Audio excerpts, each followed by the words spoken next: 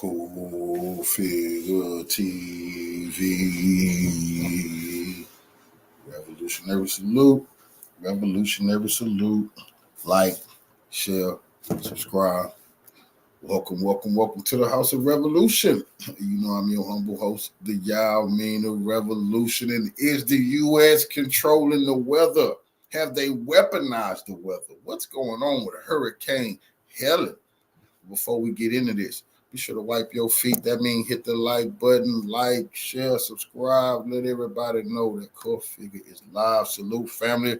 You know, our prayers go out to the Americans and those who are trapped by this hurricane, devastated, hundreds dead.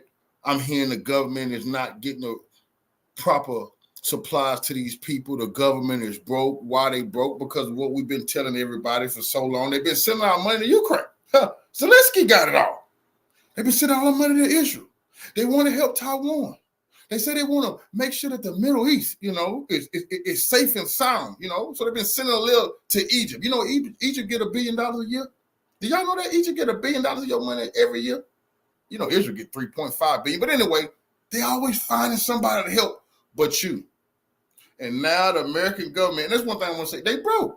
You see, America's broke. You may got some money. Y'all work hard, don't you? You may got money. American government owed $35 trillion. They are broke. You understand that? But they've been giving your hard-earned money to the illegals. And now when something happened, a dastardly hurricane, and I do believe this is a manipulated, we're going to get to that, a manipulated situation. I believe, and I just don't want to blame, the Republic. I believe it's somebody in the U.S. military that wanted to expose that all the money been going to the migrants. And I believe somebody in the U.S. military, and that's what we do on this channel. We deep divers into this shit. Somebody in the U.S. military wanted to prove that they gave all our money to the migrants. And they had to make sure it was a disaster because this wasn't supposed to happen like this, y'all. They were not supposed to be absolute total wiping out of these cities like this. But it did happen. And it might be a weapon of war was used by the U.S. government on these people. Let's get into this. All right. Well, since World War II, the United States government have been able to manipulate the weather. That's a fact. You can look it up. Since the 1960s, we've been able to control and even weaponize the weather. That's a fact. You can look it up. We did it in Vietnam. Yeah. Exactly. And in the 1970s, the United States Congress put forth a bill to regulate weather manipulators. That's right. In case you had some sort of a weather manipulation tool, the United States government wanted you to register it with the United States government and get a license for it. That's how much we were doing this in the United States. So we'll come back to that part of the story in a second. But first, when Hurricane Katrina destroyed New Orleans and the Gulf Coast in 2005, a lot of people got very rich. I don't know if you know that. That story hasn't really been covered or talked much about. Millionaires, in fact, were made as a result of it. Millionaires were made almost overnight as a result of this destruction. 80% of the land, of course, was destroyed in New Orleans at the time, and all the way up through the Mississippi into Biloxi and everything else was wiped away. Most of it purchased by property developers. And black residents of New Orleans at the time weren't stupid. They knew exactly what was happening to them. Here's a nice paycheck. Now leave and never come back. We'll take your land. Don't worry. Get out of here. Take the town of Point Cadet, a hurricane-battered blue-collar neighborhood in East Biloxi, Mississippi. Homes were totally flattened. Casinos swooped in, bought up all of the land. Casino operators snatched up tracts of land from property owners whose homes were flattened by the hurricane on August 29th, 2005. Now this area, tourist destination, right?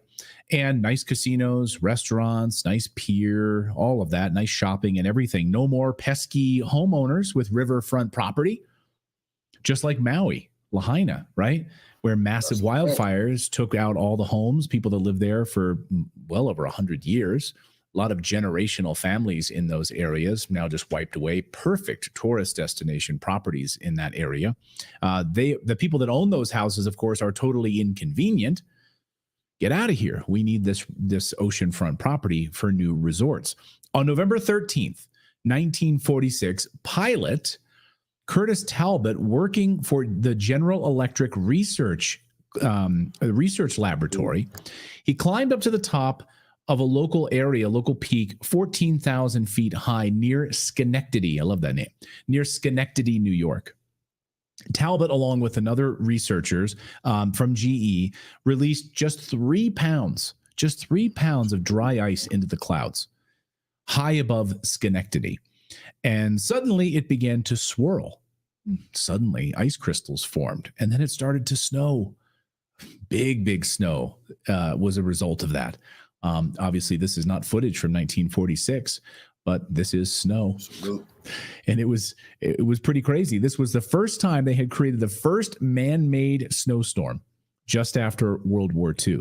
Then experiments continued into rain and manipulation of tornadoes and hurricanes, and it came quietly. Then came Project Cirrus, which has been recently declassified. 1947, U.S. experiment, along with the United States Navy, the Army, General Electric. They attempted to control hurricanes using cloud seeding.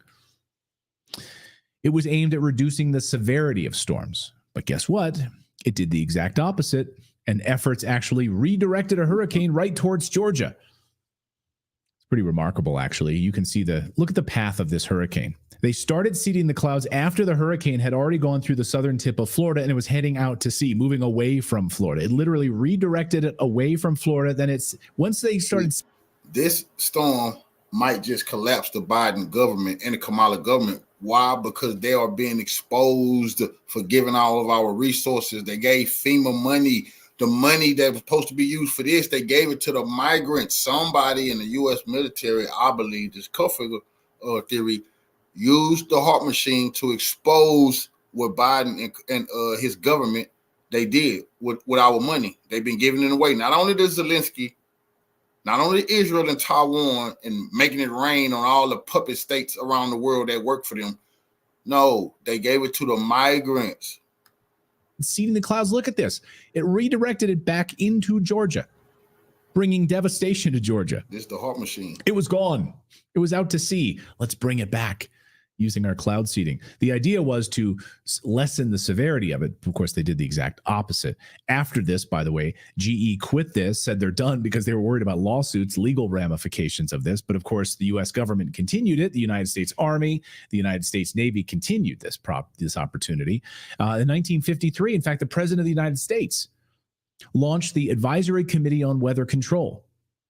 They realized that controlling the weather and weaponizing the weather was more powerful than a nuclear bomb. Why? Because after a nuclear bomb, you render the ground completely useless. But using weather is just a temporary inconvenience. And you can manipulate it in any way that you want. In the Cold War, both the United States, the Soviet Union ramped up their weather manipulation efforts, weaponizing these tools. These superpowers realized that by controlling the weather, they could destabilize entire regions without firing a single bullet. Take Operation Popeye, for example. Get your spinach out here. This was during the Vietnam War. Is a prime example. Through cloud seeding, U.S. forces in Vietnam extended the monsoon season over the Ho Chi Minh Trail, creating floods that hampered enemy supply lines. This was the first real-world application of weather manipulation for warfare. The weaponization of weather. And but I'm sure they don't do that anymore. I'm sure they don't at all. That was disgusting, bro. That was disgusting, bro. They was drowning villagers, babies dying, old women drowning, and the United States government was playing God. That's disgusting. Supply lines were stuck on the Ho Chi Minh Trail. Guess what? That's what's going on right now. You see what happened? And remember, and I think it was Abu Dhabi.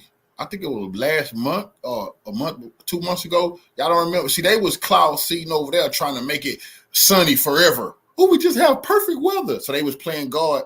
Next thing you know, water was to the top. Remember, it was flooding over there. They was like, oh, it's flooding. It's just like a biblical flood. Yeah, they was playing God. It backfired on them over there. But the U.S. government did this here. Bombed the shit out of them. They were stuck. Perfect destruction. You can actually still see their craters today along the Ho Chi Minh Trail. All of the bombings that happened in that mud-soaked, in that mud-soaked incident. These programs continued in earnest, of course. The United States and Russia, then the Soviet Union, both explored weather manipulation during the Cold War. The U.S. considered cloud seeding to break up tornadoes or even to induce drought on the Soviet Union. We're gonna dry you up. No food production.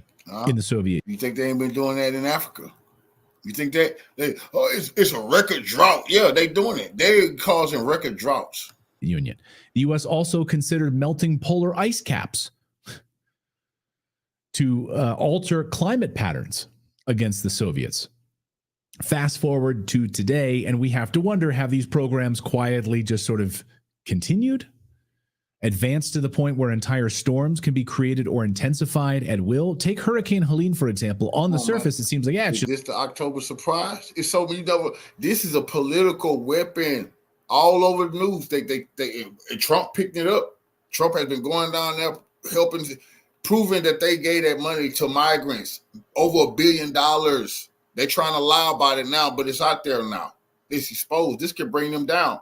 People are dead, and they arrested people trying to help people. People say they trapped. I mean, it's biblical devastation. You know, bunch of white people dead, babies crying. That's not good for when it's time to vote. Now I'm telling you. It's just another storm here, right? Another intense storm. But there are clear signs this could be the result of human intervention. The erratic nature of this path, the unprecedented rainfall, we're talking over 40 trillion gallons. 40 trillion gallons of water. Unprecedented amount of water that hit this area. The concentrated devastation in key areas, by the way. Very specific areas. And then they run on TV talk about climate change. Yeah, Dan, you doing this. It's not just could it be, nature just acting unpredictably? It doesn't seem so. It's possible that we are seeing modern day weather warfare. An investigative journalist over to Into Thin Air pointed out a number of radar beam anomalies. How am I saying this? Anomalies. My God, why? I have one of those moments where you can't say it. Mm-hmm. With Hurricane Helene. Watch this and watch these radar beams, which is stunning. All right, everyone, welcome back. We are awaiting the arrival of major Category 4 Hurricane Helene. This thing is an absolute monster. But take a look at this anomaly that's shooting down almost to where we're going to see landfall. It's very interesting. I'm curious to see if this thing actually lands right on top of where we think landfall is going to be. Now, there's something else kind of shooting out here underneath this layer of moisture over the southeast. It looks like it's coming from either northern Florida or a radar tower in southern Georgia. But the main one right here, look at this big beam that shoots down right to about here. That's where we're expecting landfall, give or take. Now, something even more interesting, I want to show you on a more detailed chart. All right, I'll show you once here and then we'll zoom in. But take a look. It's coming from up in this area and it shoots down right to about here where we're expecting landfall. I'll move forward and you'll pretty much see it right away. There it is now. Boom, right here. Okay, so now we're going to zoom in and see exactly where this thing points to, because that is not your normal beam that you see coming from these radar. It's definitely coming from the state of Georgia, probably underneath this mess here. It's coming this way, and there's a cross of that other beam either coming from northern Florida or southern Georgia. All right, this is about as close as we're going to get. We're going to see one anomaly. They busted, man. They did that. Yeah. So it's not something to discount. Go down this massive rabbit hole. Want to go down this massive rabbit hole with patent applications that have been in the works with sound, using sound technology to redirect weather patterns, using cloud seeding, using these types of beams to redirect clouds. Unbelievable. It's not something to discount, especially when the people of North Carolina right now, specifically Asheville, rightly want to know why suddenly there was a massive hurricane that struck their land, bringing 40 trillion gallons of water. Water they say they've never seen before in the state's history. Back in 2001, of course, you have patent application publications for hurricane and tornado control devices. Now, this patent back in 2001 was sort of languished and then went abandoned until it was picked back up again and sold off to another individual.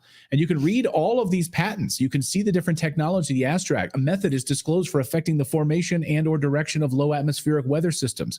Audio generators are positioned to project sound waves towards a peripheral area of a weather system. The sound waves are generated at a frequency to affect the formation of weather systems in a manner to disrupt, enhance, or direct the formation. Okay. Sure, it's all just total coincidence, though, right? But I think Eve for America sums it up nicely with her cup of coffee, questioning all of this. And this is a rabbit hole you can deeply go down if you'd like to. But the people of North Carolina who are still looking for victims today and wondering what happens to their land now that all of these towns are wiped away, will the government swoop in and hand them a check for using eminent domain? Here's all of your money. Here's some money. Get out of here, because there's large mineral deposits underneath your house.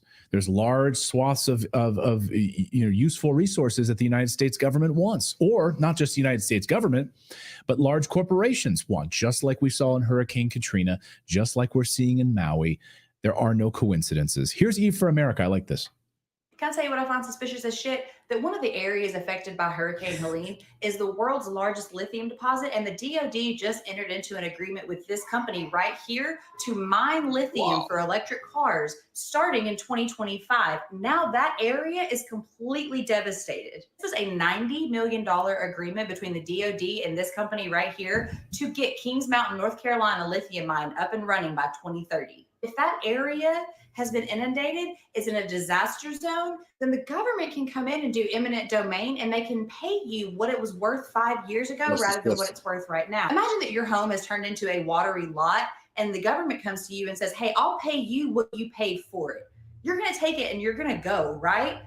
What do you think is going to happen right here now that they want this lithium mine up and running by 2025, 2030 at the latest? Back in 1947, we had the Florida-Georgia hurricane, or Hurricane 9, and it was the first hurricane to be targeted for weather modification. What happened was General Electric, the U.S. Navy, the Army, the Air Force, they poured dry ice into this hurricane. And they want that lithium because they just lost it in Africa when they lost Niger. And they lost it, the large supply of lithium. Oh, yeah. We know the U.S. government did this. This is disgusting. Now we got all kind of evidence. Well, we got to go to the UN with this evidence. Using airplanes to see what would happen when they slow it down. Well, what happened was it slowed down a little bit, but it turned west really sharp. Let me show you. This is the path that the hurricane took in 1947. See, they don't give a damn. I'm telling you, people disgusting, man. People don't give a damn. White, black. Many people don't give a shit about none of that. They just use white supremacists to bully us. When they tired of the hillbillies, they wipe them out like this. This is disgusting, man. And the white people pissed. This is disgusting what they just did to the people. See, first they just was doing it in Hawaii. We seen what they did to Lahaina. But now look, they turned it. They done it with Katrina to black people. Now look, they done it to their own white people. This is the middle America, what they be saying? Hard-working, blue-blooded Americans. Look, they didn't give a shit about these people. Want their resources under the ground, man. This is a disgusting government, man. They don't care about us. Hell yeah, they want nuclear war. They want less of us on this goddamn planet. While they be in their bunkers. This disgusting, man. We can't let this government get away with this type of shit. To you? Probably not. It's a coincidence, right? Moving on. I'm sure this is just another coincidence, but do you know who owns the most shares in that lithium mine? BlackRock and Vanguard. Oh, hell no. Get the heck out of here. You just get the heck out. You get the heck out of here. I cannot. I love Eve with her cup of coffee.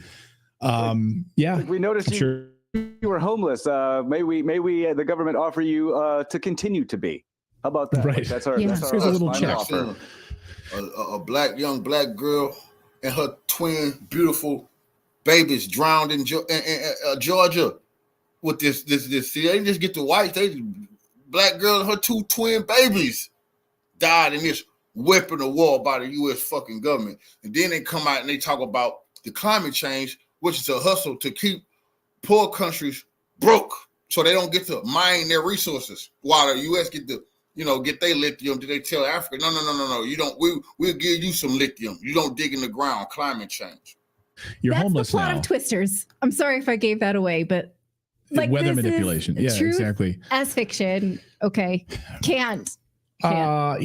Also too, you could say, well, what's going on? Maybe the Brown Mountain Lights there in North Carolina, not too far from Asheville, like what's happening there, the mystery of the Brown Mountain Lights for many, many years. So who knows? Are we? But we're living in strange times. Are we starting to realize that maybe BlackRock and Vanguard are not good companies? I think we're starting to come around on that. Yeah. Is that You people gonna kill us all, man. Oh, hell no, man. See, now we really got to be weary, man. You see what they just did to the whites? Oh, hell no, we can't trust them. We cannot trust them, man. We got this is a sounding alarm bells, man. They definitely try to wipe us out when they do this to the little blonde hair, blue-eyed babies, and they don't give a fuck. You gotta look at this shit. They don't give a damn about the whites like this. Just wipe them out. Horribly. People Man, a whole family. Oh man, I got a video on here. Boy, you gonna come to tears. They was crying on news. A mother, she on the roof with her children and her parents. The roof caved in. She barely survived. Everybody else died. She watched her babies and her parents drown in this damn flood. Come on, man. Hey guys, Dabu7. Got some horrific updates when it comes to what's happening after this hurricane. They got planned for us. All the disaster, everything that's going on. It's the response or lack of that is really devastating. I'm just getting blown up with all kinds of emails and information. People tell me about family members that are missing, people that are trapped in certain towns, that some people are trapped in certain areas, have cell phones, communications get out, but roads are wiped out. They're stuck with no supplies, people running out of water, the smell of death in the air. I'm hearing this from so many people as the days go on, it's getting worse and worse. So it looks like they just held an emergency meeting last night inside of Chimney Rock, and they declared that the government's pretty much going to take over this whole area, and they're going to send in a bulldozer to bulldoze everything that's in there. You're talking the bodies, loved ones of the residents that are there, and people are livid. And then, of course, the government turns around and says, oh, here is a $750 check for those that need it, which isn't going to do nothing for people that just lost everything. Complete towns are gone. Our alarm system got to start going towns, off, man. not just we got to be very wary of this damn vicious ass government, man. I believe they're trying to get us nuked, but they just nuked this village with a weapon of war. Them people, the end. Now we be talking about the end of the world. To those people who was in this area, it looked like the end of the world. It was biblical. Water to as far as you can see. People dying left and right. One lady, she's going to be on the news crying because she said the only thing brought her comfort is that her son was calling on Jesus as he died. A mother going to say, at least her son was calling on Jesus as he died. At least that comforted her. Come on, man. One too many. The helicopter pilots that are trying to go in here and save lives. A shout out to them and everyone trying to do missions, getting down in here. They're being told that, well, they're being threatened with arrest now, that if they go into these areas, they're now labeled a no-fly zone. They put these no-tams up where they have the military, allegedly, in their big choppers, help the people. Flying around, trying to find people, but they just cannot do the job that other people can do as well. They act like they all can't get in there together, and then they don't want to tell the truth. People like, where the National Guard at? Nigga, they in the Middle East. Where the U.S. troops? They're in the Middle East. They're on aircraft carriers. They're going to fight Biden's wars, bro. They're getting exposed. Not only have they gave all our money to the motherfucking migrants, but the troops is in the Middle East instead of being here helping them goddamn people. That's a fact. Coordinate and use their radios and help. What I'm hearing more than anything from people is that they're seeing the government turn people away, that the roadblocks that are set up, the perimeters, they're telling people to take all their goods down there over to a place like a Walmart parking lot and drop it off for FEMA to get to the people. Yet people are saying that FEMA has dropped the ball, and those that have encountered FEMA, they told them what they need, but they never even came back. They haven't even showed up. So now it's in the hands of the people. Okay. I know I wish I could do more. I know others out there feel helpless in this event. We do have a team that's going to be down there on the ground, getting firsthand footage, information, all that stuff, updates in the coming days. I got the footage, man. All right. Wilderness guy. You gave us enough. I got all the footage, man. This is sad. This is very sad, man. You know, some of the stuff that we're going to be seeing, you know, will bring some tears to your eyes, because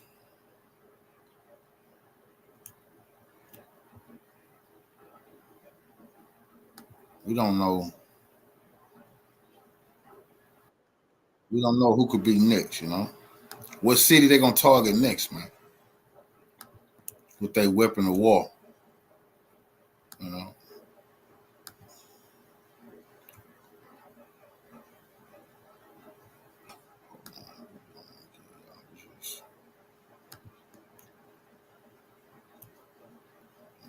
There's just so much. I need y'all to see this, because there's some people that's traveling down there to help them. Salute, family. Yeah, it's their heart machine. It's definitely their weapon of war.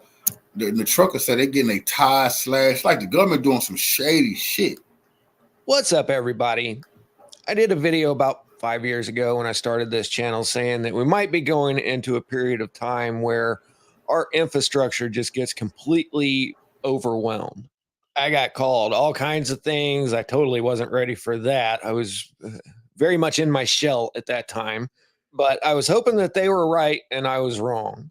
But now here we are, where weather systems that normally dissipate when they hit the coast are reaching 3 or 4 states inland.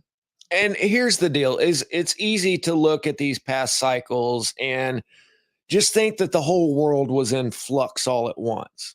But in reality, let's take the Dalton Minimum, for example. You had the Madrid quakes in 1812, and then it was a full 4 years later, and you had the Mount Tambora eruption and the year without summer. These things happen very quickly on a geological time scale, but to the people living through it, it's pretty far apart, just like what we're experiencing right now. Our news cycle is so cluttered, it's hard to even remember things like this. But in 2023, downtown Derna was completely erased off the map. And that's officially the last thing that about 11,000 people experienced. But official numbers and reality are usually way different. Now, it's really hard to get reliable information on what's going on over here in the Southeast. But from what I've heard, there are thousands and thousands of people and nobody knows where they're at. And there are smells coming from places. This is a horrible thing. There are still people stranded everywhere. But I am going to start off on a high note here. The caption at the top says, "Forgotten dogs rescued." But I just honestly, there's a lot of people that put out videos like this that I can tell have no real world experience on anything. These people didn't just forget that they had dogs. They aren't able to come back and get their dogs. And hopefully they just went for higher ground and aren't able to get back across. It's a lot better than the other scenario. But what you're watching here is the red-blooded American spirit. That's what traditionalists are about in this country. Is if you're okay, your family's okay, you got a boat, then get out there and start helping everybody else. And things like this, you know, they had a bird's nest with some new baby birds in there, so guys out there chopping the whole limb down to bring it in. And I've personally done this. I was doing some house repairs and a bird had made a nest, and went and got some rubber gloves so wouldn't get my smell all over it, and carefully removed it, and it all worked. I actually made a specific box on the side of the house for them. But this is what the vast majority of people in America are all about. Sure, there's a lot of bad too. And then there's what has been done to our culture. You know, they've actually convinced Gen Z that the problems today are all the boomers' fault. They had it so good that there's just nothing left for anybody else. That's why housing's through the roof. That's why everything at the grocery store costs 5 times as much now. Has nothing to do with the people that run finance and industry. No, it's all the boomers' fault because they worked hard within the system to get ahead. And then Joe factory worker decided it'd be best to just ship the whole factory down to Mexico. And then there are paid agents putting things out like this. It's all the capitalist's fault. Look at me. I am so virtuous. I'm showing solidarity while fighting for a new system where people's needs come first. Okay. I want you to just look at this. And notice that they say volunteers in Georgia pack up desperately needed water to drive to North Carolina. Now watch this. Volunteers, huh? It looks a lot like some bick running her mouth on her cell phone. I got the audio off, but she's just sitting there yapping away while these Walmart employees load up all of this water. Just look at the look on their faces. They're still talking about this woman right now as we speak. She's just looking over at the other girl going, is this woman serious? And then here we are all loaded up. Look at me. I'm so virtuous. Look at the background. You see any damage around there? I'm guessing this person never got within 200 miles of anyone that was actually in need. Meanwhile, the institution that is meant to help in situations like this is overseas. And I am just so absolutely disgusted by the criminals behind this. I can't even. Let's just move on. Now, this is what I was talking about. This is what they're not going to tell y'all on the news. Why you don't see the National Guard? Where is the National Guard at? They're in the Middle East. That is a scandal right there. Biden and Kamala, they're finished. We're not going to let them get away with this. The reason the people are on their own is because not only have they given our money to the migrants, but our soldiers who supposed to help us in these times is helping Israel. The criminals behind this, I can't even. Let's just move on. Now, I think I heard there's something like 250 electrical substations down right now, and it's going to be years before this can be fixed. Something that's been going on since the toilet paper crisis of 2020 is a transformer shortage. Lead times here in our country are up to 2 years at times, but they have made damn sure that their cash cow has everything that they need. You guys do realize that this company here that certain people are all tied up with was a power company, right? Also, Rasputnikov never targeted the energy grid over there. Somebody also sold all of our oil, so strategic reserves were at record lows, or at least the lowest levels in 40 years. Same difference. And then they like showing off charts like this to tell you just how good everything is. See, I mean, it's a steady rise. We're doing great. What they don't tell you is this is a 1-year chart. If you look at the 10-year chart or the 5-year, we're still down about 75%. And this is what they have done with literally everything. Now, you guys remember this from Katrina? I mean, this was everywhere. They blasted this everywhere. And they will when it fits their agenda. But now let's flip that around. It looks a whole lot like Joe Bamala doesn't like wheat people. And they are not even letting things in.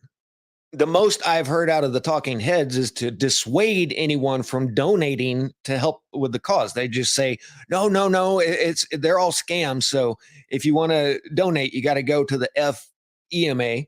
And that is exactly who is not letting supplies through. Do you think that the response would be the same if this were an all blue area, New York City or something? I think we'd see something completely different here. That's how petty these people are. But now listen to this clip. This was the most telling thing that I've heard so far. Because there are people intentionally sabotaging stuff. So over on I-40, there were some truckers coming in with supplies and medical stuff trying to help us. They stuck at a truck stop to get some rest. When they woke up, their tires were slashed. Nothing was stolen, just tires were slashed. The same thing is happening all over the place. People are intentionally just vandalizing stuff, not stealing, just vandalizing. Now, look, I understand people LOOTing. That is a guarantee with any major event anywhere. It happens every single time. And there is a very clear motive behind that. But only a very few people in this country would have a motive just to make sure that things are shut down. I understand that POS tweakers are going to go out and try to get them some comeuppance in a situation like this. But not even our biggest lowlifes are going to just go out and flatten tires of trucks that are trying to get aid into an area. This is part of a bigger plan. And all I can say is I hope they get everything they deserve very soon. This guy here is a professional in these types of operations. He's evidently well connected because he's talking about making phone calls and talking to the governor and this and that. And he has spent days working with local helicopter pilots on their own dime, refilling 4 or 5 times a day and going back out to get new people. He said he has only seen 2 government birds there. And when he went and talked to those crews, they said that they didn't have orders to go in and get anybody.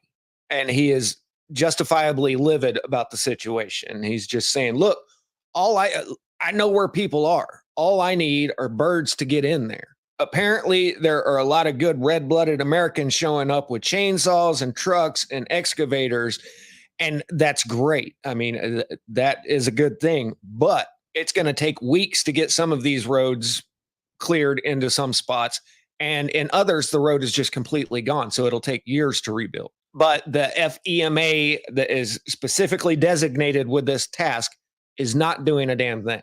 And all of the talking heads keep repeating, oh, only donate to them. Don't, everybody else is a scam.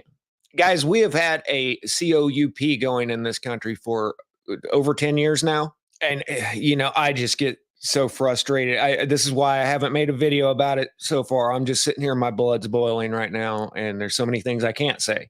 That's why I quit using Twitter. It's just an exercise in futility. All it is pointing out all of the things that I have no way of doing anything about.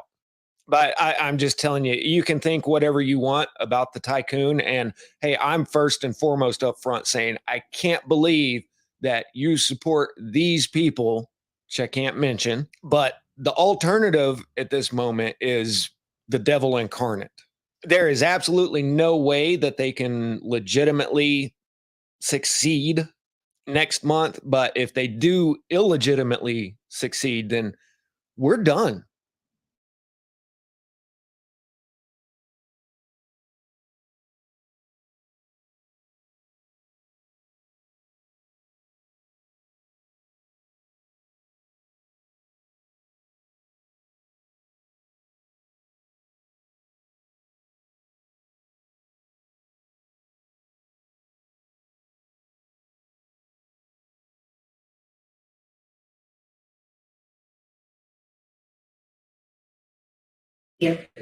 Former President Trump is accusing the Biden administration of using FEMA funding to support undocumented migrants. How is the White House responding to that? I mean, it's just categorically false. It is not true.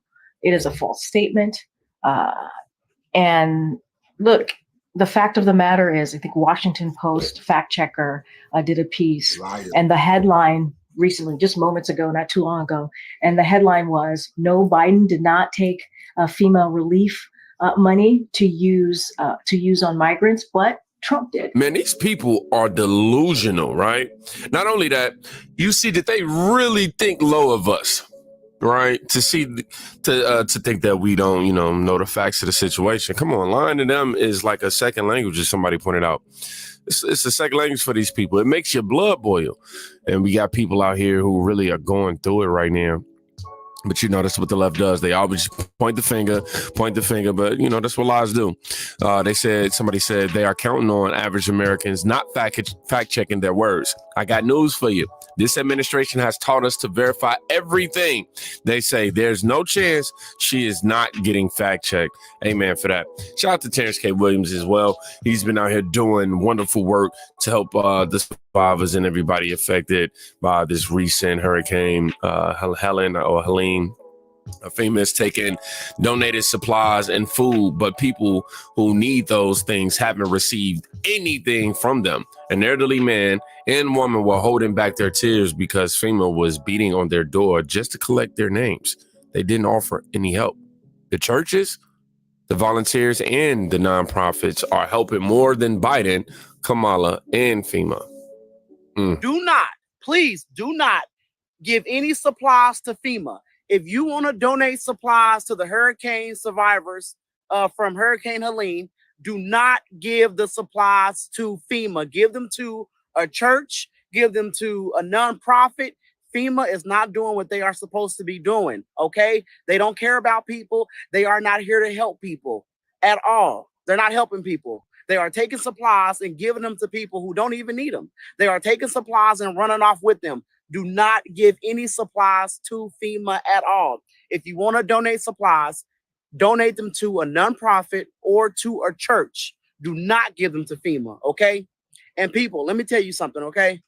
I've been hearing so many stories. FEMA has been knocking on doors, not offering help, just there to ask, hey, what's going on? That's it. Not offering help or anything. And that only enrages me even more because FEMA was put in place to help the American people. Our tax dollars are already, being accepted and used. It's like, yo, why are you people robbing the people whom are in need right now? There are reports of, bodies just everywhere, man. And thousands of, people are missing from their families, and it's just real bad. But I want to say thank you, Terrence K. Williams, for informing the public.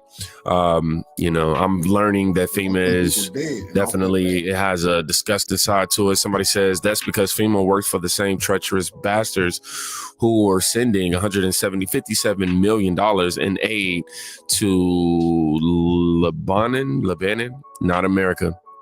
Why would you confiscate food from hurricane victims is something that I would never understand, unless the point more than suffering is the unaliving part of it. Scary world, man. We have to stop these sick, twisted, vile, evil, scum individuals, yo. FEMA and Red Cross are corrupt. Somebody else said FEMA is probably taking donated supplies to give to illegals. Our country is broken. Speaking of, FEMA is calling this woman, Brianna Morello, a liar. They're claiming that her reports that she's been given, that FEMA has been giving their money away to illegal migrants is a rumor. She's going to do the unthinkable. She's going to reveal who her sources are. Let's check it out. Throughout the week, I've been reporting how FEMA has been taking over $1 billion of our dollars that's intended for disasters and shifting it towards the illegal invasion going on right now in our country. Now, FEMA's addressing my report on their website right now, calling it a rumor, actually. They're saying that this is false. No money is being diverted from the disaster response needs. Interesting. That's very interesting that FEMA is now denying this. And the reason why I say that is, take a listen. Okay, I never divulge who my sources are behind a story, but I'm going to do it now because I don't want FEMA calling me a liar. So my source behind all my reporting is actually FEMA itself. If you go to the same website, you search these headlines, guess what? They're on their own website. Okay, I pulled all of this information from their press releases. They've been bragging about giving our money away to the invaders for years now. Now, all of a sudden, that they need more money from Congress, they're calling it a rumor. They're calling it a lie. They'll probably call it a conspiracy theory. But if you go to their website, and in case they delete it, we've got the archives, so don't you worry. And they're bragging about taking your money and giving it to people who are invading our country. That now that you, as Americans who need this money, guess what's happening to it? It's gone. We don't have any of it. And that's according to their own DHS Secretary, Alejandro Mayorkas, who's saying that they don't have enough money to get them through hurricane season. Also, that same website, they're denying the fact that they're broke. They're saying that that's also false. FEMA has enough money right now for immediate response and recovery needs. Okay, so they're hoping that you're just as dumb as they are and that you're not going to fact check them on these things. And I wanted to bring this comment to the forefront. They're saying FEMA is playing semantics to try to cover up their corruption. Of course, funds are not being diverted. They were always planned to be used on illegals, regardless of how they want to characterize it.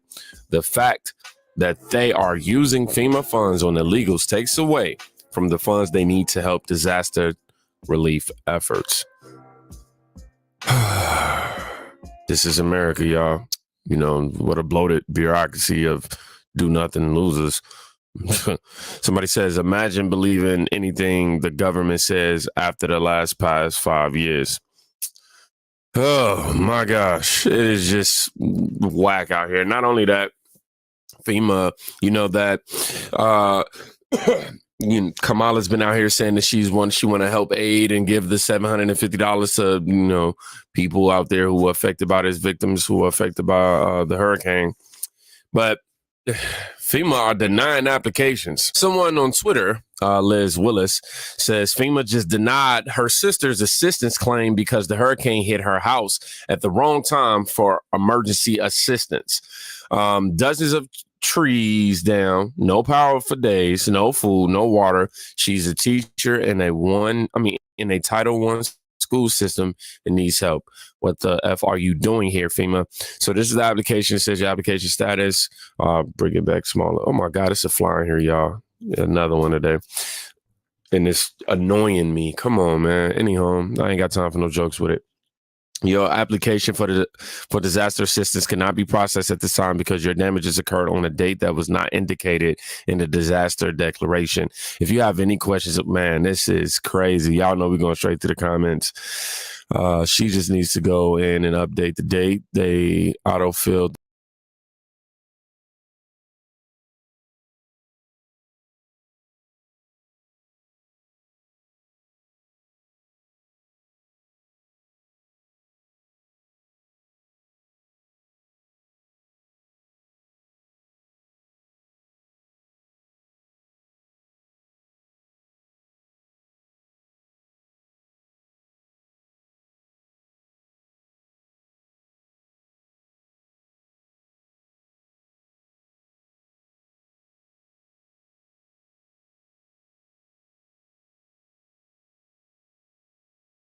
Sell the land off.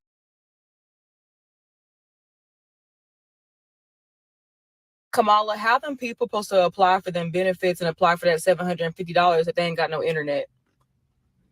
Kamala, they lost everything. Their houses is gone. Their cars is gone. Their jobs is gone. The buildings ain't there no more. And you getting on TV talking about, yes, all they got to do is apply through that link so that way we can send them the $750. You know what this reminds me of? This reminds me of Maui. Y'all remember Maui and the people of Lahaina when that fire came out and destroyed everything on that island? And you know what pissed me off about that situation? When Oprah Winfrey and Dwayne The Rock Johnson got on this app talking about, we need you guys to donate. Who gonna donate? Whatever happened to Hawaii and Maui anyway? It's like that just disappeared. We ain't hear nothing else about it. It was just buried. We don't know anything as far as that's going on the ground. Did the people rebuild? Did anybody take it over? Did they sell the land off? Whatever happened with that? Because remember when nobody really cared for Oprah Winfrey at that particular time? And she was basically not the it person. And then all of a sudden y'all start rocking with Oprah Winfrey again when she decided to come and pitch Kamala Harris to us in this presidential election that Kamala Harris never had to debate to get out of a primary, but she was just given to us. And then they just nominated her for the Democratic National Convention. And then we just seen her on Oprah's platform. And then Oprah was looking stupid when she embarrassed her, when she did that live stream, and they should have been pre-recorded so they can cut out her craziness and then have her re-record her answers, and that everything was scripted. Whatever happened to what was going on in Hawaii? Dwayne The Rock Johnson, he just went on to make some more movies. Oprah, they just went on with their life. Now they saying that they don't like Trump. Okay, never mind. We'll get there. Let's continue. Who is you guys? Both of y'all have contacts in your phone that are billionaires and millionaires. And if each one of those millionaires in your contact list donated $1 million to the people of Lahaina, that whole island could have been restored within maybe 5 or 6 months. And apparently Congress rejected to add more funds to FEMA. They on recess right now. Did you know that? Our Congress is on recess right now. They just got back on September the 6th. And it's called the election recess. Baby, you can look up their schedule.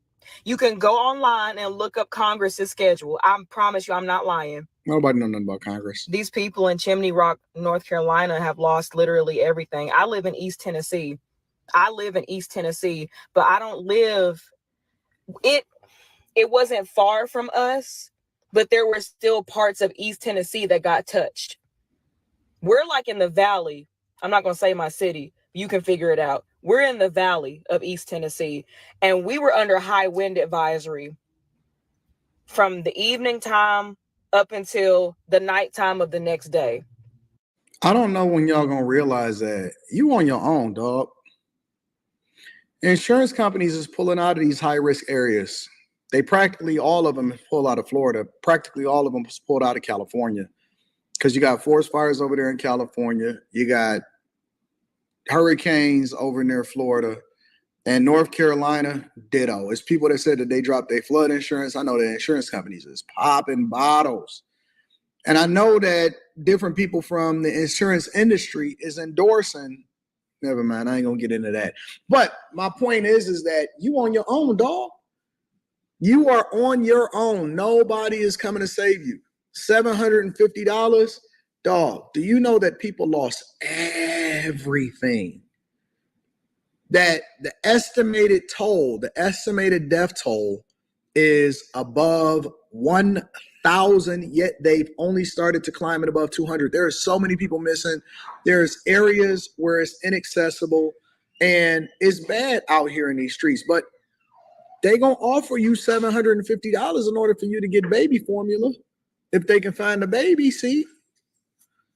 It's bad. It's absolutely bad, and y'all should be outraged as to the response to it because we didn't even start hearing anything from the president or the vice president that's currently sitting in office until almost a week after it had already devastated the communities. And they talking about the FEMA director. No, bro, we need a working manager. We don't need nobody that's in politics. We don't need nobody that's telling us the right thing. You know, I seen that clip where Kamala Harris was basically giving us her photo op. And it, like, if you just look at the Kamala Harris's version that she got on her site, on her, Instagram and on her TikTok, it seems like, oh my God, I'm really talking to this guy. It's all a photo op. It's all a photo op. And I would be devastated. Like, you have to have some level of care and compassion. Like, give it all away. And ironically enough, Trump was out there before them, and he actually gave his own money. They asked Trump about it. Trump said he probably just sleeping right now. He's just mailing it in. And these people down there, they can't call their relatives. They sitting there posting videos on Instagram and TikTok, making videos. They're making videos so see if their family members can find them. But I don't know how they're posting them though. Shake the love, family. Salute. And Kamala get up there talking about they can apply for $750 ain't nothing but 4 bags of groceries and a haircut. Expensive. That ain't nothing but 4 bags of groceries and a haircut. That's what $750 will get you today in this doggone economy. I don't even mean to be talking long like this. I really don't. But it needs to be said. This is shameful and it's embarrassing. And I know what y'all gonna say. Maya, she can't control the amount. I don't care. We can send billions of dollars to the Ukraine, but we can't use the billions of dollars to help the people in our own country. Don't worry about it. A lot of the FEMA money was going to support the migrant crisis. You know that people in Flint, Michigan still got dirty water? Did you know that? I didn't know. Did you know that people in Flint, Michigan still got dirty water? I didn't know that. I did do a tour of Flint, though, recently. I wonder who they voting for. You know what? America. I think I need to make a trip up to Flint to find out how the people is voting. What about y'all? We'll talk about it in a minute. America is a simulation. Like I said, this is not a real place. This is not a real place. It's real, baby. It was created by people that were rich, and the system is set up to benefit them. Listen, like I said, you on your own. I'm going to put a link to the content creator because I always like to give credit where credit is.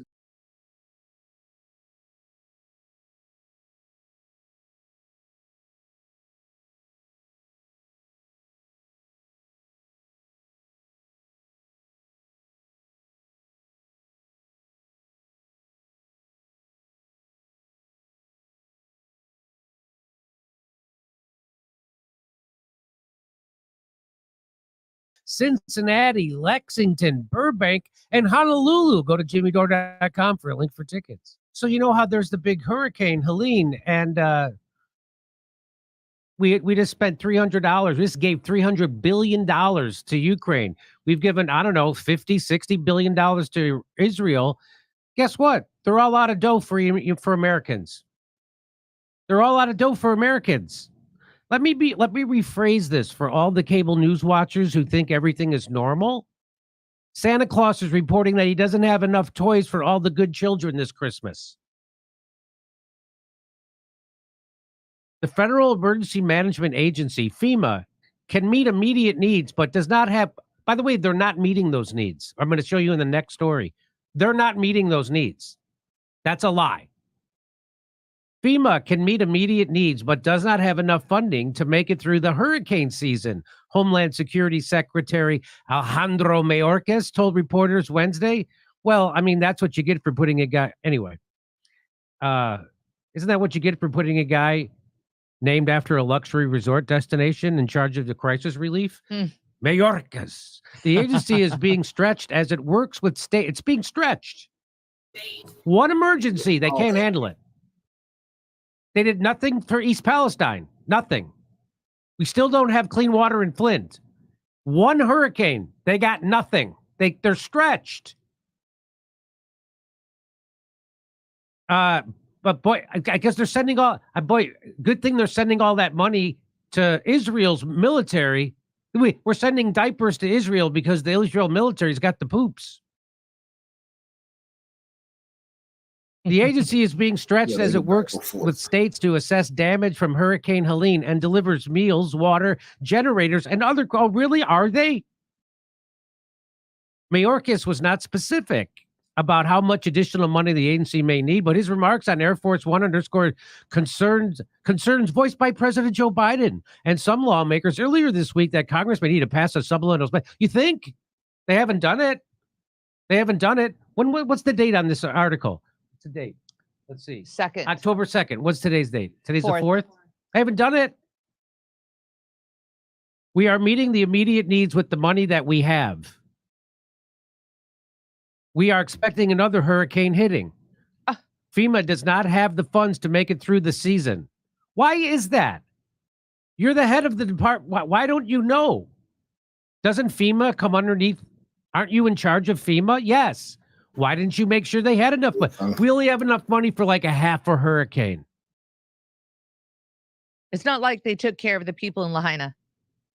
Hurricane season runs. That's right. They didn't. So there you go. East Palestine, nothing. The people in Lahaina, Maui, nothing.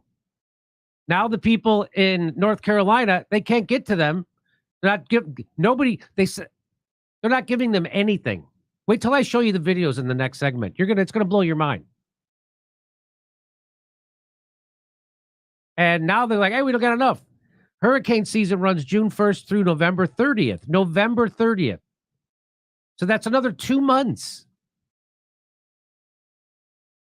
But most hurricanes typically occur in September and October.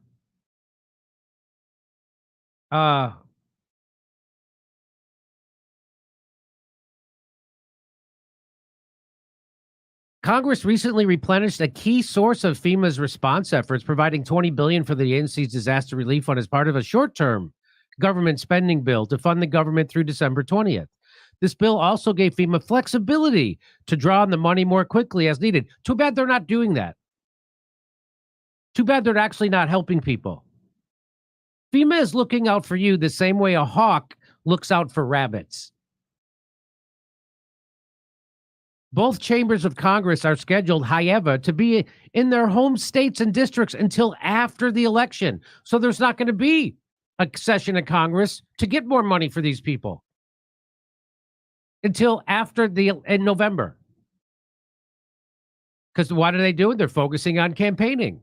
House Speaker Mike Johnson gave no hint he was considering changing the schedule during a speech Tuesday. Nope. What if it was Israel that needed the money? I bet you he'd change the schedule. How inconsiderate of America to suffer a hurricane and make Congress show up for their jobs.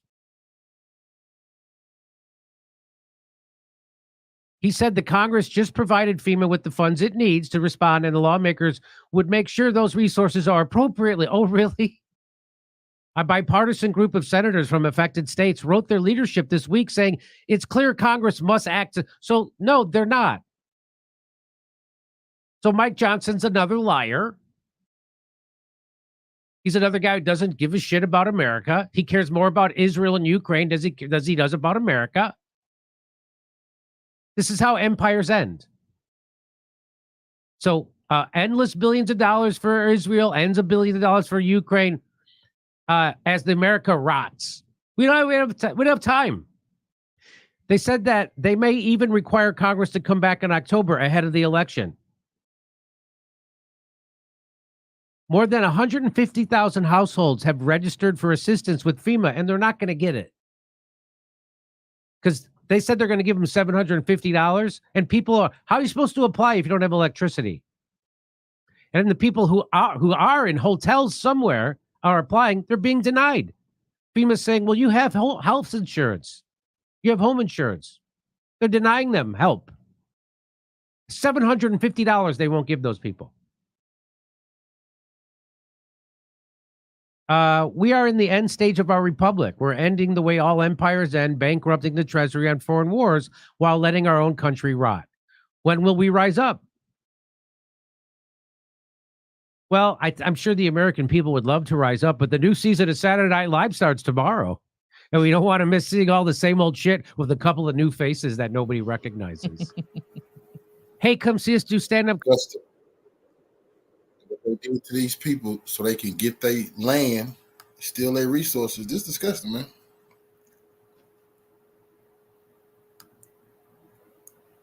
And this might just end Kamala campaign because the people is pissed. See, that everybody is bringing up, you keep tricking off our money with Ukraine and Israel and Taiwan. And like I say, even Egypt get $1 billion a year to do as we say. It's ridiculous, man. And contacted. We don't even know where they are. Last I checked, the numbers were over 200. What you're seeing on this screen is not a movie set. It's not some type of theatrical release that's going to bring in dollars in Hollywood. No, this is the aftermath of Hurricane Helene. These are homes of U.S. citizens. This is what we're dealing with when we talk about this hurricane and how it's massive devastation to people's lives. It's been a week. Some people have not been touched. They have not been helped. They have not even been contacted. We don't even know where they are. Last I checked, the numbers were over 200 confirmed. It's ridiculous. People been unalived by Hurricane Helene. And that number's just scratching the surface, folks. Like I said, we can't get in everywhere. In this video, we're going to talk about something that's been going on. It's troubling. It's difficult to discuss, but we need to discuss. How can America had audacity to say they can't get into these areas and you the most powerful nation in the history of humanity? That's all we ever hear. The richest country ever. That's all we ever hear. But you can't even get to your civilians to save babies and elderly women. It's on the news. The whole world is watching. But they're on the news lying. Say, no, everybody's being helped. And blah. Well, no, they're not being helped. But I'll repeat. The National Guard for this goddamn, the National Guard for these areas isn't Middle East. That's what they don't want to tell people. Usually, you know damn well you see a storm, you see the National Guard out there handing out water on boats, rescuing. You don't see none of that because they're in the Middle East saving Israel. They have no time to save us. That's a fucking scandal within a scandal that they gave our money to the migrants. Come on, man. This should sink their fucking campaign that they had the audacity to worry about everybody else while children and elderly people was dying. Discuss it. It's about the funding. It's about the allocation of the funding from FEMA to U.S. citizens who are stuck in this situation. My name is Tim Black. In this video, we're going to talk about the accusation made by not Donald Trump alone. Get that lithium, get their resources. A lot of Americans are saying this online. They're saying, once again, why do we have this? We got to look at this. Our red flags should go off. You got to get your spidey senses going because they don't give a shit about them blue-eyed, blonde-haired, white children. So you know we're in trouble, bro. This wicked-ass land showing they don't give a shit. Now, if this happened to us, we'd be saying, the number one thing that's happened to a black area, we say it's racist. It's racist. They done that to us because we were black. Look what they're doing to them white people. That's even more nefarious. That really means we got a problem now on our hands. Have money for everything else, including migrants. But the slow response from the FEMA shows a lack of resources for American citizens who pay into the system. Now, Donald Trump, he has the bully pulpit, he has the bullhorn. When he talks, people listen. He was at a rally where he talked about this. He brought it up. I want to play you that clip, but I also want to play you the response by commentators on this news network. And they lying. To his comments. Stole the FEMA money just like they stole it from a bank so they could give it. Stole the FEMA money just like they stole it from a bank so they could give it to their illegal immigrants. Well, 10 TV political reporter Doug Petcash looked into this for us tonight. And the question being, is FEMA running out of disaster relief funding because it's being spent on undocumented migrants? Doug, what's the answer? Well, the answer is no, Angela. The administration did not divert money from FEMA's disaster relief fund, but there is a separate fund administered by FEMA that does give hundreds of millions of dollars to help undocumented migrants. The White House pushed back on Trump's claims in a statement saying this is false. The disaster relief fund is specifically appropriated by Congress to prepare for, respond to, recover from, and mitigate impacts of natural disasters. It is completely separate from other grant programs administered by FEMA for DHS, the Department of Homeland Security, that is. And on its website, FEMA said basically the same thing, that no money is being diverted from disaster response needs. That being said, FEMA does administer the separate Shelter and Services Program in partnership with U.S. Customs and Border Protection. That program provides financial support to non-federal entities to help non-citizen migrants. Its budget this year, $640 million. And just last month, 10 TV reported the city of Columbus received a $6.6 million grant through the program to provide shelter for immigrants, refugees, and asylum seekers. City officials say the grant will build upon partnerships and expand the capacity to provide shelter and material assistance for migrants and displaced residents. The city will get the money over 3 years. Now, Springfield, the Ohio city at the center of false claims about immigrants amplified by Trump, did not receive any grant funding through the Shelter and Services Program. So you're telling me that Trump is wrong when he says they're taking the money from the U.S. citizens and they're giving it to the migrants. He said they stole the money. I don't know about that. They took it. They ain't got to steal it. They took it. They steal it. But let me try to wrap my head around this. So FEMA is the Federal Emergency Management Agency. Listen. Just like when Brett Favre said he wanted to get some money to build a school for his daughter, build a volleyball, and they're like, where the money? Okay, go into the welfare change and give us some of that money. They stole it. Stole the welfare money. That's what he in court for, because you're not supposed to do that. That is what Biden did. Oh, damn, man, we got all these migrants. God, oh, shit, we can't just keep on going back to Congress. They're going to be hip to what we do. Oh, steal some out of that FEMA pot. That's what they're doing. They say, oh, it's billions over there in that FEMA pot. Somebody say, oh, that's for the Americans. They'll never know. They'll never know. And they went into our FEMA pot just in case a disaster happened. And guess what? A big disaster that happened, and Trump done shine a light on it. They went to our pot and to take care of the migrants. And they lying. That's exactly what they did. And now they're telling Americans, we're all out of money. You wasn't all out of money until you gave it to the goddamn migrants. Agency. That's what it does. It manages emergencies. And what we have here is an emergency. Okay. If you say FEMA has money in their budget, that's one bucket, right? FEMA's not taking the disaster recovery bucket money and giving it to migrants, but that the migrants have a separate bucket. And you say Trump is wrong for saying that because they're separate buckets. Here's the thing. It's all out of one bucket. All the money comes out of one big FEMA bucket.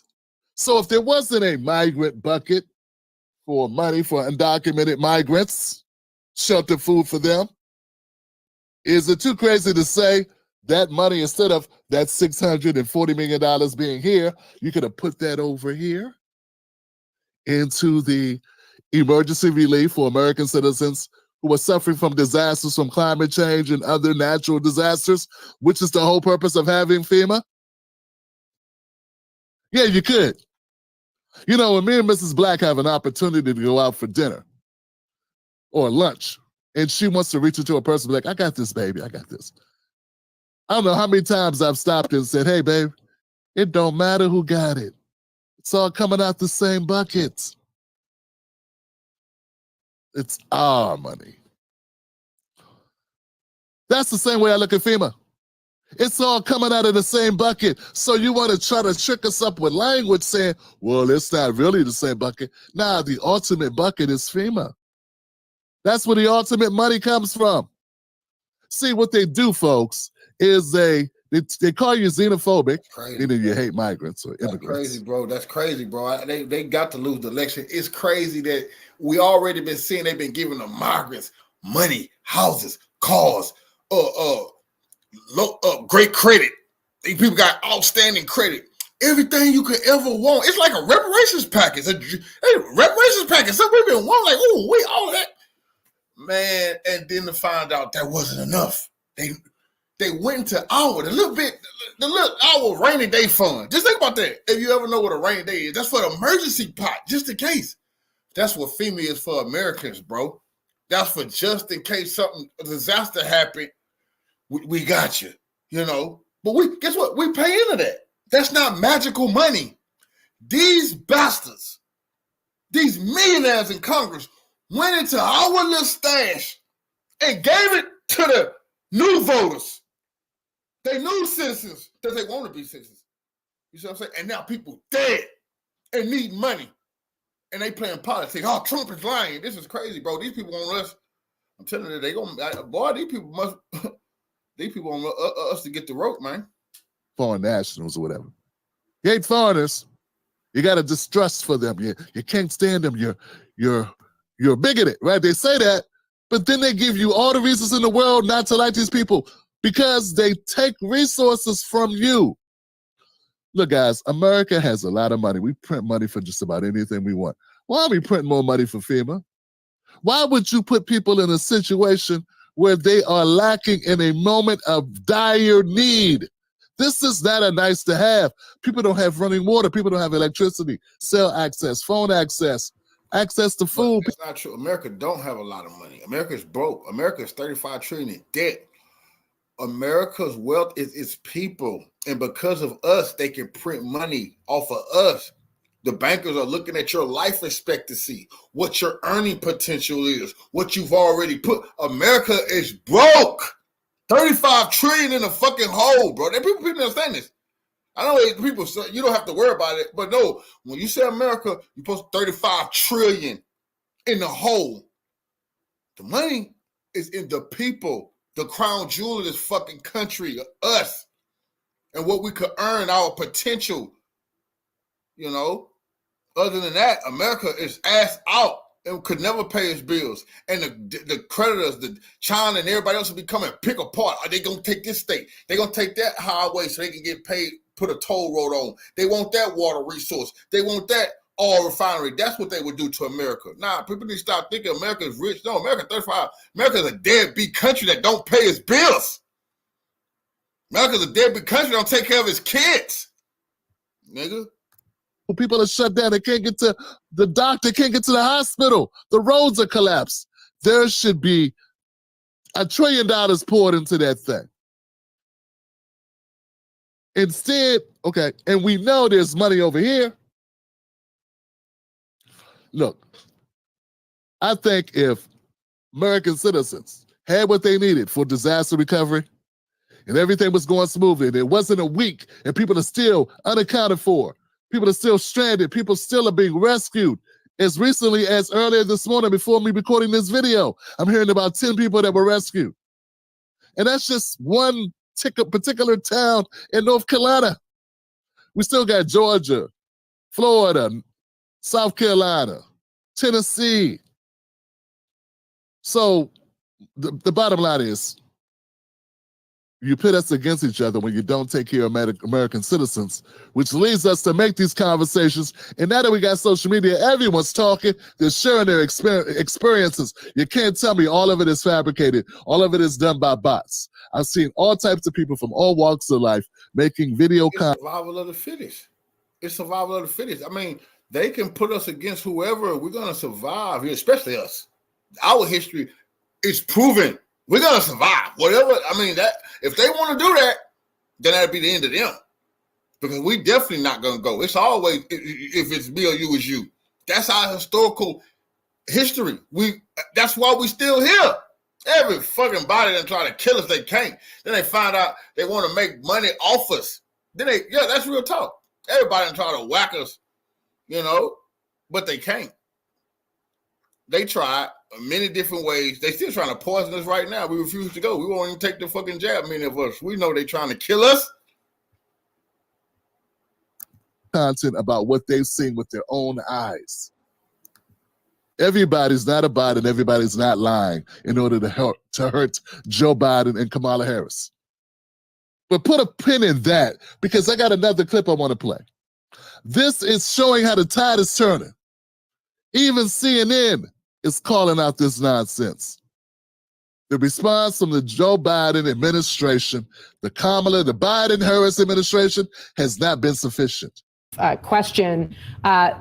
Overarching all of it is the fact that, the response we're a week out now. There's still people missing, cut off from the world. We're just playing video of a man holding up a mirror to try to get attention from a helicopter pilot. This is happening in America. That is a challenge for Biden and Harris. Yeah, and Trump seized on it right away last weekend. He was the first one of these three people to be on the ground when he went to Georgia last weekend. Meanwhile, after the hurricane made landfall, Joe Biden did travel to Rehoboth Beach over the weekend. When he was asked about it, he said, "Well, I had a telephone," and it seemed like a little bit flip.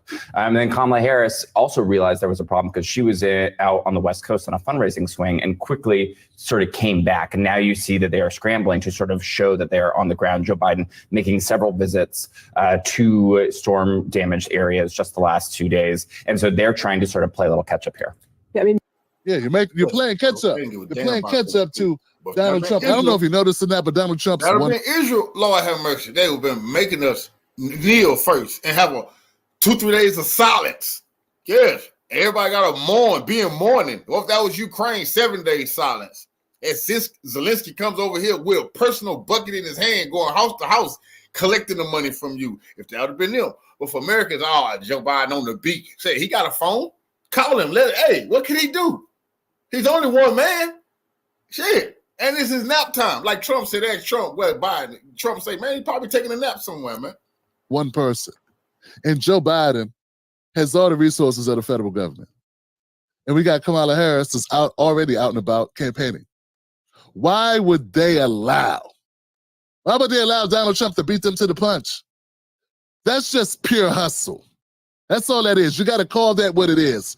That's a 50-50 ball anybody could have got. People, and Donald Trump got there before them. Kamala hate people. Joe Biden hate people, man. Trump a man of the people. That's natural to him to go mix with the people, hug them, go out there and raise money. Them people raising money for themselves. Trump raising money for the people. Kamala talking about fundraising for herself. They not the same, bro, and they getting exposed.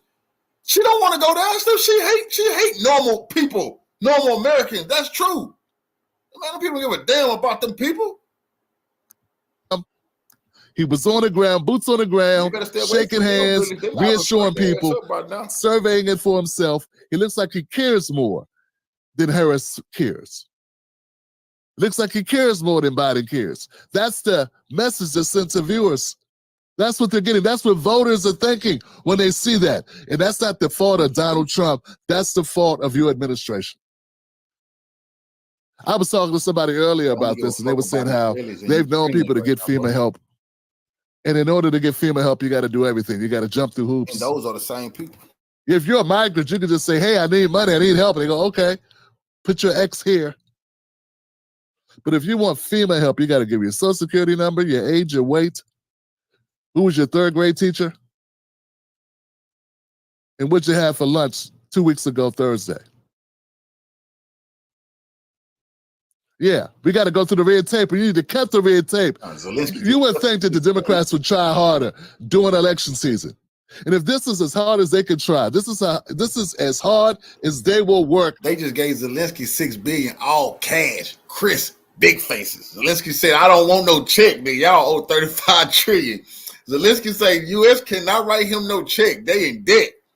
Zelensky came over here and say, "Load my plane up, baby boy." Yeah. When he got to Ukraine, he said, "Hey, I came back with 500,000. Nigga, make this work."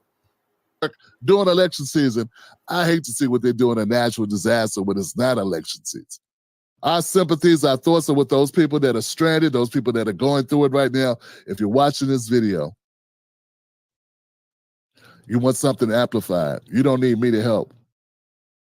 But if you do, tag me. I'm Real Tim Black on Facebook and Twitter. I'm Tim Black Show on TikTok and Instagram. Got a pretty good following on Twitter. Decent following on TikTok. Decent following on Facebook. I'll share your content if it's about this horrific situation.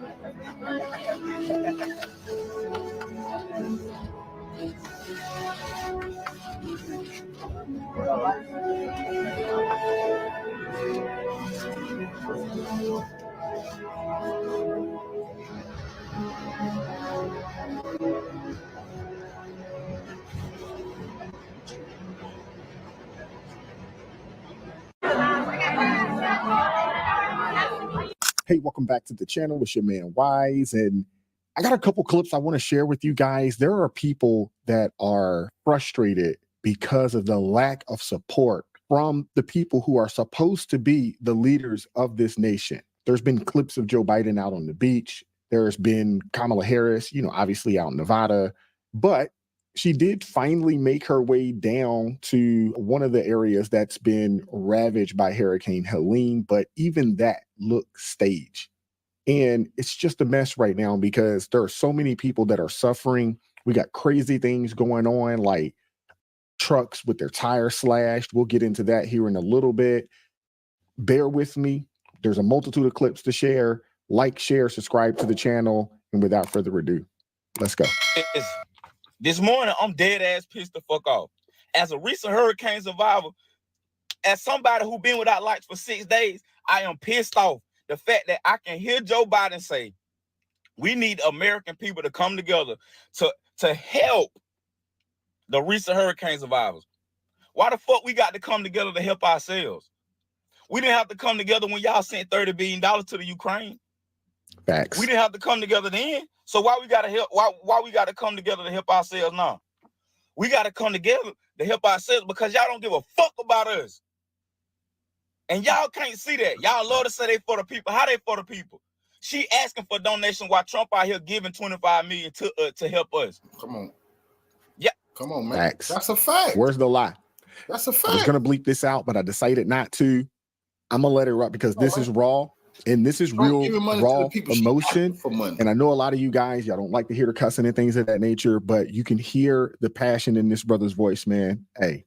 Like, what part of this do y'all not understand? Y'all put so much faith in this old ass man and this Jezebel ass lady when constantly they show us that they do not give a fuck about us. When people show you who they are, you have to believe them. You got to. And this is another prime example of them showing that they just don't give a damn about us. Yes, I can speak on this. Yes, I'm experiencing it myself. So y'all can't say a damn thing about it. Then y'all love to touch on the fact and say something about Heritage, Project 2025. But guess what? The trustee of the Heritage Foundation, which is the foundation that presented Project 2025, why they endorsing Kamala now? And that's one thing the news not talking about. The Heritage Foundation, the CEO of that, who put out Project 2025, he came out, they're endorsing Kamala because she loves war and they love war. Why they endorsing Kamala now? So that's what she's standing for. Nobody talking She about ain't nothing but a chair hopper. And she not for the people. Y'all can't see that. I see it more than ever now. I see it more than ever. They don't give a fuck about us. These folks left us to fend for ourselves and ask us to get the money for ourselves when they sending all the money to these other countries. Where's the lie? Where is the lie? What part of that makes sense to y'all? Cause I don't get it. Make it make sense to me. Cause y'all gonna say something. I'm rage baiting or something. Make it make sense. Rivers that are still rising. The danger is still occurring for a lot of people. And by the way, as the FEMA can tell you, they had pre-positioned an awful lot of material throughout that area, from the Bend all the way up into Tennessee. And so the idea that we weren't prepared, the question is, no one knew exactly how devastating it would be. We knew it would be significant. And we've got a lot already in place, but there's more. But here's the point. I'm going to be asking the American people to continue to help fund the needs of these people. It's not going to be one hit and it's over. It's going to take a hell of a long time. You hear that? You hear that? How disgusting is that, man? I tell you, these people got us fucked up. That man just looked at that camera and said, I'm going to need the American people to fund. This is a shakedown, bro. They want our money. I just told you America is broke. I just told you America owed $35 trillion. That man know America ain't got no money. I just told you the money was in us, the people. That man just said, I need y'all to fund this. Hell no. We tired of this shit. Y'all done sat there and used the HARP machine to destroy them people homes so y'all can steal their resources. Now you want us to fund you running them off their land. This is just disgusting, man. I mean, this has got to be a nightmare. Ripping us off. They done gave our money to the migrants. They talking about the American people. It's going to cost a hell of a lot of money. But this is the United States of America. We've got to do it. Y'all heard it. The American people who are struggling. So many people have lost their jobs. Inflation is tapped everybody's pockets. But the guy that's been sending billions of dollars over to Ukraine, man, the guy that spent billions of dollars on these illegal immigrants, is now asking the. I keep telling people, they always say they got to send this money because democracy on the line. And I can tell democracy is on the line if they don't take care of us, because it won't be no America. This shit for them fall apart. It's going to be over. The experiment will be dead. And the president just told you the best he can come up with is, I need y'all to reach in y'all wallets. And if y'all don't donate, we'll take it out your taxes. That will let them know you send that money to us through FEMA, or we'll just tax you more. We're going to get it one way or the other. The American people to go into their wallets when they're cash strapped as it is. Credit card debt is through the roof right now in this country. People have tapped into their 401ks right now, trying to survive. And these folks have given our money away, and now they got the nerve to come to the American people and say, hey, we need y'all to tap into the little bit of resources that you do have and give it to us so we can disperse it, amongst the folks who need help. This is outrageous, man. This is outrageous. This administration is the worst leaders in the face of fucking American history. The country is underwater. They need help. They need aid. People are dying. Billions of dollars in fucking businesses are underwater, destroyed. Babies can't be found. Women can't be saved. They are under pressure. Oh, but guess what? Fucking Sleepy Joe, go to sleep, Sleepy Joe, decided to use this time to give another $2 billion fucking dollars to Ukraine. Apparently in war right now. Can't nobody find nothing about what the fuck is going on over there. Enjoy that $2 billion because in less than 6 weeks that shit gonna end. He absolutely right about that. There's a fucking strike going on at the ports. And of course, Sleepy Joe and this administration ain't getting involved. Biggest strike since 1977. We ain't gonna have much fucking produce, products, or electronics. And me personally, I don't care about that. I can survive without that. What I can't survive is seeing these hardworking fucking people being thrown under the table because of corporate greed. They see us talking about them. They see us fucking struggling. They see us complaining. It's all over fucking social media. I ain't seen one motherfucking positive thing about this administration, any content creator. But guess what? You know who's helping and using their own money to help? I know motherfucking Trump. The motherfucker that's not even president right now, that's going through a hellhole, bringing gas, trucks, food, and everything. His own money. His own money. None of our tax dollars. His own money. And you Trump haters still going to sit here and try to convince yourself that he's the worst solution? Oh, he's faking. Oh, he's faking. He's just putting on a show. He's down there trying to save lives. How the fuck can you fake that?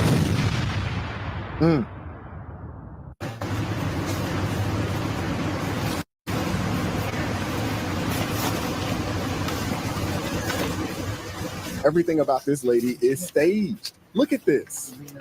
It doesn't even look real. Use black people for props. I told y'all, use black people for props. As soon as this clip ends, she turns back around and gets in the car and I'm goes tired out. of using black people, man. I went down there. I saw the devastation. Yep. Got some black people looking sad you on can that. check the box because that's really all they are. They're box checkers, man. This is outrageous, man. It really is. This is outrageous. Now, I want you guys to hear this because for whatever reason, else to what he said, because I feel like he said everything.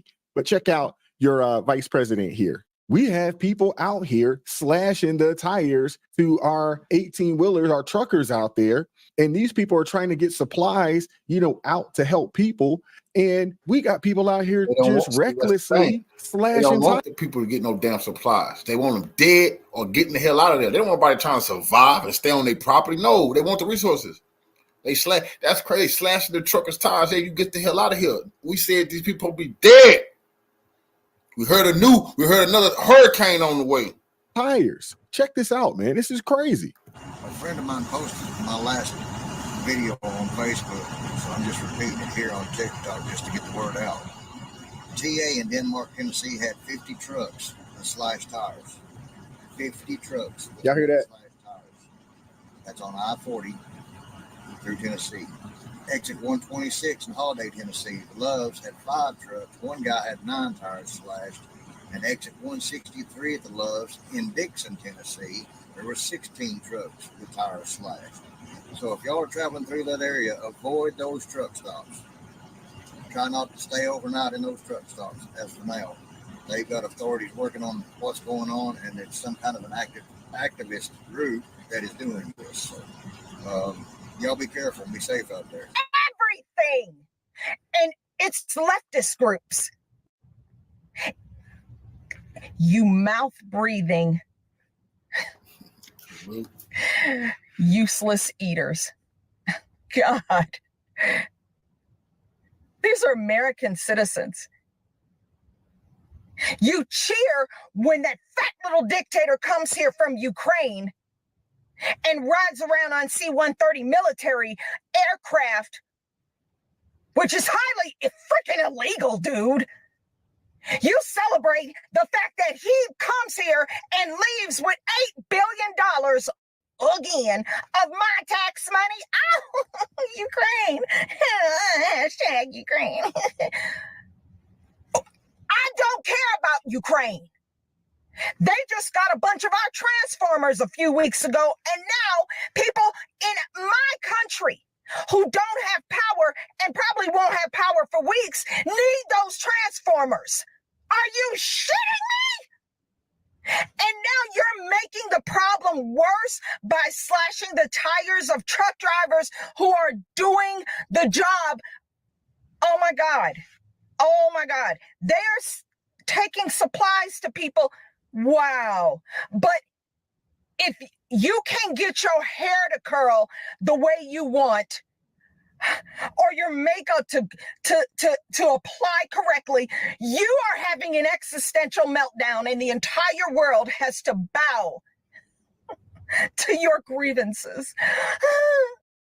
And it was because of a bunch of politics that they were claiming was a Speaker of the House in North Carolina that was preventing us from even going in and trying to kick us out, which I have clarified today with North Carolina politicians that reached out to me, good on them, and they were like, that's complete bullshit. Speaker of the House has nothing. He wants you guys there. But this is the kind of political BS that is happening here right now. Like, everyone's trying to be in charge without taking any type of action. Nobody wants to coordinate with anybody. Everybody wants to pretend like they're being the hero while these people are literally fucking dying in the mountains. And these people, like I'm saying, these people are limited medication. They're running out of oxygen, and there's no one going to get them. The most effective way I have found to go find these people is by getting in a helicopter and flying down the rivers and roads and looking for SOS messages or people waving us down. And then we drop down and get them. We have all these people here.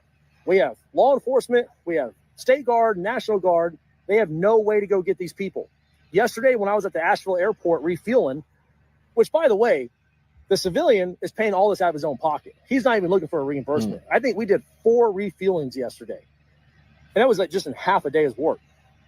We're in Asheville, and I saw 2 Air Force helicopter 60s. And I knew they were PJs, just looking at them. And I went up to them, I'm like, hey, guys, like, what are y'all doing? And like, this is what you need to be doing. This is how I'm finding people. And they're like, we can't go. We're waiting on Title 10 orders.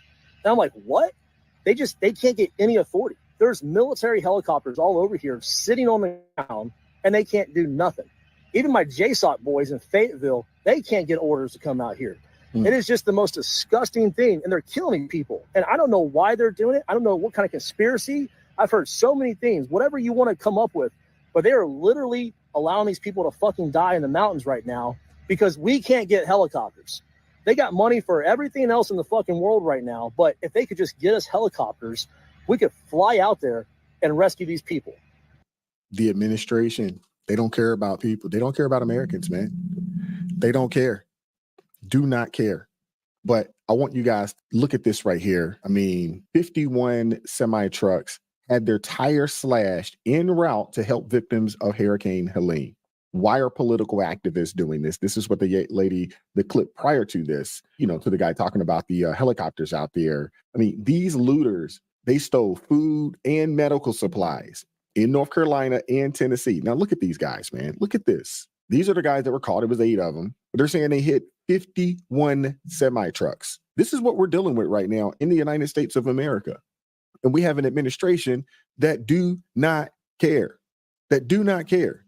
And look at where your boy Biden was. Check him out. Look at this.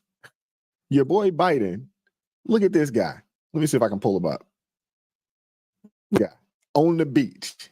That's where he was at. Chilling. Did not care. This is absolutely outrageous, man. These are American citizens that need our help. And we're doing everything for everybody else except for those that we really should be supporting.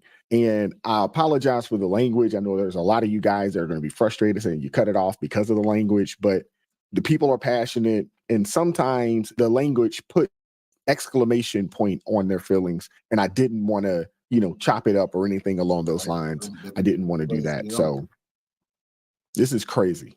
If you have the ability to help, please do help. If you do have the ability, I'll put some links in the description box for some places that you can donate. If you live close and you can get down there and help some people in any shape, way, form, or fashion, please do so. One of the best things that we could do, at this point is just to continue to pray for these people and continue to pray for a fast recovery, for the area down there, North Carolina, Georgia, Tennessee, Florida, all throughout the Gulf Coast region down there. It's just outrageous, man. It really is. And it's really, really despicable. And like the brother said, Trump goes down there with a fuel truck, trucks full of goods, supplies, things of that nature. And he's not the president, but he's looking more like the president than the people that are currently in charge right now. And it's just outrageous. But again, when people show you who they are, you gotta believe them. And to be honest with you, Biden and Harris, they've been showing us who they are this entire time that they've been in office. They've done nothing but destroy our nation. We're literally watching our nation crumble from the inside out. This is outrageous. Let me know what you guys think in the comment section, though. Like, share, subscribe to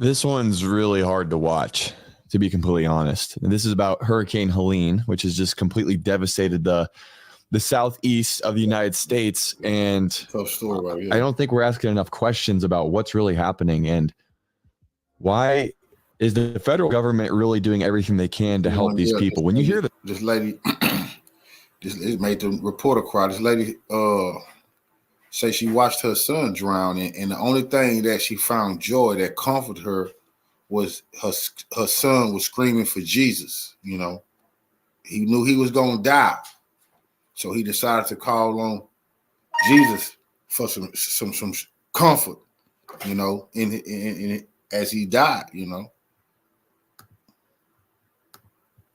Hear the stories of what is happening right now. The absolute devastation, the loss. It is going to rip your heart out.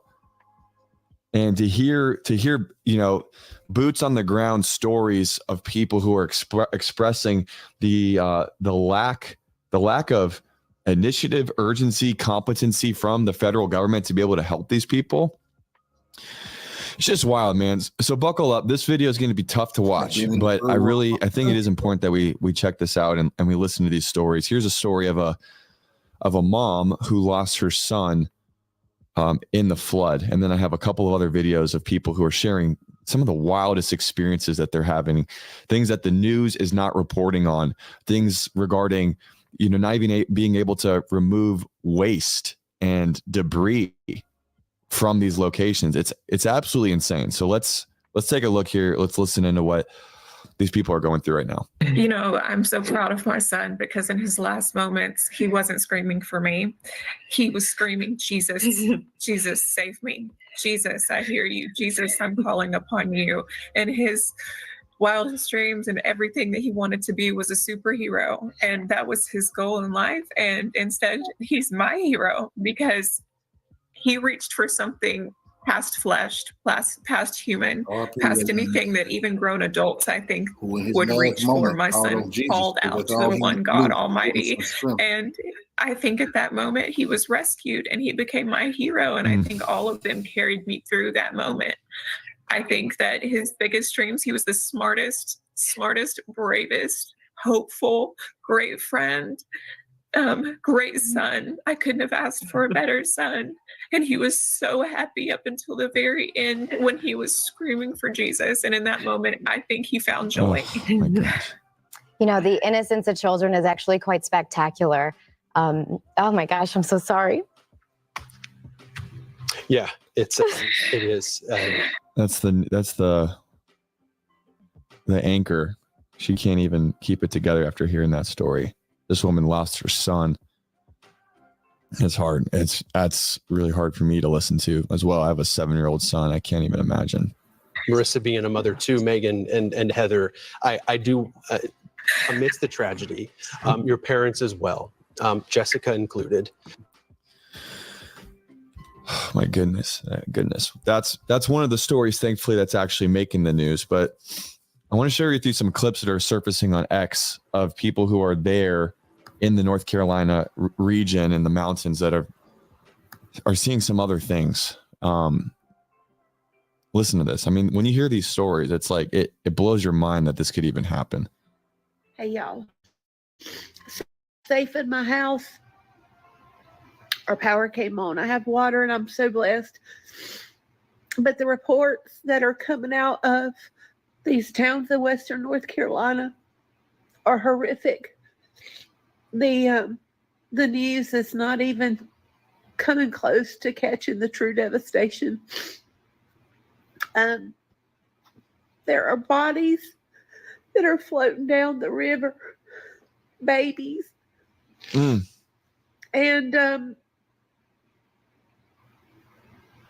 if this is not a wake-up call that our government is not for us, then I don't know what is. They're everyday citizens who are taking it upon themselves to go and deliver items and things to these people.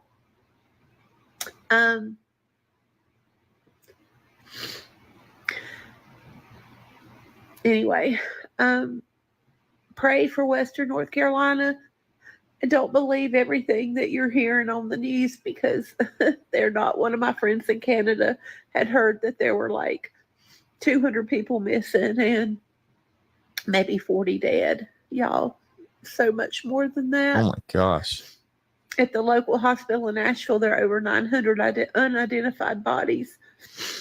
And that was just from 2 days ago. So I'm sure there are more, but there are over 900 unidentified bodies. What on earth is happening, floating y'all? down the river. And if you're able and you can donate or you can get it in the hands of a real person. There were like, I think 10 different truck drivers who were trying to deliver goods, and they all stopped on the way up there, and every single tire was slashed. And so it's going to be up to us.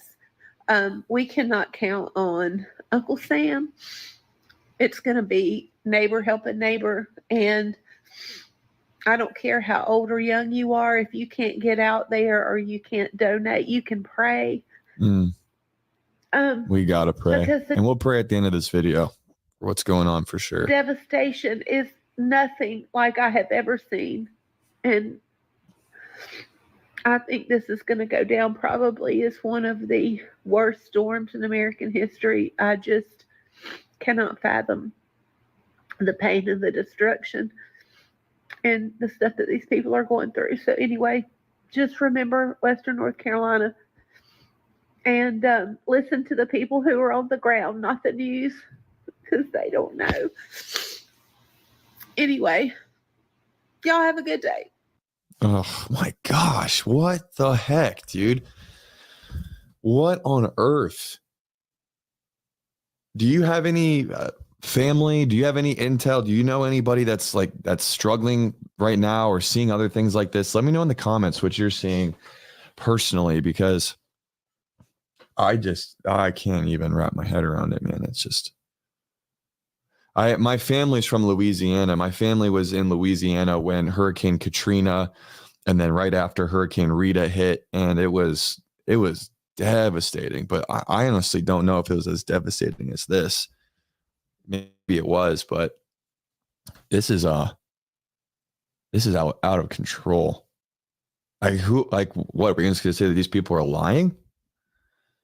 I mean, that'd be pretty wild for people to just come on video and lie about stuff like this. Listen to what this young man has to say, though, and then we'll pray. But what this guy has to say is like a crazy story of like just what the disorganization and the incompetency of the federal government right now. It's mind-blowing. Guys, I am not a big fan of videos, and this is completely unscripted, but this is something very important for all of St. Pete, all Pinellas County, probably all of Florida, because So this guy's in northern Florida. are other areas that were impacted by the storm. This is seriously something I need you guys to watch and definitely share. I don't know if you can share a Facebook Live thing, but this is important information about what's going on from the storm and how FEMA's gotten involved. So, as you know, I own a fleet of dump trailers and I rent them out to people. Well, they've been insanely busy, and the line at the landfill has been 2 to 3 hours long. Well, yesterday we were informed that the landfill is no longer going to be accepting storm debris. We all said, what the hell? What kind of sense does that make? So they said that FEMA was going to be setting up free dump zones and that we would go and empty our loads there. So I said, okay, that's great. You know, we won't have to charge the client a dump fee. We can hopefully have a higher turnover rate and help more people. All's good. They said that information was supposed to be released last night on some of the city's websites. Well, I went to St. Pete's website. I went to Pinellas County website. I went to the dumps website. Nothing was there. I went to FEMA's website. Nothing was there. And this morning I said, okay, well, maybe they didn't get it set up in time and we need to still go to the landfill. So 4:30, got up, hooked up some trailers, headed to the landfill. They had a sheriff there turning people away and saying, you cannot dump here. And I said, well, where am I supposed to go? And said, you know, there's no information online. I said, go online, find the FEMA website. I said, you pull out your phone, you show me where it is. And they started going through it, and then they said, you got to get out of here. You're obstructing traffic, and you can either leave right now or you can leave in the back of the sheriff car. So I pulled. So they told him, you can't dump your stuff here at the landfill.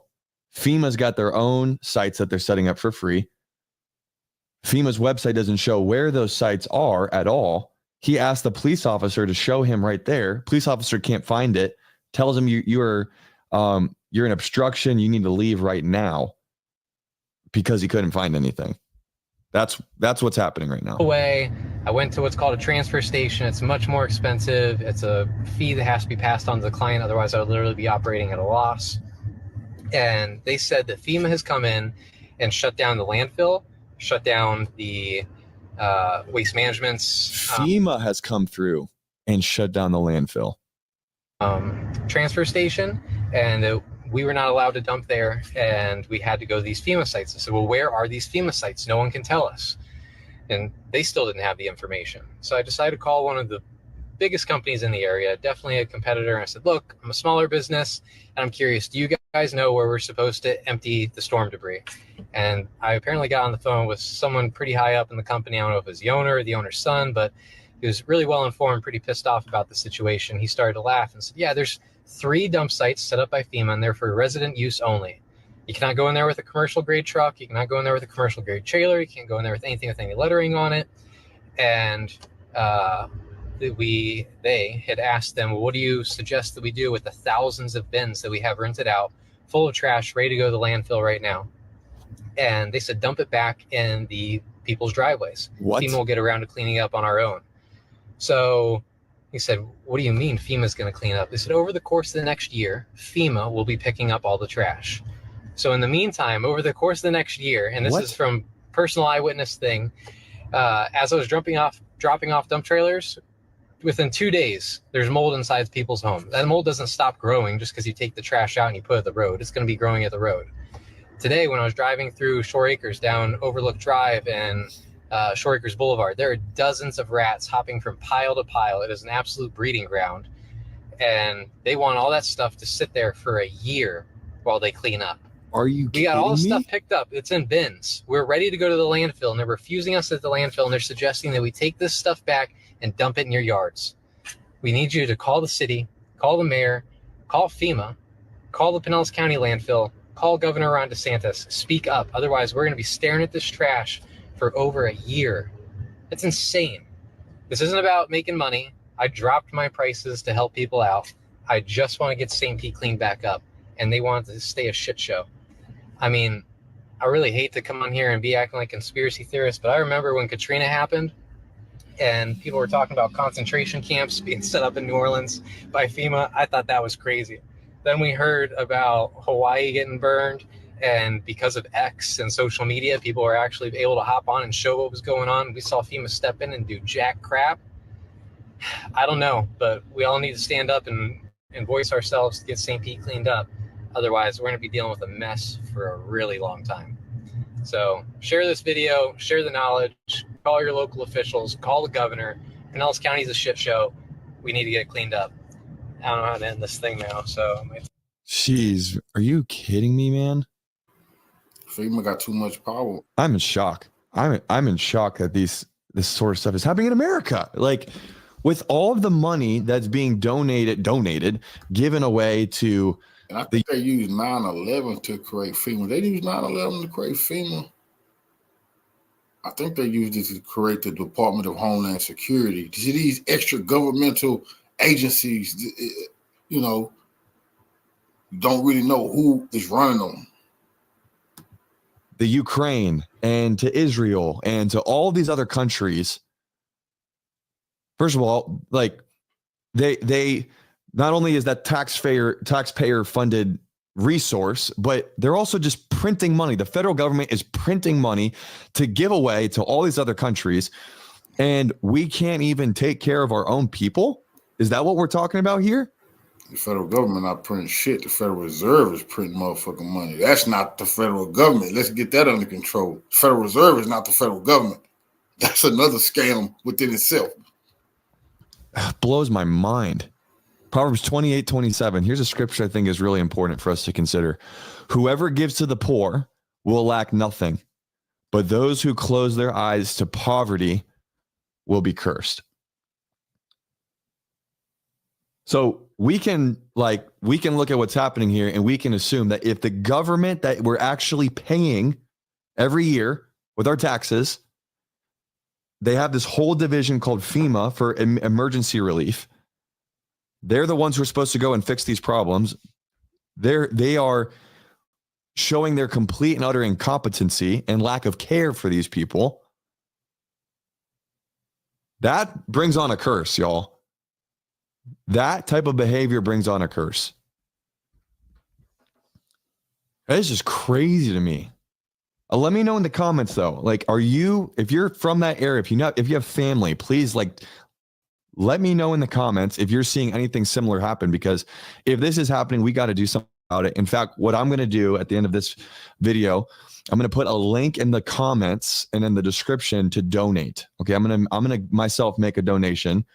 I want you guys to donate. I'm going to pick an organization. Let's check this one out. Oh, perfect. Convoy of Hope. This is the go-to organization that I want to recommend. I'm going to put the link for this for the Hurricane Helene response efforts. This is a Christian gospel preaching organization that goes and actually gets boots on the ground, helps people, helps clean up, helps bring water, helps bring food.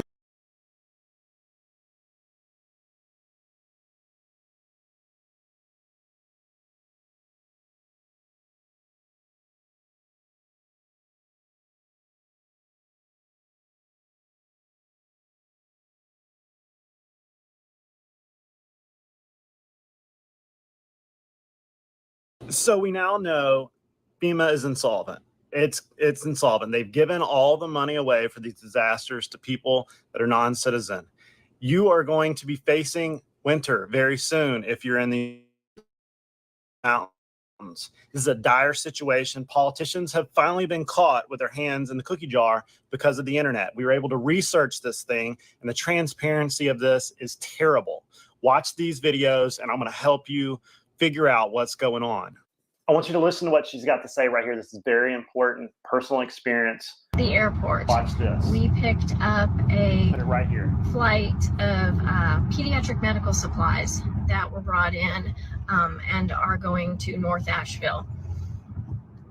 We were sitting in the private portion of the airport, and we got to overhear an awful lot. The Army pilots, the Navy pilots, hospital representatives, there was a lot of chatter. While we were there, a private jet landed and 4 FEMA representatives got off. Four people off of a private jet. Come to find out, and you're not going to hear this, so let me tell you.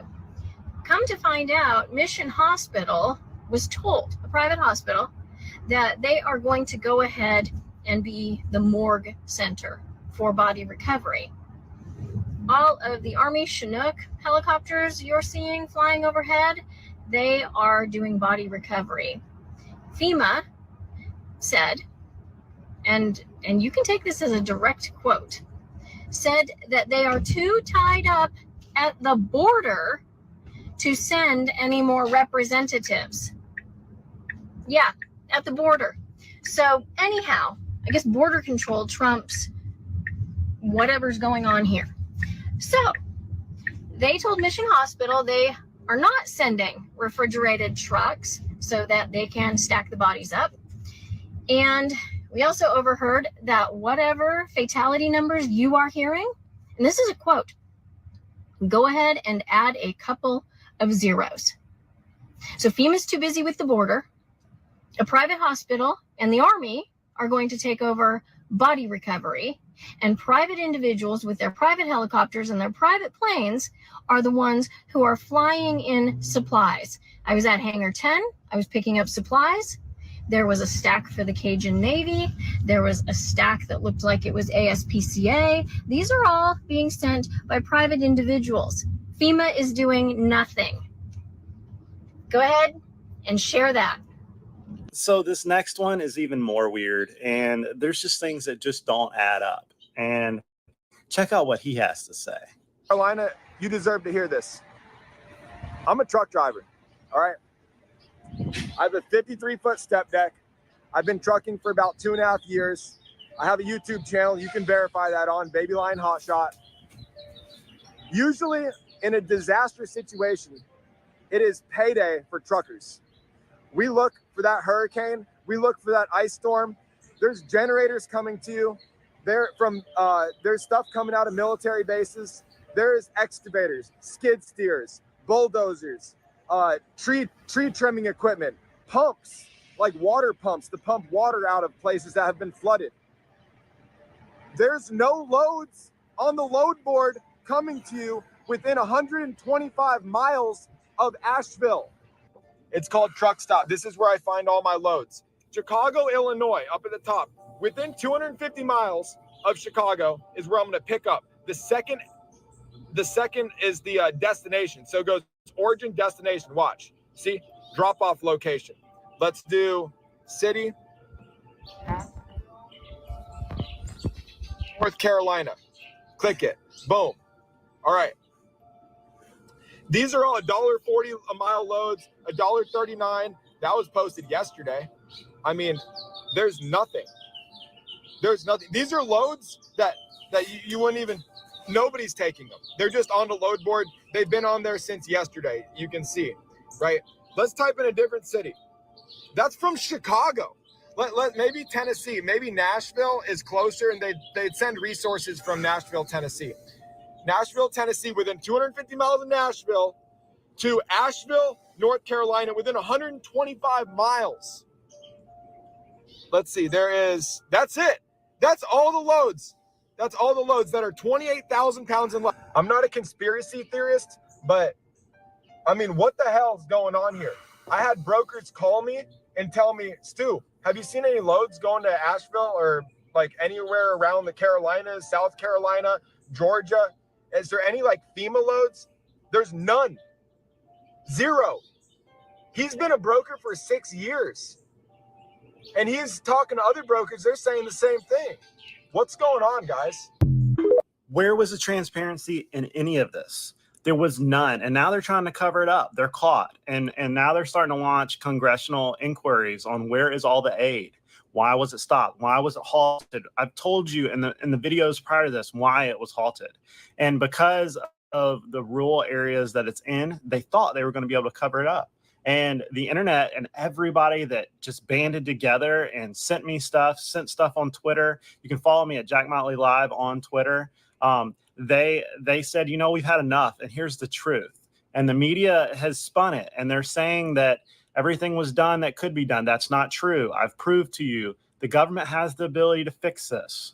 They could have provided aid immediately, and they have not. Hold these politicians accountable. I mean, we're in a situation right now where the civilians are out there, just the normal people are helping each other to their left and the right, delivering supplies, goods, and people are just searching for information.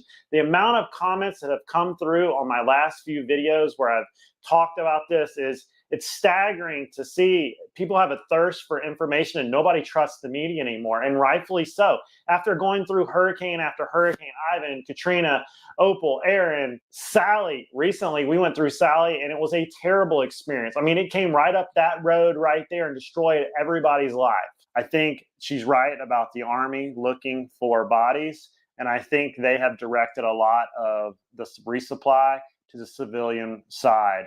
I think a lot of these sheriff's departments are overwhelmed, search and rescue overwhelmed, sheerly by the ability to move around the map. Without having airlift at the Army level, being able to bounce around the map, you're going to see a lot of these people, the scheme and maneuver, the ability to move around the map is going to be the hardest part. Saw this in Afghanistan.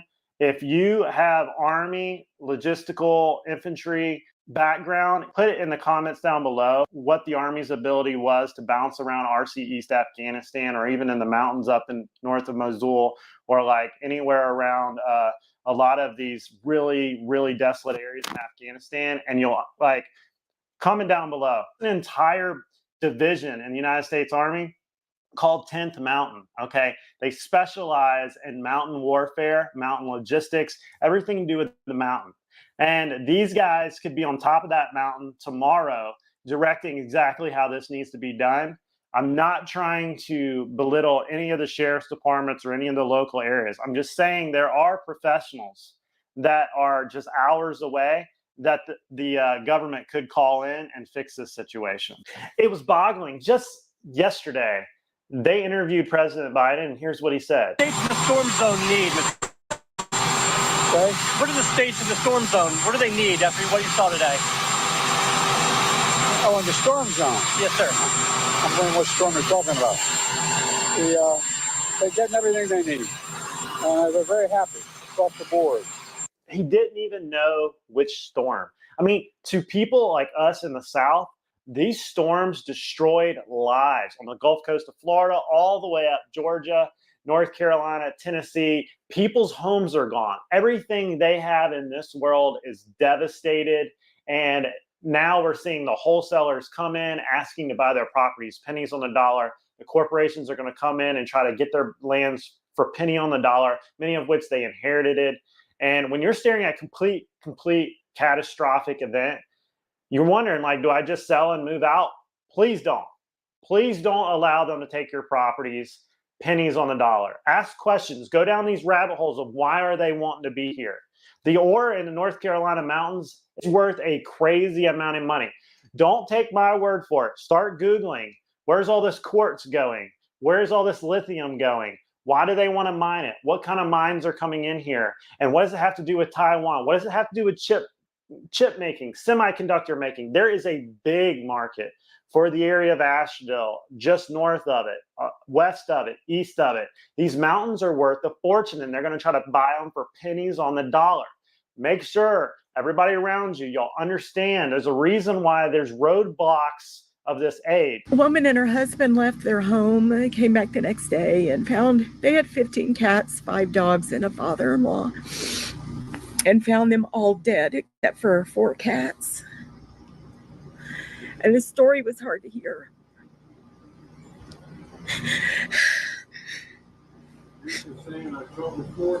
But it's the look in her eyes that I can't forget.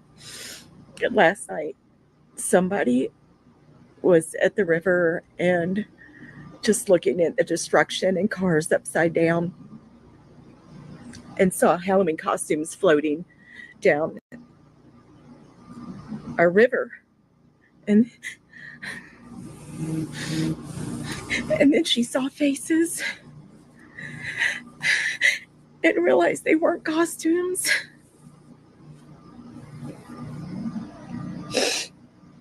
She said, I've seen bodies and I'm not okay with that.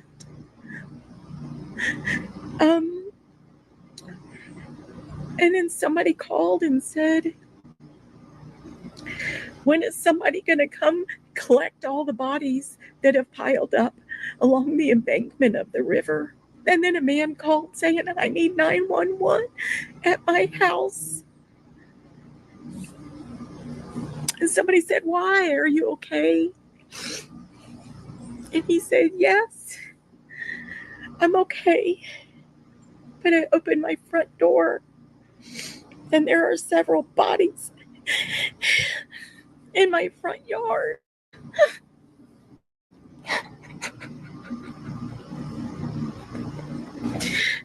This is the stuff I'm having a hard time with.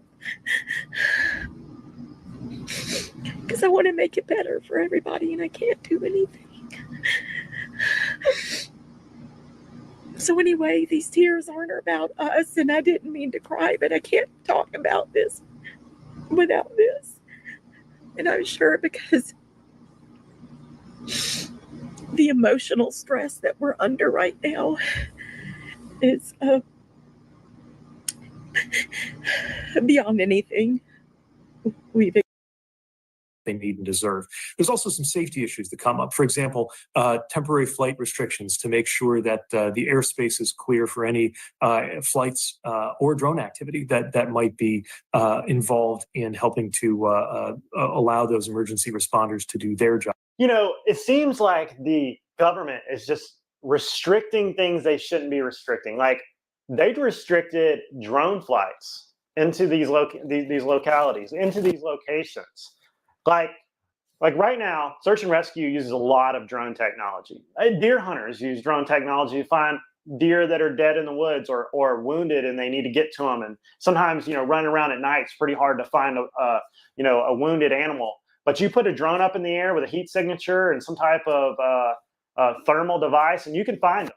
And that's what a lot of these guys were trying to do at the beginning of this search and rescue. Is, man, we can put 20, 30 drones up in the air, scout out the mountain. We can see the heat signatures, even if somebody's hurt, okay? Or even if they've passed away, you can see the thermal heat imaging of them around everything else. Okay, in Iraq, they did the same thing fighting IEDs. Okay, you can see the heat difference on the road between the device and everybody else that's around it. Okay, and these search and rescue devices, these drones, is what they were using to try to find people in the woods. But the federal government comes out and says, you can't do that. We're restricting you. We're putting you on the ground. The FCC, the FAA, they will say, we're going to fine you if you're caught flying in this area. Well, that just took 30, 40, however many was out there, eyes off the battlefield. Kept them from being able to go out and find these people in need. What if that could have saved 5, 10, 15 lives? What if somebody that's stuck on the side of the mountain that you don't even know they're up there is still up there? And most of these drones operate well below where many of these planes are flying. And it is not really that big of a deal. I think we're technologically past this now, that when you're in the middle of the woods, in the mountains, that there's probably enough airspace to fly a drone to look and see if somebody needs help. This is probably also one of the reasons why they're blocking a lot. They don't want the media and they don't want people to see how many dead people there are. Okay, this happened during the cough. This happened. They didn't want people to see it. They didn't want people to report about it because it would scare people. Well, in this situation, the government wants to be in charge of everything. And they don't want civilians. They want you to ask the government for help. They don't want civilians to be able to help themselves. And that's what really frustrated me in my first video, is that we pay excessive amounts of taxes. Okay, we should get help. Okay, if you don't want to help us, then don't take our taxes. Okay, like the Constitution said so. Like, we should be able to fund our own Cajun Navy. Look, the Cajun Navy is one of the most amazing rescue operations you'll ever find. Louisiana, Gulf Coast, these guys did amazing stuff, okay? Civilians with their own logistical support, with their own boats, went out there and made it happen. We saved ourselves here on the Gulf Coast. We pulled our own security here on the Gulf Coast. Our sheriff's department worked themselves to death doing great things, but they don't call in. It's not that the assets don't exist. They just won't use them. They want to keep asking from these fundings for FEMA and all these other, government infrastructure that never get it done. And listen to this lady right here that is talking about TEMA and all these other agencies that have no power. We have no running water, but I'm just so pissed off that I've got to make this clear. We got a notification from TEMA. I'm guessing that's FEMA for Tennessee. I'm not exactly sure. I think it's supposed to be the disaster relief people, but they were like, do not donate your time. We don't want you to donate time unless we ask for you. And we don't want you to donate stuff to other people. You need to just donate money and stuff to us and get your instructions from us and listen to us. What? And then they said yesterday, we don't go into areas that the roads are not easily accessible. What? You are the disaster relief people.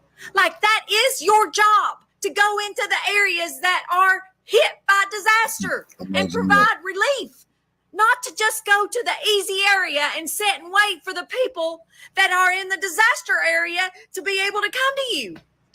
The roads that we do have were cleared by the locals, and you have to have trucks and stuff to be able to get through there. Like, it's just beyond me. They're too busy worried about fighting Iran and fighting Russia to be helping us, bro. And that's real. That's what they worried about. They ain't got time for us. They got a bigger fish to fry. So, and you have us all messed up. If you think you're going to come here and bark orders at us and then expect the people just to give you the money and us trust that you're going to try to take care of us when you don't go into. Don't be fooled. This is America. They got the power. They could have had everybody out of there that they wanted out of there. Come on, the U.S. military can do anything they want to do. That's serious business. They don't want to do it. They got other shit they want to do. And helping Americans is not it. And like I said, a red flag got to go off. You see how they treating these white people? I mean, we don't got a chance in the hell with this corrupt government, this dictatorship that's been running this country. We don't have a chance if this is how they treating their own individual whites. You see? Come on, man. The areas that are not easily accessible. What? Like, this is Cott County, girl. So donate to our local churches, because they will make sure that the people that are need it will get it. And you need to just, while we appreciate what help you're trying to provide, I don't think you understood the assignment, because it's not to just go to one location in hopes that the people in the disaster area can make it to you. So just sit back and watch, and we'll show you how it's done, but we're not going to stop. So please and thank you. And the truth is coming to light. And it is baffling how bad this stuff is not being reported. The misinformation is crazy. And the only real place you can find some real authentic information is from the people in their cell phones sharing it on social media. Just regular people like me and you. The looting, the death toll is way worse than we actually thought it was going to be. And nobody could have planned for really any of it. Help operations. First of all, some really dumb rules have been implemented, y'all. One of our big shelters and distribution centers, the health department told the refugees, those that are lost everything, that they could not use the shelter showers without flip-flops. Dumbest thing I have ever heard. These people have lost everything, and you won't let them take a hot shower without flip-flops? Oh, well, when I got that call, thank you, friends, and thank you to Larry and Concord who hooked us up at the nail supply place, because we sent 18,000 pairs of flip-flops up to the shelter this morning, where one of my girlfriends took a trailer up so people can take a shower. Those are the kind of rules that don't help in a time of absolute survival disaster. That's number one. Number two is, if you're reading about FEMA online and wondering if they're really a pain in the tail, I can confirm it is true. I tried to send in a pallet of chainsaws 2 days ago, and we had to divert it somewhere away from FEMA because they wanted to confiscate. FEMA, those ain't your chainsaws. Our mountain people are much better with them than y'all are, although I'm sure there's some very fine people for FEMA. I'm talking about the organization. But those saws need to be in the hands of the guys on ATVs down in the holler and up on these trees where there are blocked roads where we can get access to our neighbors who are still stranded. This is not a one-time little 5-minute storm. There are people that we have not gotten to yet, and we want to get to them. That's why those chainsaws are up there. So fine, we're going to go around you, FEMA, and don't try to get in the way of North Carolina mountain people and when we are trying to take care of each other. You should also know I had a shipment trying to go in last night that got stopped because somebody wanted to inventory it. So we diverted that one elsewhere to get it into the hands of an apartment complex of seniors that have been neglected.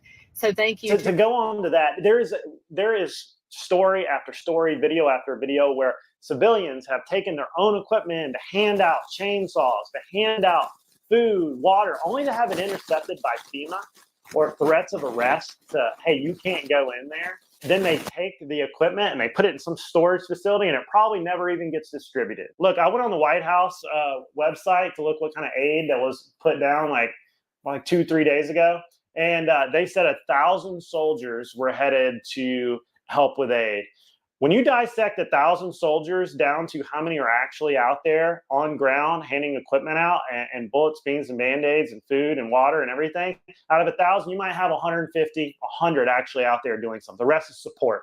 Same way with FEMA, same way with all these people. And many of these government employees are taking up the hotel rooms and the places to stay that the people that actually need the help can't even get in to stay. This is bigger than the individual level. This is about land grabs. This is about ore. This is about mining. This is about large corporations coming in to take your land. And it seems like blow after blow, they are putting roadblock after roadblock in front of everybody that lives in North Carolina, around the Asheville area. It seems like they don't want the aid to get there. It was such a slow process. And I've detailed this in my last 2 videos on this issue, what the Army could have done, what politicians could have done, and they have not done it. The resources are there.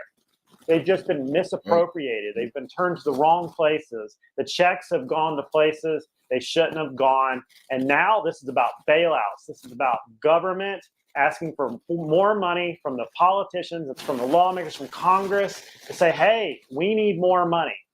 They misappropriated it, and now they want more money. they're going to come back and say, we need more money for FEMA. It's just not enough money. And that's what politicians always do. They always ask for more money to solve the problem instead of solving the problem. Check out this right here that was on the news. Is also to make sure that the communities who are potentially impacted are prepared as well. And it's not just hurricanes and wildfires, also extreme heat, which certainly some parts of the United States are already experiencing. Secretary Alejandro Mayorkas sounding the alarm on FEMA funding right after the devastation of Hurricane Helene. Listen. We are meeting the immediate needs with the money that we have. We are expecting another hurricane hitting. We do not have the funds. FEMA does not have the funds to make it through the season. This all comes as the Biden-Harris administration spent over $1 billion from a FEMA program on services for migrants. Got to really start saying enough is enough. We're tired of this. We're going to change out the entire crowd in Washington, in the local state legislatures, because this is enough. I'm tired of watching U.S. citizens that paid their taxes not get any aid. Look, they could have tracked it in on mules, which they're doing right now. The government could have done this if the trucks weren't available. Heck, the Viet Cong did it on bicycles. The Taliban did it on motorcycles. Like, you can get aid in there, and we could have gotten in to help these people. We could have walked it in if we had to. But the fact that everybody sat around for days, a week now, and there was nothing being done should crawl your stomach. On the screen here, I'm going to put the units that are of the United States that is just 3-4 hours away. You've got the Marine Corps, you got Fort Bragg, you got many other little forts all around North Carolina that are just a few hours away. The 82nd Airborne, any of those divisions could have rallied up, they could have staged the night before, and they could have been in Asheville the next morning, okay? And they could have had a logistical convoy miles long. They could have removed those roads in a week. You would already have aid and roads established in Asheville if they truly wanted to. Remember back in the day, and I've talked about this at length, when they would airlift entire battalions into the jungles of Vietnam, when Pathfinders would go in and make landing zones all over Afghanistan and Iraq. Hey, trust me, a lot of us Global War on Terrorism vets were there. A lot of us, we did it. Comment down below if you were there and you remember how they did this. When there was so many Black Hawks or Huey helicopters that would almost darken the sky, that would literally make dust storms in the desert because there was so many of them. This kind of stuff just eats me up. You know, there was a time when you saw the federal government coming or the flag flying, that there were men of honor coming to help you. When you saw on the horizon that help was coming, there was not a shadow of a doubt in your mind. This was going to be our saving grace. You knew that help was coming when you saw that on the horizon. Now you got to wonder, are they going to steal our materials we're trying to give to those in need? Are they going to give us a ticket? Are they going to arrest us for helping? Are they going to require us to have a permit to help? Are they going to restrict our movement? Are they going to confiscate our stuff? I mean, what are we talking about? You know, like, it's just video after video of misinformation. We're coming into election season. We are in election season. We're in October. The next month is going to be a really problem time for voters in these red states. And you got to start asking yourself, could that be a reason that for all these people getting to the ballots and actually be casting their ballots is going to be hard? There's not going to be power in a lot of these places. Their homes are gone. Mobility and transportation is going to be horrific. And winter is coming in. It's going to get cold. It's going to get colder in these areas in the next, growing month. Okay. October here in Florida is always cold at Halloween, and this is where they're going to be. And you really got to say, are these children, these elderly in the mountains, are they going to be able to survive this? And the federal government, heck, Biden didn't even know that there was a hurricane. And that is just, enough is enough. Look, a lot of these places are not passable. Have you ever been to Pigeon Forge, the Appalachian Mountains, any of these places? When you go up there, there's no way in, no way out. I mean, we're talking tiny roads, okay? They bend, they turn. It's not like you just get in and out. And those that leave, they're worried about their places getting looted. They're worried about their animals. They're worried about the places they were born. not being able to get back to them, or they might not be there when they get back. There's no law in these places. And when you see these places, you realize you're your own law. That's why the Second Amendment is so big in disasters, okay? The looters, the marauders, the crime, the police are not coming. If you live in these areas, you better protect your own. This is what the Second Amendment is for. You, your neighbors, your friends, your family, you protect what you've got. Because if you do not, somebody will come and take it from you. If you call 911, they won't answer. They'll show up in 5, 10, 2 weeks, 10 days, and then they'll do a police report. Meanwhile, your stuff's gone, your food's gone, your generator's gone, your gasoline's gone, your diapers and food for your family are gone. And the sad part of that, some of it is the people that don't have anything are taken from those that do. And you know, people do very weird stuff when they're hungry and their kids are hungry, and they will turn on each other. So it is up to you in these areas, these SHTF events, when it hits the fan, you got to know you have to protect your own. That shotgun, that was grandpa's shotgun, and everybody said now you shouldn't have because we live in a politically correct world, is your saving grace. It's your life force. It's what's keeping those animals at bay. It's keeping the snakes that are coming out of the holes at bay. Because when it rains for a long period of time, the snakes come out of the hole. Water moccasins are everywhere. Rattlesnakes are everywhere. Looters show up, okay? You're protecting your own. You get in there. You make sure you're prepared for these events. If this hasn't happened to you, start preparing. Week's worth food and water, gasoline, shotgun shells, okay? Make sure you prepare for these because they're happening so randomly and all the time now. Again, FEMA, it's insolvent. There's no way they're going to fix it without bailing it out. And you know what's really sad is the amount of money they spend overseas. I mean, look at this. They'll spend billions over billions of dollars overseas and nothing for us, okay? Nothing. $750 is what they said you're worth. And that's if you qualify for it. Most of these people are not going to qualify for it. They really need it. Or it's going to take days to get it. Were they going to Cash App it to you, Venmo it to you? It's going to take days for it to come in. Meanwhile, you're not going to have anything. The savings, people don't have the savings for this. And this is me ranting to vent to y'all. Hopefully you're understanding what I'm saying, that I'm on the little man side. I'm on the side of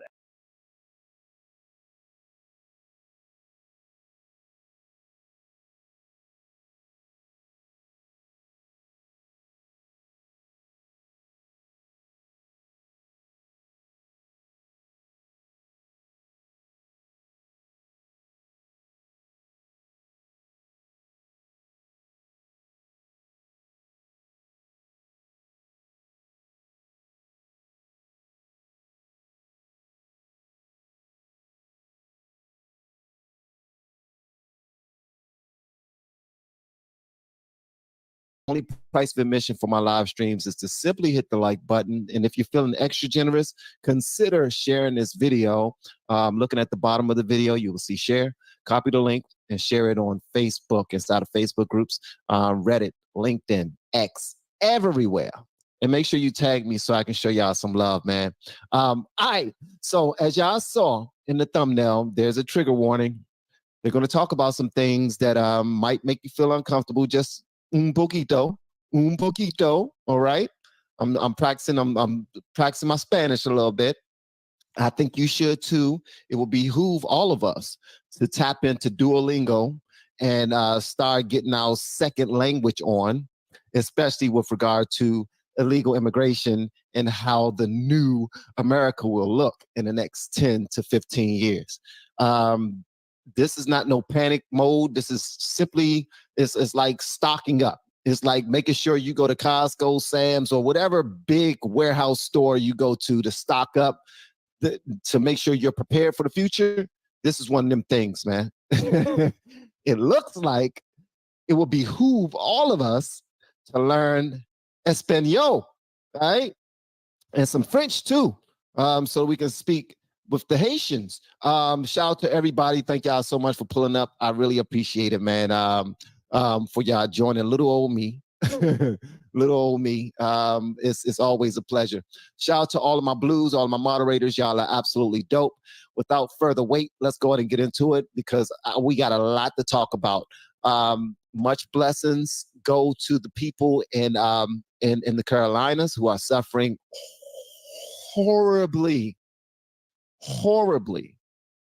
where their homes are no longer there.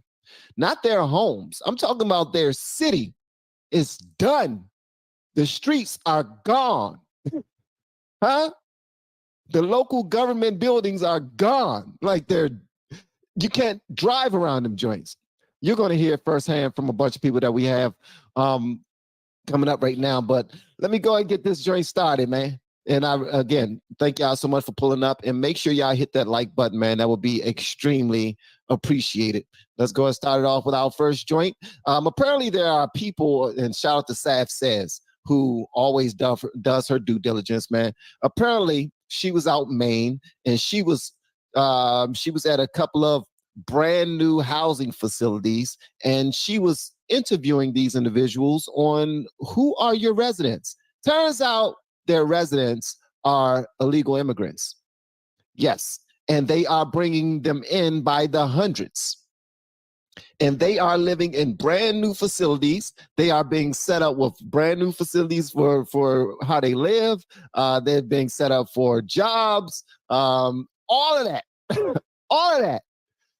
Man, it must feel good to be in the league. Let me tell you something. There are American citizens out here who would love some of that help, would love some shelter, whether it's new or old or whatever the case may be.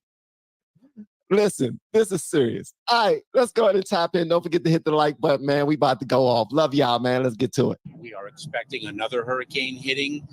We do not have the funds. FEMA does not have the funds to make it through the season. This is why I wanted to come up this way. This is why I wanted to come to Brunswick, because I wanted to show you guys a comparison of how the federal government is treating American citizens versus illegal immigrants and migrants in this country. This is how migrants up in Maine, up in Brunswick are living.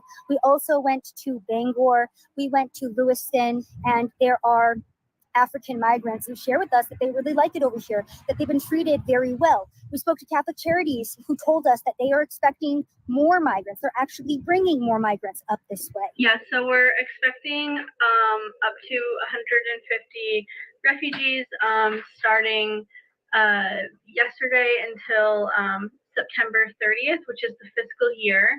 And then we also have walk-in clients, which will increase those numbers.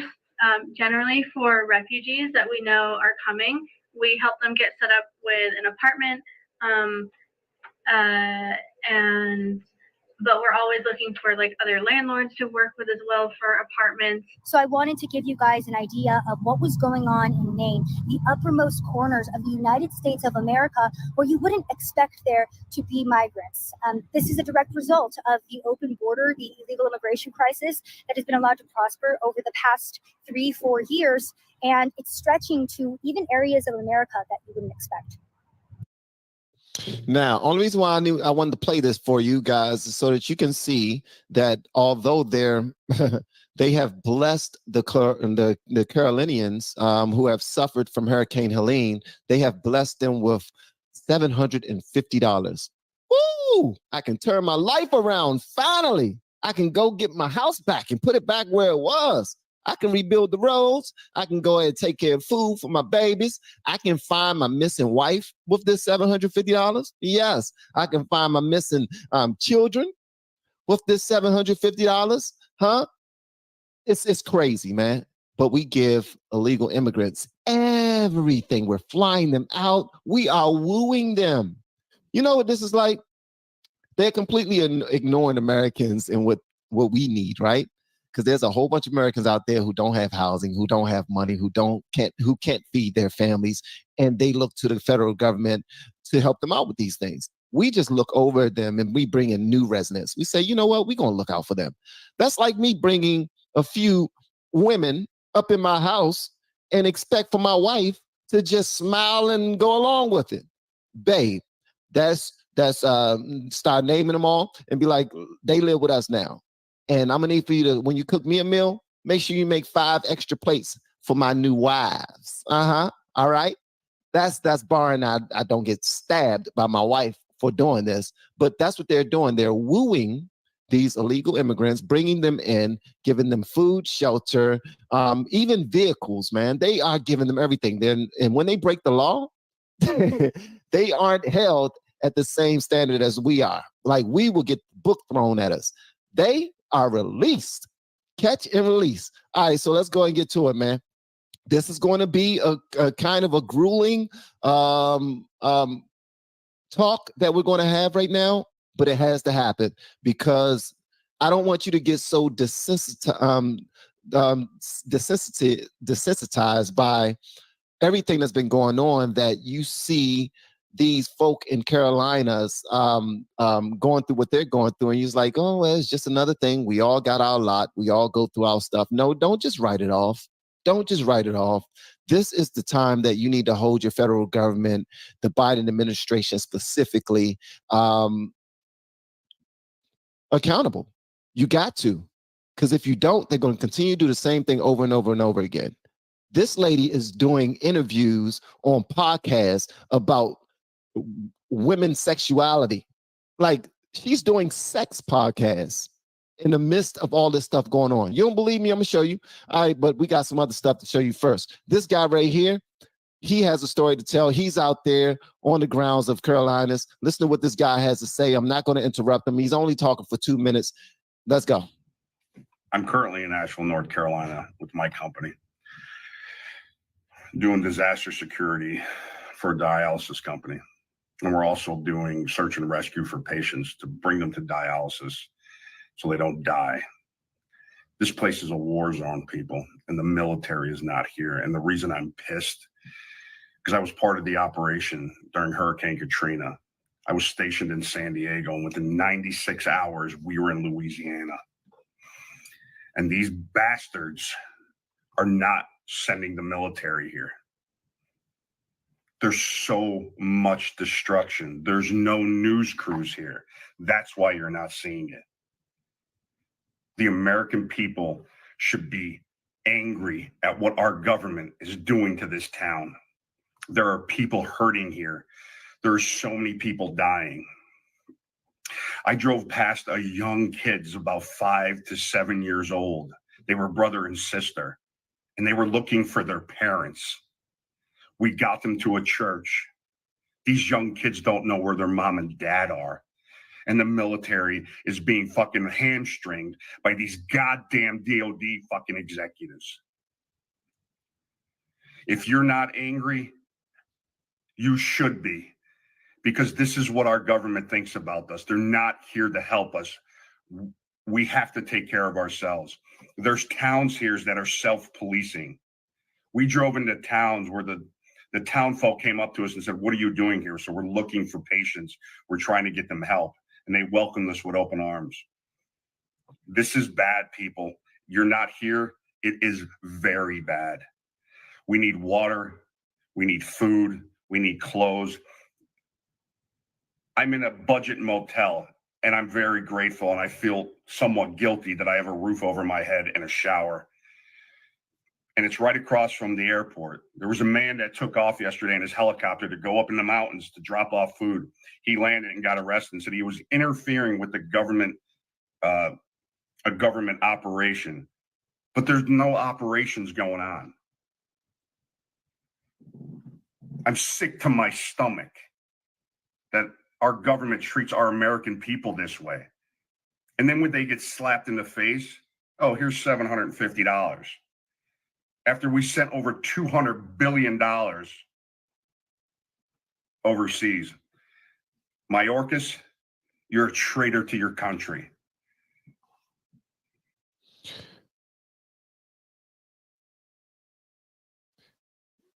That 5-year-old walking with his sister, looking for his mom, looking for his dad. Looking for their parents, looking for their home, looking for any sight of even friendly neighbors who live next door, somebody that can look out for them, because we're children. We don't know what we're doing. I'm just making sure I'm keeping my baby sister okay. But where's my mom?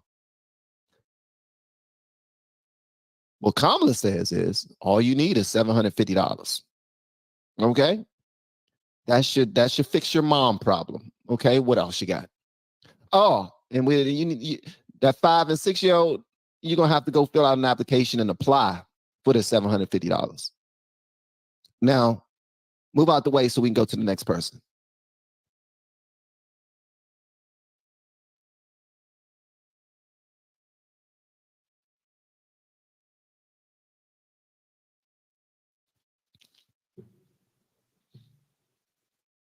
It's Saturday. I'm trying to stay in good spirits. I don't want to get too upset. But how could you not be upset when you think of what's going on over there? I do want to say, I give God all praise, glory, and honor for the amount of humanity that's showing up in the Carolinas with regard to regular citizens of this country from all over the country who have the means. They are driving trailers of goods up there. They are sending funds up there. They are flying helicopter after helicopter after helicopter up there. This place is going crazy, man. It's just in case you don't know exactly how it looks up there. I want you to check this out right here. And don't go anywhere, because I also have some footage of three young black men having a conversation, podcast style. And they're talking about, this one guy is talking about how Trump brought all of this hate and vitriol to the country, all this division to the country. And then this other brother that's on the podcast, he breaks down perfectly how it was the Obama administration that brought in all of this hate and vitriol, that brought in how black people are freely. And I love black people, man, because it's the culture. It's the culture. I love my culture. Grew up in it. You know what I mean? It can get dark, it can get loud, it can get dangerous, it can get a whole lot of things. But when you're used to it, it's home, right? But right now, on social media, in real life, in the world, it is open season on white people.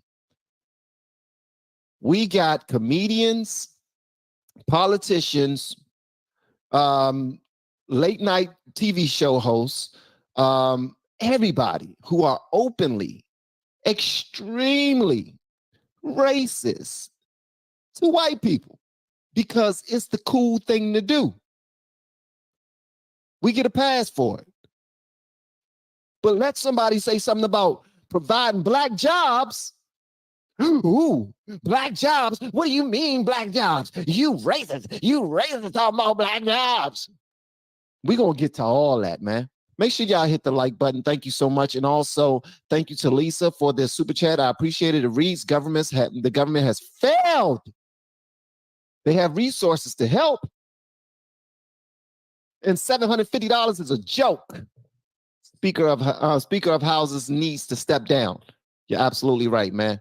All right, so let's go ahead and thank you again, Lisa Ramos, for that. I really appreciate it. I was about to say Lisa Marie. Lisa Marie is one of my tried and true. She's been around for a long time and been helping me out like crazy inside the. She's a mod. She give me great stories to go off of. But check this out, man. This guy breaks it down perfectly on what's going on out there in the Carolinas. Listen to what he's saying. Again, trigger warning, trigger warning, trigger warning. I'm believing that we're all adults and we can handle this here. We're here to have an adult conversation. If you cannot handle it, feel free to leave. Exit stage left right now. This is an adult conversation we are having. All right? You need to know what's going on. Share this bad boy, like this video. All right? Let's go. Seen a war zone, but I'm pretty sure that's exactly what a fucking war zone looks like. Guys, whole parking lot's gone. 15-foot sinkholes that would swallow 4 or 5 semis side by side. Houses sitting in parking lots. Houses filled to the top. Can't see nothing. The roof with sand and mud around it. Now, I'm going to let y'all, I'm going to continue to let him talk, but I want y'all to know who's talking right now. This guy right here that's talking, this is a regular citizen. He's not rich. He's not wealthy, but this dude loaded up. He has a social media platform, and his people was sending in a whole bunch of funds. So he was loading up trailers filled with stuff. And he attached it to his truck. And he attempted to drive his stuff out there so that he can drop it off to the people because they need it. $10,000 worth of equipment that he has picked up and is dropping off, he raised from social media. He could not drive but so far because the roads literally stopped. Okay. Thank you so much for the super chat, Heather. And thank you. I really appreciate you. You always showing love. Thank you so much. And shout out to Deborah too for the super chat. All right, guys, I'm going to be quiet. Let's go and get into it. Listen to what this guy has to say. Pay attention to what he's saying. Fucking cars by the hundreds in trees piled up on top of each other. Semis in the center of the river. I mean, 400 or 500 yards from any given road or anything. Guys, it's fucked. It is fucked. You want to argue with me about our government doing something? I will argue tooth and nail with you because I seen this shit firsthand. Talk to the people. Talk to them. When I got to finally, after the third spot I went to try to drop donations off, because it's not because they didn't want it. It's because they had so much influx of material, they couldn't take it. I found a nonprofit group up there that needed everything. The good Lord up above led me to that place. But I asked one of the guys, he was real quiet, didn't say much. But I started asking him questions. And I finally told him, I said, man, I'm not trying to get personal. I'm trying to figure out how bad this is. What I just drove through was horrible. I said, they're saying just a couple hundred people on the news and social media. He looked at me and just his face head kind of drooped, and he started choking up. I put my hand on his back. I said, buddy, we're doing all we can do. He said, I've talked to people and they're pulling people out of houses about an hour. Just they couldn't get out. The water took them in, trapped them in, then the silt filled in. They're there. You go down through there and there's just houses with big X's on them or check marks on them. I don't know what the X's mean. I don't want to fucking know what the X's mean, but I'm hoping the check mark means that they're good, that there's nobody in there. It's fucking horrible. Every bridge almost is wiped out. Everybody's saying, I'm a one-man band. I'm trying to do all I can fucking do. And, it kind of gets under my skin. People saying, you need to be here. You need to try to get there. You cannot fucking get here and there. It is impossible. Take it from me. I looked at it. I went off a little side street just trying to drop off material, and I went up a road about 2 miles, and I was met with a fucking road that didn't exist no more because of a landslide. It was not there. I had to back about a quarter mile out of there to an adjacent road so I could turn around a 30-foot trailer that was loaded. ATVs, dirt bikes, they're not getting in there. The only hope then people have is our National Guard or somebody with fucking helicopters. You turn off an I-40 and there was like a 15-acre field with nothing but helicopters. And, everybody jokes about, oh, must be what Nam sounds like. I promise you that's what fucking Nam sounds like. The whole time it was nothing but helicopters coming, leaving, coming, leaving. Helicopters would just be sitting there hovering, waiting for another one to take off. And when these helicopters would land, that little area I seen, they had 3 fucking skid steers coming across wide the fuck open. The helicopter would barely be touching down, and the skid steer would be pulling up right beside it. And there'd be somebody behind them in a buggy, and they would just get out. And one guy would run over there, and there would be a truck pull up with a big ass fucking tank on there, and they'd start pumping fuel. Them guys would start just loading shit. Pilots never even took their helmets off. Just slid the doors open, started packing shit in there, slid the doors back shut. I watched one of them. It took about 10 minutes, and not a single fucking government plane was there. All of those that I seen was all personal. Not the first markings on them. 2 of them look like old retired Coast Guard helicopters. They were orange and white, but didn't have Coast Guard or nothing on them. Big ass helicopters. Fold out running gear.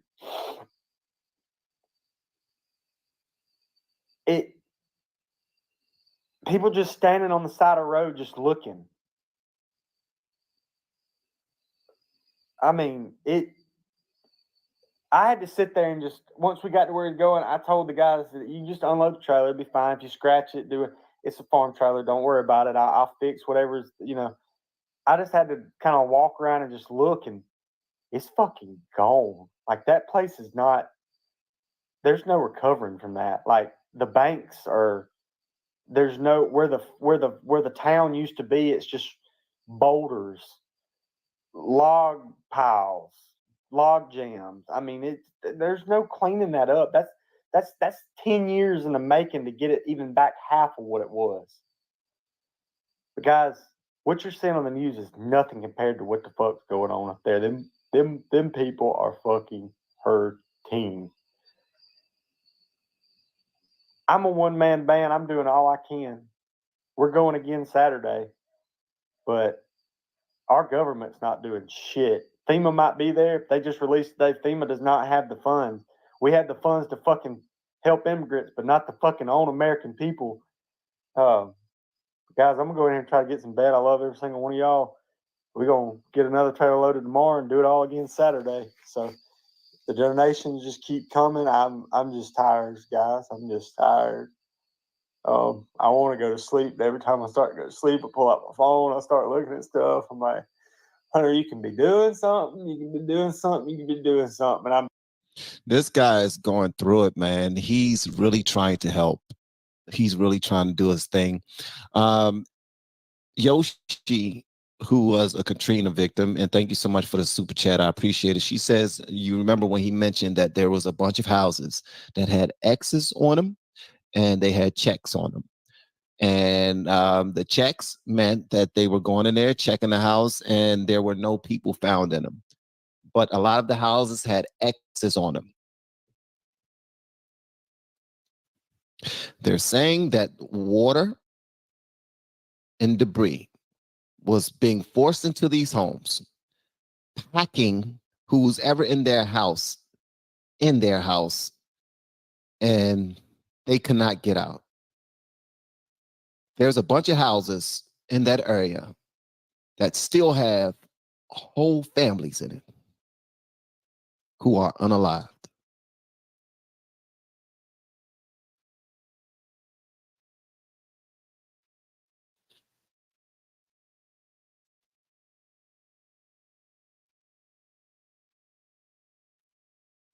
Wow.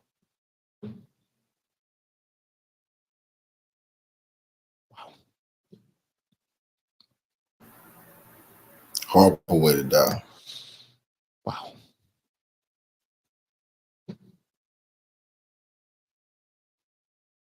$750 to fix it.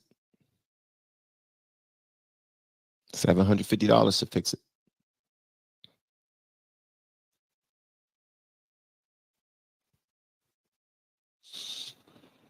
And there are the Democrats. There's a bunch of Democrats, liberals out there who are saying, y'all don't know how the government work.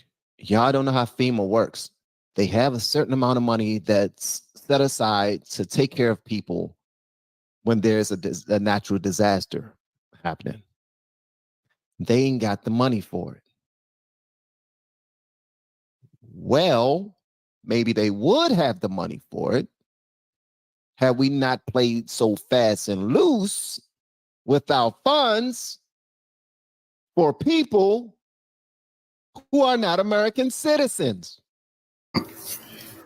This got to be the end of their campaign. They assisted in the killings of Americans. They are. Thank you so much for the super chat, murder. Larissa. God bless you as well. Oh my gracious, man. This is crazy. This is nuts, man. This is absolutely nuts. Wow. Wow. Elon Musk, he posted a video and he showed how the whole situation looks. because him and his family went there to go drop off Starlinks. Because Starlinks it provides internet and and phone services. It provides internet services. But So why did he go do that? Because Trump asked him to. Trump moving and shaking. Trump saying, hey, all hands on deck. I need some billionaire partners of mine to help me.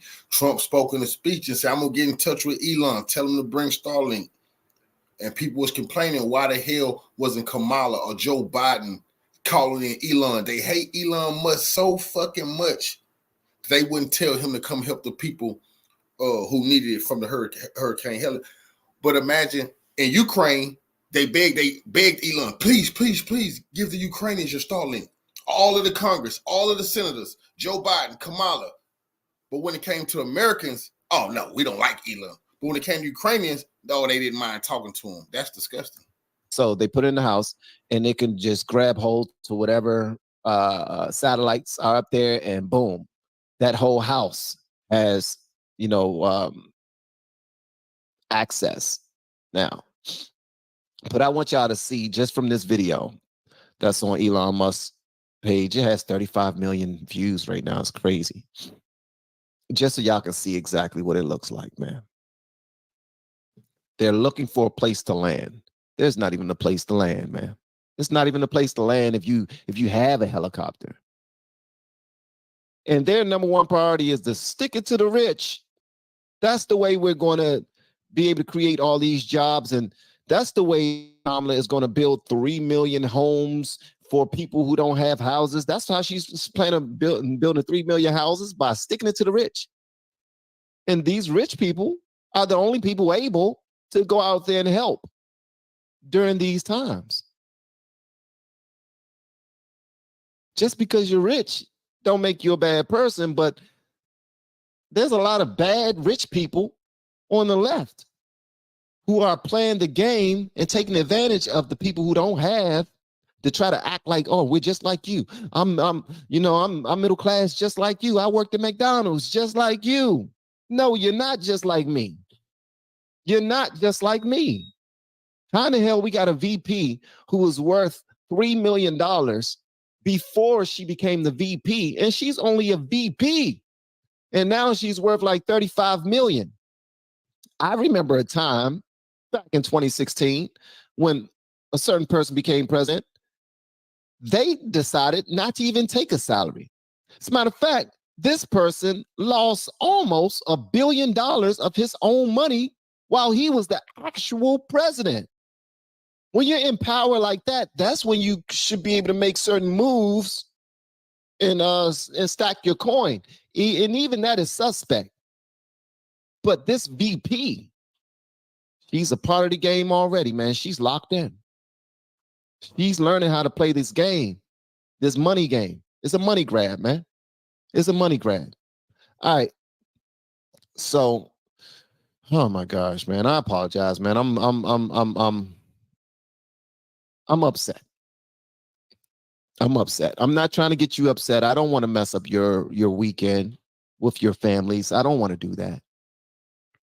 But I do want y'all to see where all this hate and vitriol came from. So pay attention to this. Share this part of the video. It's extremely important. It's not talking about the North Carolina situation. They're not talking about that. But what they are talking about, what's going on in this nation with regard to left-leaning media, always talking about Trump is the problem. He is the reason for all the vitriol, and he's the reason for all of the hate and everything. But before I read it, I'm gonna go ahead and before I play it for you guys, because this is powerful. I promise you, this is powerful. All right. If you don't like it, you can take your like back. You can take your like back. I'm giving away your like. I'm giving your like right back if you don't like it, okay? Thank you so much for the super chat, Dexter. It reads, thanks for the awesome live stream. Keep it up, bro. Thank you. I appreciate it. Trump for POTUS. And God bless everyone affected by the hurricane. I agree with you 1,000% on everything you just now said. Lisa, again, Lord have mercy. Look, Lisa, thank you so much for the super chat. And yes, Lord have mercy. God bless you. God bless you too, Larissa. I wonder if we family. Your last name Hall. I'm a Hall. Grammy 68. Congress can make a line item switch to allocate funds. I heard General Flynn talking about it last night. Biden can do it at a moment's notice. They're not going to do it. Just like they could have fixed the border. They didn't want to. They didn't want to. The whole government was Democrat. The House, the Senate, the executive branch, everything was Democrat for the first 2 years of his administration. They didn't want to do it. And then they put the fake ass border bill out there for $118 billion that almost guaranteed 1.9 million new illegal immigrants crossing the border on the actual bill. And the $118 billion, 52% of that, exactly $61.4 billion dollars of it was going to Ukraine. 61.4 billion of the border bill. Another 12% of it was going to Israel. Another 11% of it was supposed to provide border finances. It's supposed to support the border. 11% of it. How the hell is that a border bill? When 11% of the $118 billion was going to the border. But then you're in the border bill that's supposed to stop illegal immigrants from coming over here. We're saying, but we want 5,000 people at max coming over per day. What? How the hell is that stopping the border from being flooded by illegal immigrants? How make that make sense? None of this math is mathing. None of it. Jeff, thanks for the truth, brother. I appreciate you, Jeff. Thank you so much, my man. Do a video on Michael J. K. Harris and Trump. He was the prosecutor. Or look at the video where Biden talks about her past. God bless us all. I will check it out. Thank you so much for the super chat, Novi. And FML, Stairway to Heaven. Thank you so much for the super chat. Does FML mean what I think it means? I hope not, because usually that means F my life. All right, so here, I need y'all to share this part of the video. Share if you got to clip it, do whatever you got to do, but I promise you, this part of the video is extremely powerful. That's why I saved it for last. This is why I saved it for last, guys. All right, thank you so much for the super chat. Kenny Steele, that says it protects the border of Ukraine. Thank you. You're absolutely, Kenny, you the real MVP, bro. It does protect the border of Ukraine. Thank you for your hard work and for showing the truth. That's a very fancy name. Thank you so much for the super chat and for the love. I really appreciate it. All right, guys, let's go and get into it. I'm taking this. Pay attention to this. This is the part of the video that you want to clip and that you want to share. If you haven't liked this live stream already, please do so. Here we go. Because people always think they know what's going on with the country and in this world. Listen to how this brother breaks this down. And look at the face that the brother that he's going against. This dude thought he knew what he was talking about. Oh, man, this one. Okay. Racism doesn't have any power. Chuck, I don't agree with that. People were outwardly racist while Trump was in office. He gave the white people. Like who? He made it comfortable for people to be outwardly racist about how they fit. Chuck, no, he didn't. The climate was a lot different. Studies came out about the racial divide trending in the wrong direction in 2013 when Barack Obama was entering his second term when the Black Lives Matter movement jumped off. Let's not make it seem like Donald Trump led to this big increase in the racial schism in this country. That happened under Barack Obama. Since we want to go there, since we want to go there. But did it happen? Hold on. This is the only time I'm going to interrupt this. Black people hate. They hate it when you say anything negative about Barack Obama. I'm trying to tell you. That's like back in the day if you said anything negative about Bill Cosby. Before we found out he was putting pills in the pudding pops. Yeah. Okay. All right, let's get back to it. Because listen, this dude is schooling them. All right, let's get to it. Let's not make it seem like Donald Trump led to this big increase in the racial schism in this country. That happened under Barack Obama. Since we want to go there, since we want to go there. But did it happen? Since we want to go, it happened. Yes, it did happen. We talk about one-way aggression. You allowed to be openly racist towards one particular group of people, and it's white people. Let's call a spade a spade. White dudes are pussies. White men are the issue. White men are the biggest threat to America. They are. You got analysts on MSNBC, CNN openly referring to Donald Trump and his voters as Nazis. Nowhere in popular media do you see white people saying the kinds of things that you see people saying about white people on national television, from Joy Reid, Trevor Noah, Don Lemon, over and over again. But Chuck, you don't see that anywhere else. Because you can't get on mainstream media and make light of other races doesn't mean that the racial climate is still not what it is. The reason why the racial climate is what it is because that's what critical race theory seeks to do. It seeks to polarize for the purpose of finding people who are sympathetic to your cause. And you keep on dividing one group onto itself until you create a group of disenchanted, angry, dysfunctional people that you can then use for the purpose of your liberation. That's not my words. Those are the words of Herbert Marcuse himself. Anybody talking about race in this country or talking about critical race theory and have never heard the writings or the words of Herbert Marcuse, you cannot sit at this table and talk because you don't know the theory, you don't know the science. But like somebody never heard of them, but in their own eyes, they look out into the world and think, yo, that shit is fishy to me. I don't give a damn about what you go out in the world and see. A racial slur was spray painted on the front gate. Alexandria Ocasio-Cortez is dealing with a racist News found in the garage stall of Bubba Wallace. See, this is all about narrative weaving and storytelling because they play upon people's emotions and how they feel. If I go to a doctor and tell a man, I feel like I'm having a heart attack, the doctor is going to run a specific set of tests to get to what is actually happening. He has to know the truth. He can't do medical procedures upon me based upon what I tell him I feel. He has to know for a fact. He has to know what he's talking about. So he has to do a battery test. He has to do a test because if he does the wrong treatment to me based upon what I feel, he could kill me.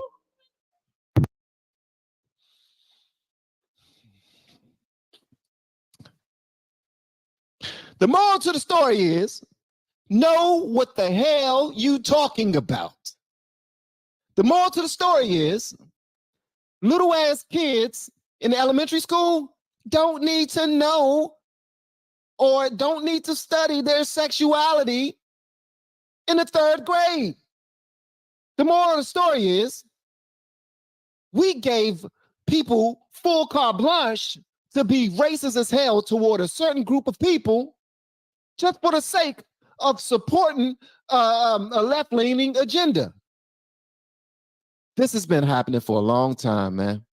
The moral of the story is, one president made it official. He even gave a month for us to celebrate something that's completely opposite of what God blesses. And I love a few people from the LGBTQAI plus community. That don't mean you deserve a damn month. Sorry, it doesn't. It does not. They got their whole administration afraid to even say what a woman is. We have a Supreme Court justice who refused to say what a woman is.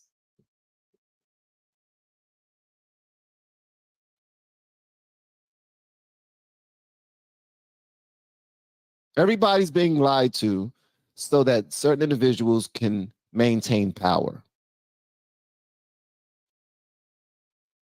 And we are giving them a pass. We are allowing it to happen. That's why I thought it important to share that video with you guys.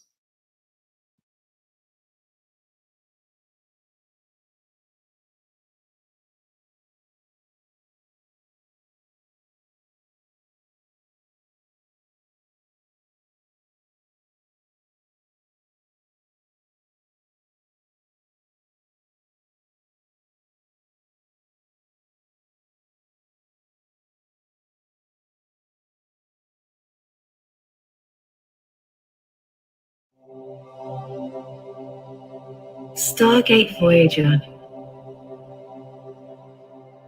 Well, I am super excited to be joined by JT Follows JC in this interview. And we are going to get into all kinds of crazy topics like old world architecture, Tartaria, mud flood theories. We're going to jump into the Nephilim of old and portals. We got to talk about portals because, I mean, my handle name is Stargate Voyager. So if you know me, you know I love talking about portals. But JT, how are you, my friend? I'm doing excellent, brother, man. Appreciate you having me on. Hey, it's awesome. It was great to be on your show not too long ago. And man, you've just been crushing it on Instagram, on YouTube. Everybody, pull out your phones and follow at JT Follows JC if you like these interesting topics that we're going to get into.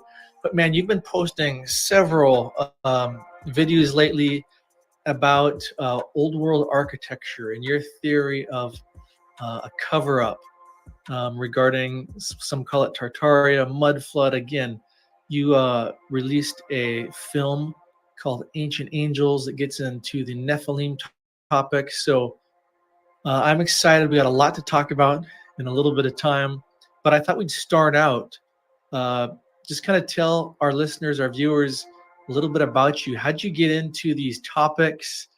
Did it start at a young age, or was it just the last few years? What led you to this journey of pumping out all this content on these topics, many that delve into the ancient world?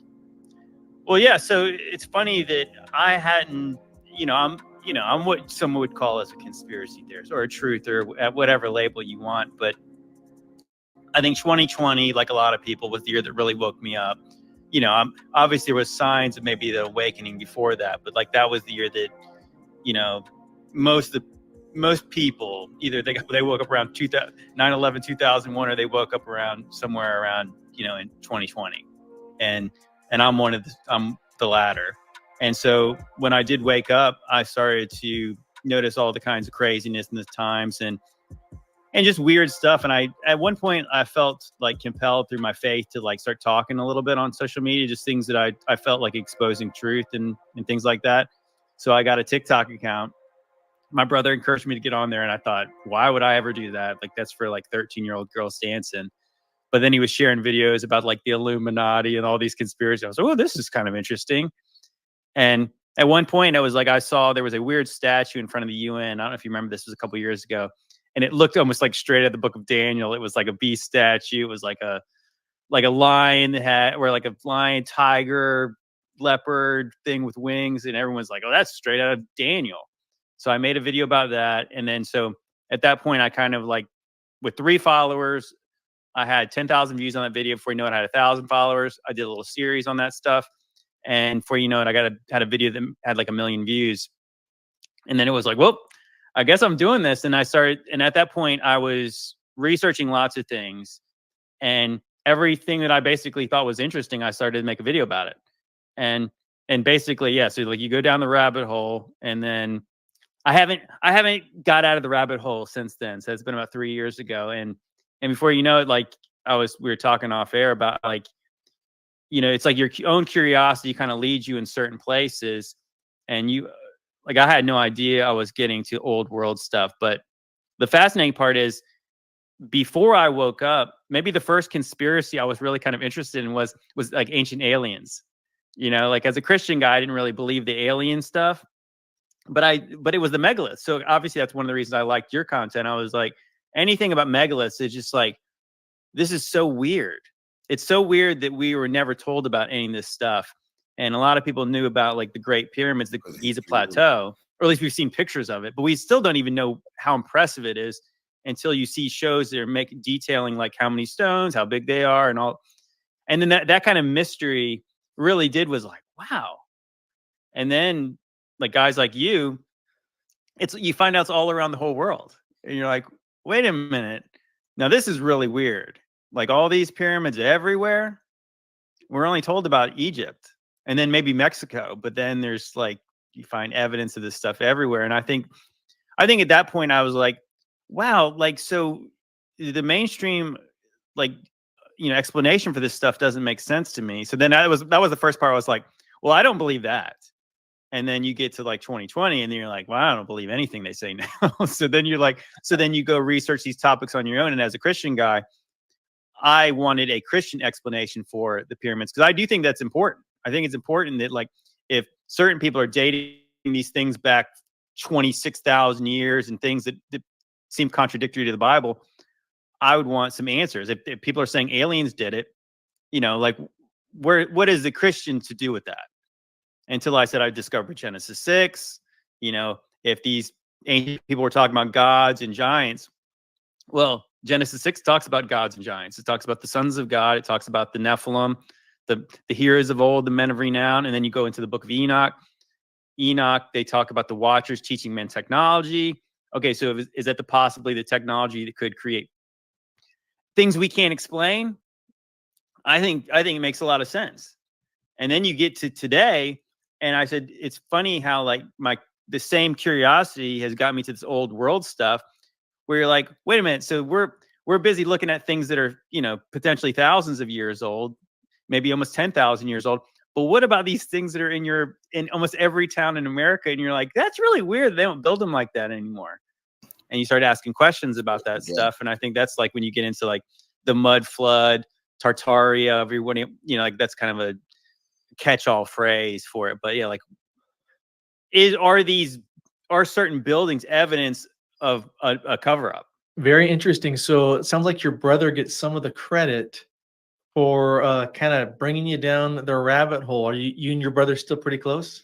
Yeah, we are. It's funny because like, how it goes. It's like we're both passionate about the things we believe in. It's like we don't agree about everything anymore.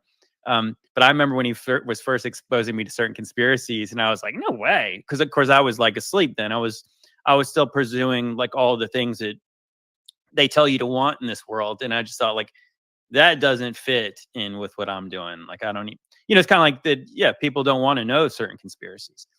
And then once you kind of realize, like you start accepting them. Yeah. But he definitely was kind of showing me the symbolism and things. And I started to understand like that whole, like what Manly P. Hall, the famous Freemason, was saying, that symbols are the language of the mysteries. And it's kind of like that.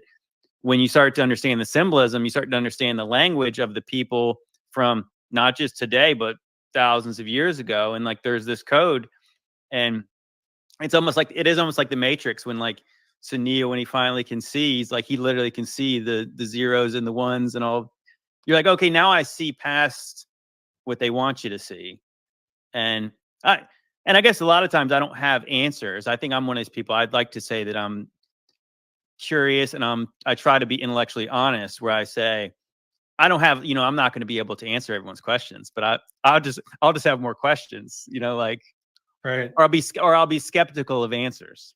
You're a critical thinker. Well, your brother's probably got to be pretty impressed, man, with where you've grown your platform now. And so then it sounds like 2020 really awakened you and awakened so many around the world. And some of what you shared reminds me of, I guess, my first awakening to ancient history back in like 2012. And I've shared this when asked, how did you go down the rabbit hole with history? I'll never forget that one day, again, around 2012, I was always into ancient history, always intrigued, like you, always knew there was probably more. But I remember sitting there doing a search for ancient architecture. All these images pop up, and there is a wall of Sacsayhuaman in Peru. Mm-hmm. And I remember zooming into the screen going, what am I looking at? And I'm thinking immediately, how have I never seen this before in my life? What is going on? This is so superior to any Inca, all the Inca stuff I'd seen, right? Mm-hmm. And again, that led me down deeper and deeper into realizing there was, I believe, a far older civilization that built this. And then you learn that the mainstream says, no, the Inca built it. And then you ask the $1 million question, well, why are they telling us that? So you do this awakening, you start these channels, social media, and it sounds like you're on TikTok, YouTube, Instagram, Facebook, all the places, right? Yeah, pretty much. I got a Rumble channel too. Like I've tried to diversify, I think I started making podcasts. So like I'm on Spotify and Apple Podcasts, but like, the best place to see some of the stuff that I'm talking about, like I was telling you before, I started with making very short videos. And now I've started to make, after we made Ancient Angels, we started to make more podcasts and long form stuff. And then, so then the reels are kind of a byproduct, unless it's something that's super hot. It's like you just grab my phone in my car and just start talking about it and just make a quick reel. But yeah, typically I want to talk more about it because, yeah, you know, like the reels are supposed to get people curious about the things that you're talking about, right? well, as a content creator, you find out real fast how much time editing takes, right? Right, And for so sure. the magical word is, how can I repurpose what I've already done in Mhm. short form? Because yeah, it's crazy. Again, if you have even a slight perfectionist mindset like I do, how long a stinking 1 minute video can take to create when you Oh, add yeah. music, edit out all the ahs and ums, Mhm. add the captions, add your overlays. Dude, it can take an hour plus. Definitely. So Definitely. Well, I mean, I think that, yeah, that some people ask me sometimes because like they've asked me like who edits my videos, and I'm like, I do. And then they're like, do you use like an AI program? I'm like, no, I edit them, I cut them, I clip them, and I make them exactly like they are.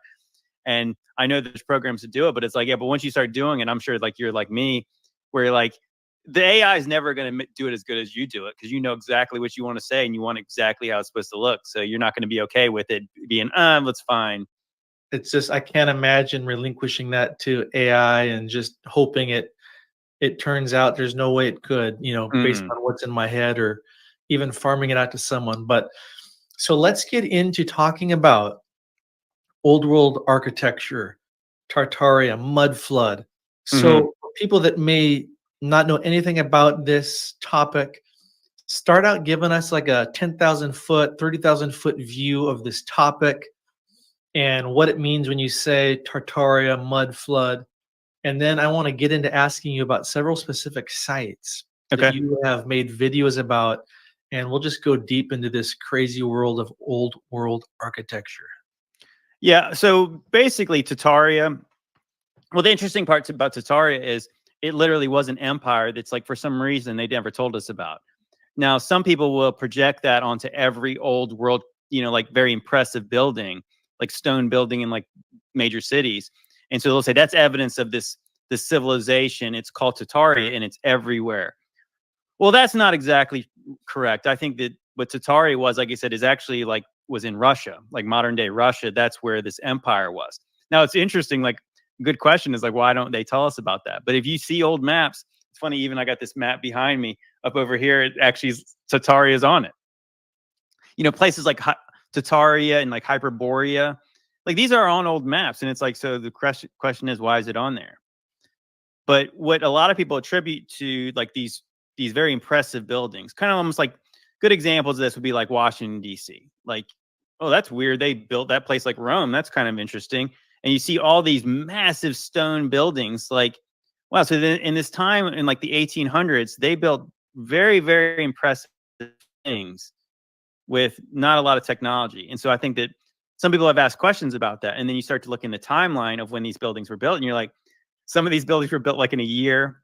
And we're supposed to believe that the people with like horses and buggies, like literally went to the quarry, got all the stones. They carved these things with the hand, by hand with chisels, and everything's perfect. And it's like, it's more impressive than the things we make now. It's like I said, it's very similar in the way that like they would try to say that the stuff in Egypt was done with copper tools. And you're like, well, no, I don't see that. Like, you know what I mean? So like, it's almost like, well, this is all they had, so this is what they used. And you're like, no, there's a third option. We don't know what they did. And I think in the same way that we ask questions about this, where like the timeline makes no sense of when some of these buildings were done. So, and there's evidence that very similar architecture, very in the same kind of way that you could say there's pyramids all over the place. That speaks to a worldwide civilization, a connectivity that we weren't told about. I mean, that's what makes sense to most. And in the same way, there's buildings that what you would consider maybe old world, or maybe even some people would say they're colonial style. And they're in places like Japan and China and India and places they don't really belong. Like we have in our minds a certain type of architecture that's in these places, but no, that literally this kind of like Roman-esque Greek style is everywhere in the whole world. And so some people have theorized like that, yeah, there is this cover up of this civilization that was likely very advanced, more advanced than we are, that was in our recent past. And then some people question like when did this empire whatever it was, or whatever the civilization was, when did it fall? And that's when people say around maybe like the late 18th century, maybe early 19th century, there's people call something the mud flood. And if you guys aren't sure what that is, there's things buried around the whole world. And I'm sure Derek can speak to this, where it's not just ancient stuff, it's modern stuff, where like modern cities have all kinds of evidence that the buildings are buried up. Like the first floors of lots of buildings are buried. Like literally you go to like a major city and you'll see windows, like if a road's kind of on a slant, built on a slant, the building's on a slant, the windows disappear. No, like nobody would build the building like that. The street literally starts to cover up the windows. Or like every kind of old world building has like stairs up to the first floor. But what it seems obvious when you actually can see it, that's not the first floor. That's like likely the second floor, because the first floor is underground. So like you have these first floors that are almost halfway basements, but they're really not. And that's like a good example is like my hometown. I'm near Norfolk, Virginia. It's 7 feet over sea level. They don't build basements around here because they would flood. I mean, because the place floods like crazy. But if you go downtown and you'll find basements, but they're not really basements, all over the place there. And so like what do you do with that? So why would they do that when they had less technology, build basements? Did they not know it flooded back then? Or maybe the conditions were different.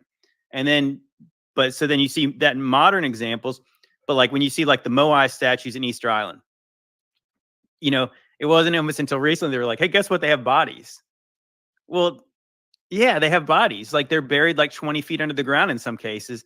With their statue, what's that once famous gate in Iraq? There's a picture from like 1850 where it's like the gate's like it's got those cherub looking things with the beard, and right. The gate is like 25 feet tall, and like literally they show it, and it's 100% buried under the ground. And the Roman ruins, places in Rome, they're all buried. And the thing is, it's like this is a worldwide phenomenon, and I don't necessarily have answers for it. We got our theories on what that means, but I just think it's insane that there's really no narrative like how all these things got buried. Like that people don't understand, like when Roman ruins had to be excavated, like even the biblical cities, like in like the book of Revelation, all the cities in Turkey, like when they say there was excavations to find ruins, like literally there's like Sardis, Turkey, there's a real famous picture where they had dug 20 feet under the ground and there's like this massive column under there. Okay, so how did that happen? And so all that being said, there's lots of questions about that. And then so we continue to ask questions. And I think the more you kind of like start pulling at that thread of the sweater, it reeks of a cover-up. We're told that the camera was invented like around 1820-ish, I think. But the earliest pictures we have of like big cities, like specifically like in Europe, there's a lot of good pictures of like St. Petersburg in Russia. There's like Dresden in Germany, and you have these massive cities, and there's nobody on the streets. There's mud everywhere, which, I think a lot of people would probably say, well, they didn't have paved roads. It's like, yes, they did. I mean, look at the buildings. They weren't walking around in mud and walking into some immaculate building. It's like, it makes no sense. So then you're like, so what happened there? It looks very eerie when you see these pictures. So I don't know. It seems like people have kind of theorized like that when you hear about all these places being founded in a certain time or buildings being founded, it's like, is that literally just kind of almost like a tongue in cheek? Like, yeah, well, they found this building at some point, and then maybe somebody claimed it. They uncovered some of it, and maybe people took credit for things that they didn't actually build.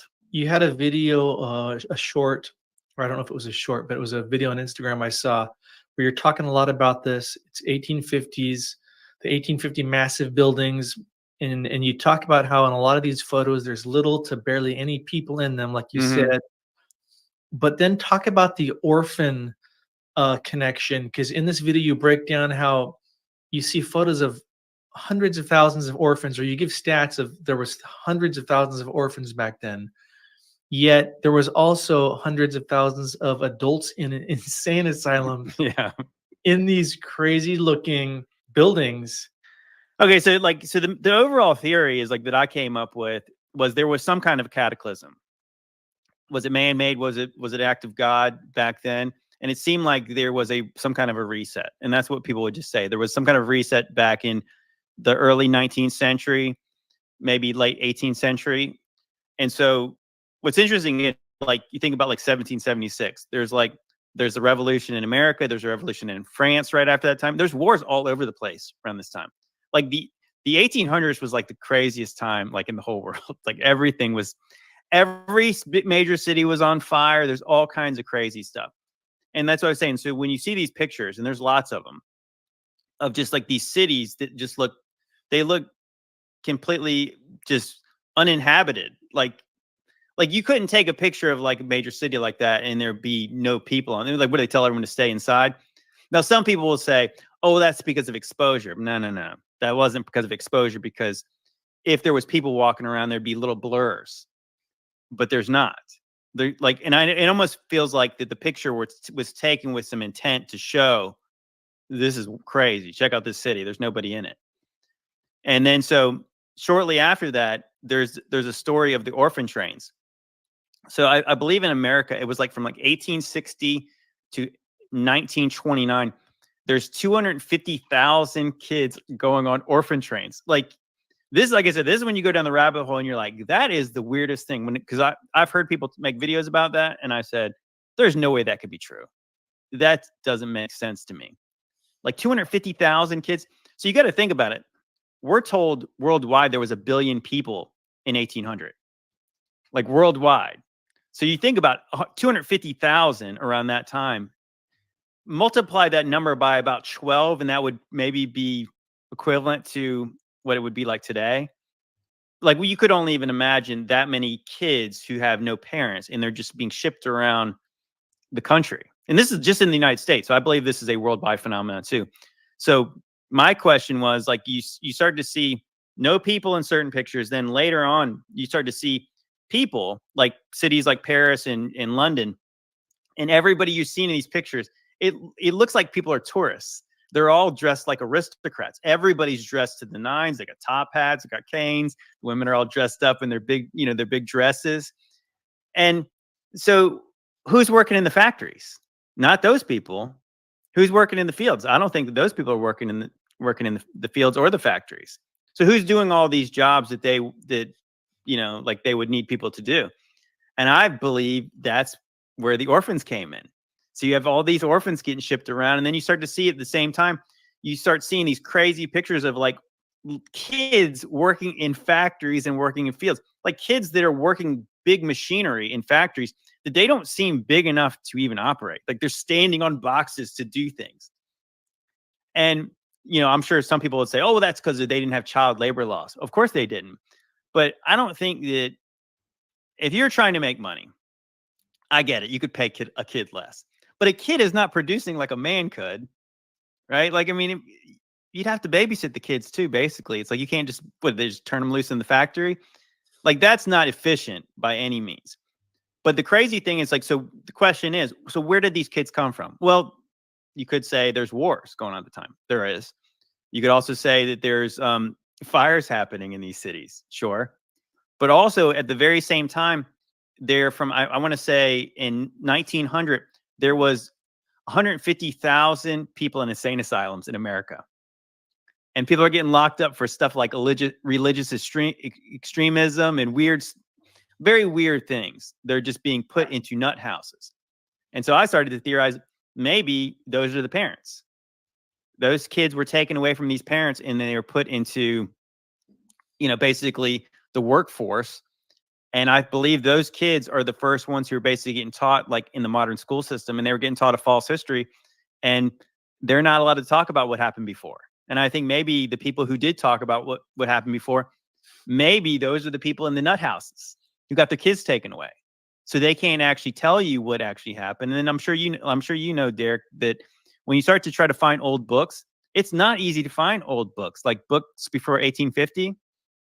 And when you do find them, there's weird stuff in them. Like, there's lots of weird anomalies that we're not taught about. And I think that, again, it reeks of a cover up. There's also evidence in, like, these fairs. Like, well, you have the world fairs. Before you get into that, like, like places like Coney Island, they have these weird exhibits with like incubator babies. And it's like, what is going on? Like, you have like the ads for like Cabbage Patch Kids and stuff like that. And you're like, I don't know what to do with this. It seems like if you don't look into it, you would say there's no merit to any of it, but there is. Like there was a weird time happening. And the real question is why. We're not really taught why. Like if you see like a famous old picture of like St. Petersburg, it's as big as it is today. Like these cities, these major cities all around the world, when you see early pictures of them, they're as big as they are today. And so these places don't look like they're on the rise. They just look like they've got tons of infrastructure there that are built for cities that could have millions of people in them. But there's obviously not millions of people, or at least I don't believe that there was. And so the buildings were repurposed later to do other things. That's why it's funny, like we were saying, that you have in America back in those days, there was thousands of orphanages. Like there's like the orphanages as we knew it then don't exist. Obviously, we know that there's ways for kids to be adopted and stuff like that, but that's not like wholesale orphanages where these places literally look like castles in America. Same thing where you have insane asylums that look like castles.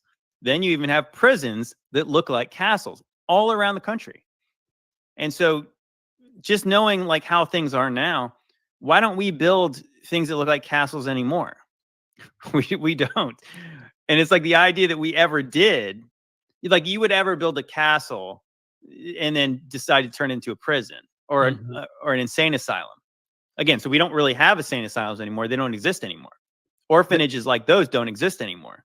I had never really thought about it, but you got my brain spinning there, thinking about the insane asylums and how, today, I mean, obviously there's, mental disorders are real and, it's all over, but we don't see insane asylums today like you were showing in these photographs and the stats that you shared. Again, from the 1800s, didn't you say it was hundreds of thousands of people, if that's accurate, in these insane asylums? It was in the year 1900, there was 150,000 people in insane asylums in America. And now there's zero. So like that's, you know what I mean? Like that seems like a big, like if we went from that to that, I mean, that seems like pretty drastic. It's funny too, when you think about the way things supposedly used to be, the way we're taught things were. You would have thought back then, this is the beginning of America, right? The land of the free. Well, I mean, when would we ever just allow people just to be locked up because they were religious extremists and stuff like that? It's like, I thought that was part of the First Amendment. Like, do you get a court to sign off and this person's crazy enough to just to take all their rights away?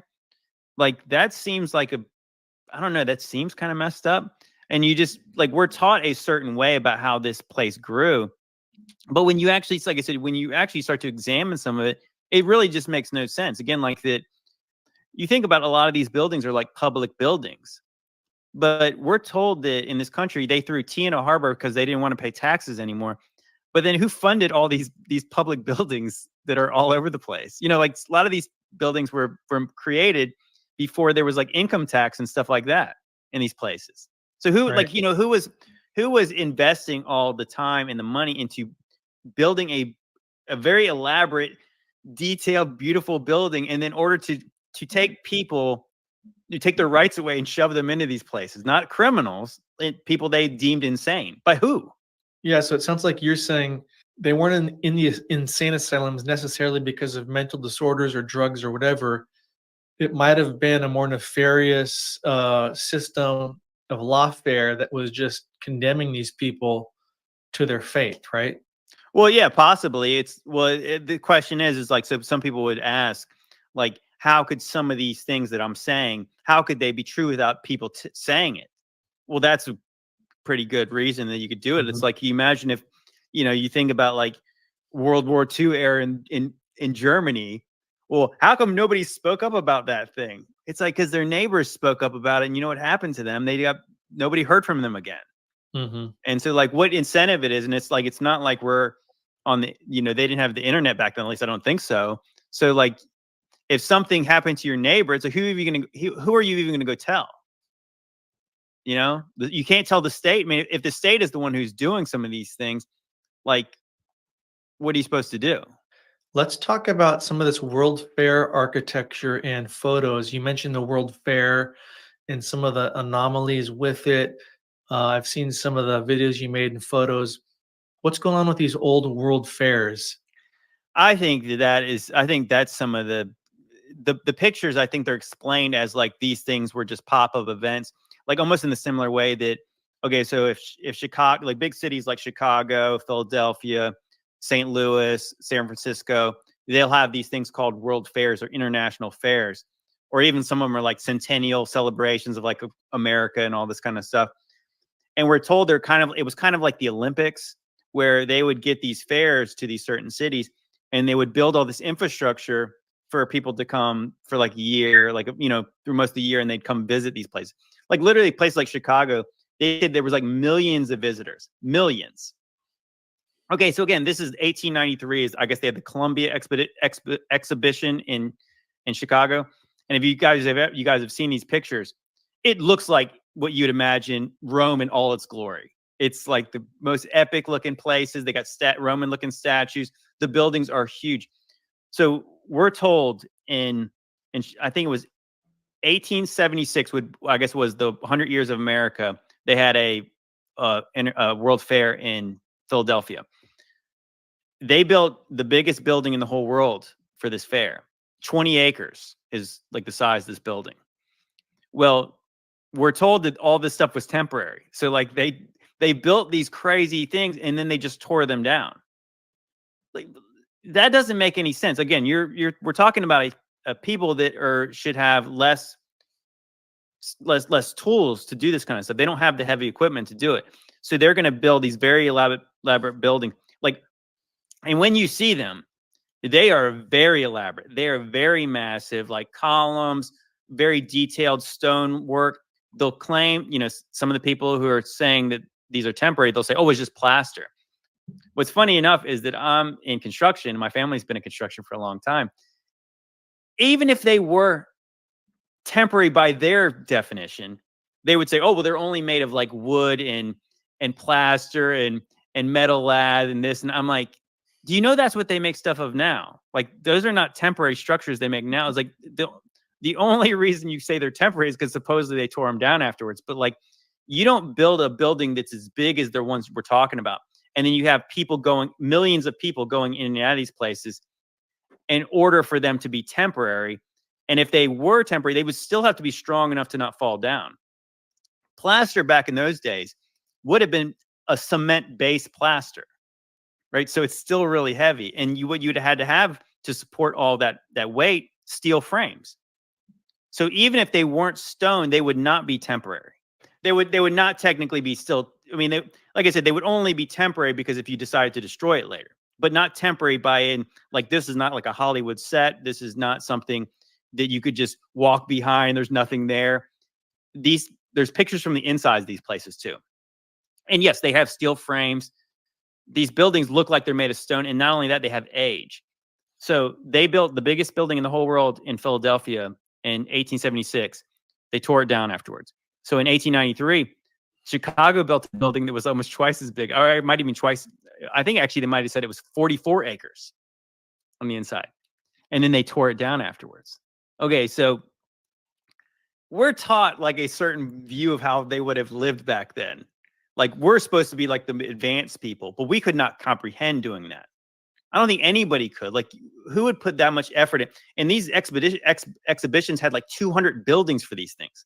So we're just talking about like examples of them. They're all over the place. There is a real good example, and I read this. If you guys have ever seen John Levi, he makes good content on YouTube, and he exposes a lot of the old world stuff. He did a good video about San Francisco, and so they had a midwinter fair there, and I think it was might be 1894. Well, there's evidence that this was a yearly thing they did there, because there was a newspaper article from 1893 saying that they were advertising for this thing. And we're told that they just built this thing like in 6 months. He breaks down all the costs it would cost. And again, not only that, guys, that we're told electricity was brand new in these places. The whole places were lit up. We're told like people like Tesla would have just had him and a couple of helpers, and they would have wired every one of these buildings. Like you see the pictures of Chicago, it's all lit up. Pictures of San Francisco, it's all lit up. You know what I'm saying? Like, does that make sense to anybody else? I mean, because it doesn't make sense to me that, and especially if you could make a place look like that. Because when you see the pictures of Chicago, you're thinking like, if you could make it look like that temporarily, why wouldn't you make it look like that permanently? Because it looks awesome. So like, you know, so yeah. What's the rub? I think to me, maybe it was possible that they put on these expos or these fairs before they decided to destroy some certain of these structures. The funny part is in Chicago and also in San Francisco, they say that these buildings were temporary, but sometimes they didn't destroy them and they find out they're actually made of stone. You know, like I think there's a famous museum of arts museum in Chicago that was supposedly built for this expo, but it's not made of temporary materials. It's made of stone. Like the rest of them look like they are. So you're theorizing that possibly they weren't made for these world fairs in this crazy little amount of time. They were already there. The fairs just said they were built in a crazy amount of time, correct? Yeah, absolutely. Yeah, there's evidence on old maps that places like San Francisco, we're told that San Francisco wasn't even discovered until like the 1870s, or no, the 1770s by like the Spanish. But you see, there's actually a map from, I think, in the 1500s that San Francisco is on the map. You know, Chicago, there's a place called Chilaga that's over in that area. And so we're told like both those cities didn't become cities like we know them until like the mid 1800s. So why would those things ever been on the map if not for something there? Like San Francisco is probably one of the best examples of it. And I think most of the West Coast cities are really good examples because we're taught like that Lewis and Clark didn't even go across the Mississippi until like 1803. From like 1803 to 1806, they go exploring what's west. And can you only even imagine like how crazy that sounds? Like, can you imagine saying, Derek, I want you to go across the Mississippi, and like what we're taught about like what America must have looked like back then. Just go look for stuff.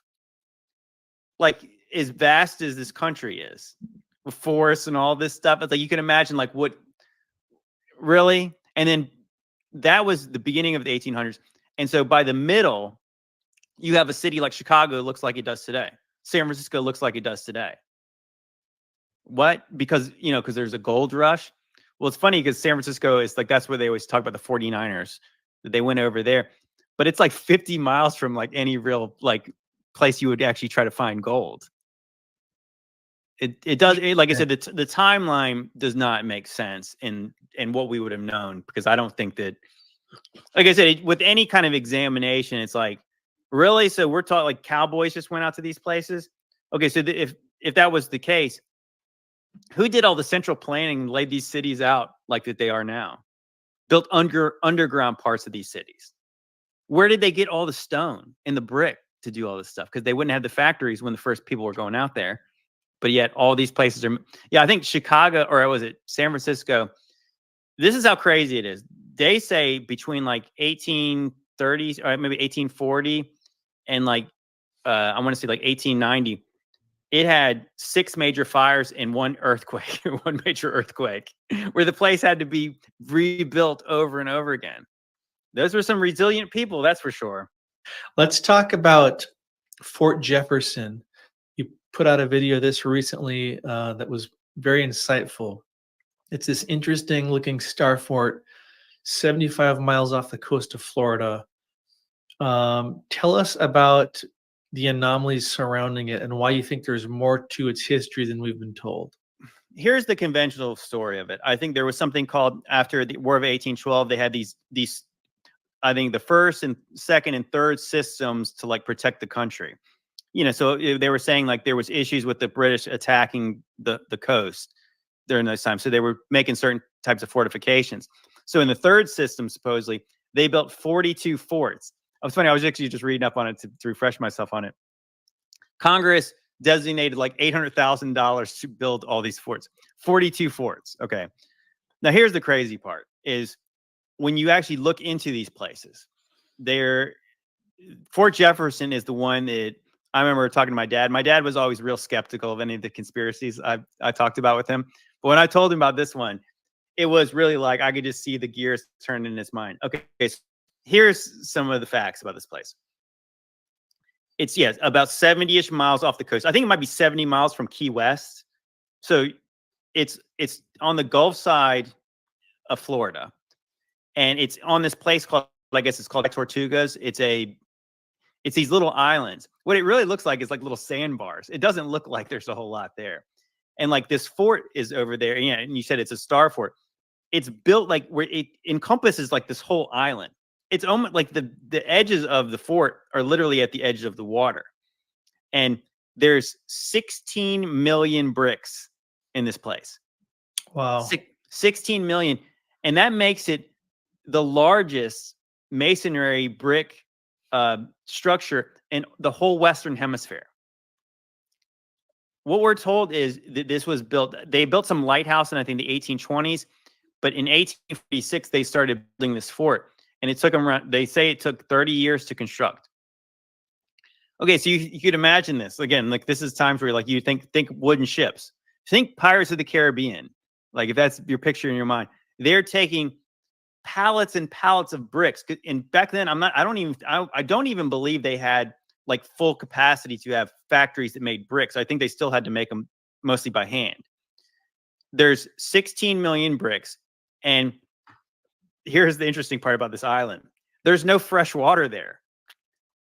It seems like, to me, this is me, a skeptical person.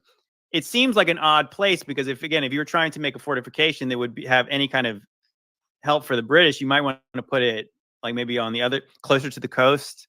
Maybe put it like, I don't know, on the other side where the British are coming from the other way. It's kind of like between like Key West and like Cuba. And they say this, of course, this fort was never attacked. Of course, why would it be? Like, why would you even want to take this place? It's just like you said, it's literally like a sandbar with no fresh water. We're told is that they had cisterns and it rained a lot there, so they just got fresh water from the rain. Well, that seems very difficult to build stuff like that, masonry with no fresh water. Like, can you imagine like doing masonry? Don't you have to wash stuff off? They going down to the ocean to wash off their tools all the time? It's preposterous. I mean, that's all I can say. Is when you actually think about this, like how much time and effort would go into this? Again, it wasn't the biggest masonry structure in the Western Hemisphere then. It still is. So we're taught is that they took them about 30 years to build this. Like toward the end of it, like during the Civil War, they decided to turn it into a prison, even though it supposedly wasn't done. And then shortly after, actually before it was completed, the United States Army abandoned it. Like I think they said they started building it in 1846. It was abandoned by the Army in 1874. Wow. And so basically what we're taught it was used for, it was really never used for that. Supposedly it was like maybe there was a harbor there. Well, not a harbor, but they would be a place where like ships would get, I don't know, they get supplies there, even though I don't know why you get supplies there since they couldn't make anything there. Like literally the place is, I think it encompasses 26 acres. It makes no logical sense. I don't think so. 26 acres. You're saying it took 30 years to build? We're taught that it took 30 years to build, but they also but once it was completed, they didn't really ever use it for the things they said they were going to use it for. Yeah, to me, that's the biggest alarm that goes off in my head is, in back in the day, it would have cost a huge amount to build this. 30 years later, they're going to abandon it because it's, it doesn't have much purpose. because it makes no sense to have this place out on a sandbar, like I said, with no fresh water. It really, and here's another ridiculous thing they say. They say that they use slave labor to build it, slave labor and prisoners to build this thing. But then when you actually look at the detail of the brickwork, these guys were obviously master masons. There's arches everywhere. Not only that, but the brick style. I guess there's three different types of brick. Basically techniques how you build a brick. They use obviously the hardest one, and it's perfect. Like these structures like this are perfect. It makes sense to me that this is a cover story. This place was already there because it. Some people have said, and I'm not necessarily married to any one of these theories, but some people have said, what if where it's at, it's on some sandbar? What if, it's interesting that what they call it, the Bimini Road, is underwater around Florida. Some people say that's some kind of evidence of Atlantis. I don't really buy that, but it's interesting that there's something that looks like a man-made structure under the water. What if that place was not so far off the coast back in those days? Because it really makes no sense to put that where it's at if geographically the things are still the same. I think there's something amiss. Like, what is it? I'm not sure. The structure is clearly not of the megalithic, flavor, but it is a massive undertaking with, like you said, detailed arches, elaborate arches. But so you're saying it might be older than when they're telling us it was built. How much older do you think it might be? Are we talking like a couple 100 years, 1,000 years? Any ideas on that? That's a great question. There's just older. I mean, I guess we don't know. That's what I'm saying. I guess I don't know. It's funny. That's what I was saying. Like, I'm sure in the field of research you do, you'll see like stuff like Baalbek, and you'll say, well, that one stone is huge, and those don't really line up with the other ones. So like this probably was done earlier. These smaller stones were likely done later. Yeah. So this doesn't really line up with that because it's stuff that we could do. Like I think like we would say like some of those megaliths and like, yeah, we're saying in Peru, we'd say, I don't think we could do that now. I'm sure we could do something like Fort Jefferson now, I believe. Why would we? We wouldn't. So the real question is like there had to be some kind of a different condition. Something was different about then, that it was practical to do it. And I think that the interesting part is, as I mentioned, San Francisco, there's also called Fort Point in San Francisco, and it's right under like basically where the Golden Gate Bridge is.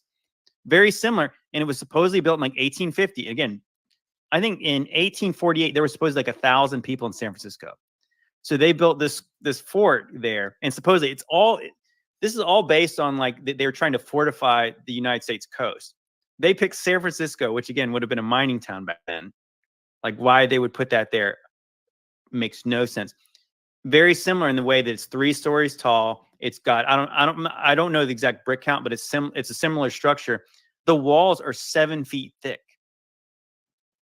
Right? 7 feet thick. There's another place, I think it's called Fort Morgan in Alabama. And so the funny part is these places were told to be like these, the way they're laid out like stars is supposedly because they could put like cannons and there would be no blind spots where this fort could be attacked. Well, the funny part is if you actually look at like the military history of these forts, they didn't do well in combat. So what they're all the whole purpose is if they are get attacked. Again, like nobody's attacking the fort in the middle of the Gulf of Mexico. It's easily avoidable. It's 70 miles off the coast. So it's kind of like if a ship would say like, go around it. I'm going to go. You got a lot of leeway to go around it on either side. Now, if it could move, that would be one thing. Right. If it was like a Death Star, maybe. But like, it's like the Death Star, which is just hanging out in nowhere. And it's like, yeah, let's just not go that part of the Star Wars universe. But this is kind of like in that same way. So why would there's no strategic value of this place other than maybe some people have theorized, oh, well, it's used to stop pirates or something. But again, pirates probably could go around it easily. And it's really the ships that are patrolling the area would be, I don't know, the main deterrent for that kind of thing, I guess. But the real question is so these structures are likely older. And here's something that, again, I read out of that guy John Levi's book. So as I mentioned, I'm kind of in southeastern Virginia. And so we have here, really close to where I'm at, is Jamestown. And if you guys aren't familiar, Jamestown we're told, is the oldest permanent English settlement. But just south of here is Roanoke Island. And so Roanoke Island is where we get the whole mythology of the lost colony, where they established this colony there before Jamestown, I think in the 1840s. And then I'm not sure how long they were there, but John White was the man who was kind of in charge there. He went back to Great Britain to get supplies. And I guess he came back 3 years later. Kind of took a long time to get there and go back, but whatever. that's neither here nor there. But the interesting part about John White is he did these detailed maps of the area, like pretty accurate, like the way where they're drawn. And so he's got this map of the area from 1840. What's fascinating is there's a patch over part of the map. And I guess they did like, what is it called? Like LiDAR type technique to find out what was under the patch. And what's under the patch is a star. It looks like what's been covered up is a star fort. Okay, so now think about that. So before the first permanent English settlement, there's a map by John White of North Carolina where I guess it's like right where these rivers fork. There is a patch, and under the patch is a star fort. So like a similar structure possibly as the ones we're talking about. Maybe it seems to me that they were already here. So that's in the 1500s. So any theories you want to share with us about what happened at Roanoke? Well, I mean, before I started to go down this path, I started to think, like, what if it, like the Native Americans always talk about giants and stuff. And I thought, well, what if the lost colony was eaten by cannibalistic giants?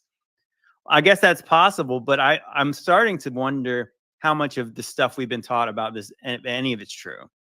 Because again, if there was this advanced civilization that was possibly already here, like what were we told about the things that were like, what are they correct about the things they're telling us? Because it's funny, even like when I was going to school, like in like grade school and stuff, everyone talked about Columbus being the first person to discover America, but there was always people saying, yeah, but the Vikings got here before he did. So even back in those days, it would almost be like the teacher would kind of say, a lot of people think the Vikings were here first. Now it's widely accepted that's true. Okay, so why were they ever pushing this false history? Because there was probably lots of information that was not true. So if they lied about that, I believe they lied about the whole idea of why was America named America. Amerigana Vespucci, literally they named it after some guy's first name, not even the first guy to come here. And again, you don't really discover a place that already exists, like there's people everywhere, right? I think that I remember hearing Tim Alberino back in the day, and he discussed the idea that no, America was named after Amaru Ka, the plumed serpent. He was what they called him in what we now call South America. He was their god, and of course he was their in Quetzalcoatl in North America. A lot of things about what we've been taught about this place just are not so. Like now I'm trying to peel back the layers, like how much could we have been lied to about that? But I mean, again, you didn't discover a place that has massive pyramids and people that actually have a civilization there. It's like, it's not, like what we're taught. And then we're supposed to believe that Columbus thought this was India. And then he started calling everyone Indians. And then so one day, I guess they figured out it was not India, but they still called them Indians after that. You know what I mean? Like there's one of those kind of things where you're like, we were taught a lot of dumb things, like Benjamin Franklin discovered electricity by flying a kite with a key on it. Isaac Newton discovered gravity by getting hit on the head with an apple. Like, it's almost like, wow, they taught us as kids, like mythologies, basically, that probably aren't true, in order to craft this narrative about you have this progression between colonization and then we improved and eventually you get to the Industrial Revolution, and then you have like the robber barons in this country and they're credited with building everything. Like the Freemasons are credited with building all these places, but it's like, you ever seen a Freemasonry lodge now? A recent one? They don't look like anything impressive. They don't look like they have much masonry skills. It's funny you say that. Where I live, about 45 minutes out of Seattle, in a smaller town, it's growing because everyone's leaving the cities and coming out to the country. So it's good and bad. But the little Masonry lodge where the Masons meet is probably the worst, ugliest building in the whole town. And in the other towns around it, it's the same thing. It's almost like this little windowless building. It's crazy. I was in Europe over the summer on our Mysteries of England tour to see Stonehenge and the ancient sites. but still, even touring through London, and we went to Paris, you see what looks like old world architecture, right? Mhm. Some massive buildings. There was a cathedral in Yes, the Salisbury. cathedrals. There was a cathedral in Salisbury, England. Mhm. It's a really cool town. It's not the biggest town. And I don't think this is even the biggest cathedral. Now, I'm there to see megaliths. So, like, I didn't think I was going to be blown away by a cathedral. When I saw this thing, I was dumbstruck at Mhm. the scale. I was dumbstruck at the scale. This thing was so massive. And I guess it is the largest spire in England. This thing was so massive, I was stopped in my tracks. And again, it brought me to these thoughts of this old world architecture that might not be as, megalithic, but how in the world are we not building anything like this that inspires? And in fact, in that cathedral, there was a quote that I took a picture of, and it said something about this cathedral was constructed to make even the worst of pagans want to worship, or Oh, something really? like that. The point is, it was meant to inspire and just Yeah. Mhm. dumbstruck you. You walk around, especially out here on the West Coast. Over there on the East Coast, you guys still have some cool old stuff in Virginia Mhm. and South Carolina. Over here, we have nothing like that. We have nothing that's old and even compares to what you've got on the East Coast. And it's crazy. You like go see these buildings that were built in the 60s and the 70s, and it's like it was built to do the reverse, Yeah. to depress you, right? Yes. Yeah. Actually, I saw years ago before I woke up. I saw a very interesting video about architecture, and it was basically just saying like what you described is that when you see certain types of buildings, Bro, Galveston got several old colonizer church/forts from when the colonizers first came. there is And the Masons settled Galveston. I had did a video on that. It's a Masonic graveyard. I'm going to go back and show everybody that. There's something about them. I mean, it's funny, like even like the feeling we get, and I don't know if this will sound kind of new agey, but it's like, like they talk about like the acoustics and the vibrations and the frequencies of these places, and you feel a certain way. But now that they talking about this, it make me think that these colonizers just came and lived in those buildings. They didn't build none of that. They didn't build none of that shit. They just came and lived in them and used them as forts. They never built that shit. I'm gonna have to look into that now.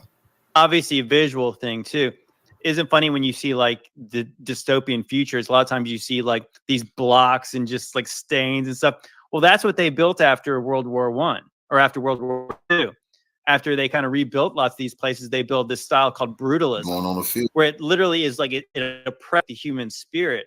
And then you see a place like, again, you're going through like a place in England, or maybe like something like a city like Paris, and there's something about it like saying, wow, we're capable of so much more than we are. And then you see these state buildings, almost like what you imagine be like East Berlin back before the wall fell down, of like, this is supposed to make me feel bad. It's supposed to make me feel oppressed. And it does. And it's like when you see like nice architecture, people want to restore those places and they want to make them nice. Like people gentrify certain parts, old buildings, because they have nice style to them. They have these features that they don't build them like they used to. And then you have things that were built like in the 60s. There's water stains. They look like garbage. And then people treat other people like garbage in these places. Everybody lives in these apartment buildings, these blocks, and it just looks ugly. And again, people's behavior is ugly in those places versus a place that looks classic and people want to aspire to be better. I thought about that, and I'm like, you know what? I never really could understand why I felt a certain way, but it all made sense in that way, that if you have an oppressive regime, they build these, because it's like everybody knows what looks good. Everyone, they'll try to say now all this is subjective, but it's like you know what looks good and what doesn't. I'm sure that everybody who's gone to like Washington, D.C. is impressed with the architecture. Go see something new they built there. It looks like, like everybody would objectively say that looks like garbage. And the funny thing I was thinking, I was literally just in Raleigh, North Carolina, and that's not obviously like DC, but it is to a certain extent. It's a much smaller version of it. And I thought, like, as somebody like me who's skeptical of things, all I want is some kind of an explanation. I want them to mention it. I want them to mention that they used to build better things, but they never, like you never get anybody in public admit that in the 1800s, for some reason, they built better things than we do today. Like if there was a reason why they could, and if anybody says money, we know they got the money printing machine and they build whatever they want. They don't mind throwing money down a hole these days. Back then, there was no Federal Reserve where they could not have just printed money. So they actually had to do it with whatever. I mean, we're told basically being more technologically advanced, we should be able to build the same things cheaper and faster. But that's not the case. And then that's when you really start to see how stupid some of this stuff is, when you see the 1-year timelines on these buildings. Like they built even like the Empire State Building, which is funny. To go back to what we're saying, Fort Jefferson, 16 million bricks. There's 10 million bricks in the Empire State Building. So just think for scale wise, like to think about that. Wow. So we're told that they built the Empire State Building in 1 year. How? Like, how could they do that back in like, I think it was like 1931 or something like that, like right around 1930. Like, how could they do that in 1 year then? And then you would imagine them, like everybody knows, have you ever seen them do road work in your town? How long does it take for them to fix roads? Why? Why does it take so long to do that stuff? I mean, it's like we've regressed in some kind of way. And that's why I said that's what leads me to believe that there was a peak of civilization at some point, and we're not there. We're on the downside of it because it feels like we're living in a place that was once better than this. That people were like, people were inspired to do these kind of things, and I think the only thing that makes sense is there must be something that's left out of the story. Didn't you do a video about a dam in Las Vegas area? Oh yeah, Hoover Dam. Go down that rabbit hole real quick. Well, that was funny. That was one of my first big videos, and it was like I literally was kind of on this kind of Art Deco kind of like, this is weird, all the symbolism here with all this angels and Greek gods and all this weird stuff. And I remember when I first saw that, I was like, man, it's really weird that they got those angels on that dam. Like, what is that? Like, again, you think about it, like, so this is like during the Great Depression, they decided to put these elaborate statues. You guys have never been there. There's a memorial over at the Hoover Dam, and yeah, I affectionately call them the Dam Angels. And so they're sitting on these blocks over at the Hoover Dam. Here's the crazy thing: the stats on the Hoover Dam is that like this is like it's got like more concrete than almost any place other than like one of the Great Pyramids. It's like how much weight and all this stuff. And I think Oscar James Hansen, the guy who was the sculptor who created the angels, he compared it to the Great Pyramid. Interesting. I just think it's interesting. A lot of people question what were the pyramids used for. Well, this guy's talking about a hydroelectric dam, and he's comparing it to the pyramids. Maybe that's the correlation. Maybe that the Great Pyramids for energy, as this thing is. So that being said, so what we're taught is that over 100 people lost their lives when they were building this dam. And that's when I was going down this rabbit hole, and it was funny because like I was doing all these videos about like symbolism and architecture, and somebody said, do the Hoover Dam. And I was like, well, the angels are weird, but I don't really know what it means. And so it's funny, like literally my video was kind of about like, I was literally, as I was making the video, I was kind of figuring it out. I was like, oh, let's do a little detective work. So did you guys know these angels were here? Let's see if we can figure out why. So they have this star map in front of them, very Freemasonry looking, kind of symbols on it. And they have like the constellations. And it turns out the star map actually was put there almost kind of like in the way that the Great Pyramids and things like that. They would have these astronomical markers where you could actually literally, somebody could say based on the alignment of the stars at that time, when it was built to the hour. I think it was dedicated on September 30th in 1936, I believe, at 9:30 a.m. Like literally, it says that on the map. And so, of course, it's got all of the constellations and stuff. It's got this one symbol called Thuban, and Thuban is like from the Draco constellation. Thuban is a Arabic word that means large serpent or dragon. And of course, I'm connecting. I'm like, oh, what? Large serpents, dragons, and angels. You guys making any connections here? You know, of course, as a Christian, you're like, there's one angel that was called the dragon. He was called the serpent. And the crazy part, so as I was going down, I was connecting all these symbols. There's this memorial plaque there that says that it's showing this guy and he's doing like this. And he's got wheat over his hands and he's kind of in the water. And it says, they died to make the desert bloom. And of course, at that time, I'm like, that's a weird phrase. Like, okay, so people died building this dam. But as somebody, as I mentioned, I'm in construction. I've worked on projects where people died. Nobody would ever make we would never talk about them like that. Like they had to die or this wouldn't get built.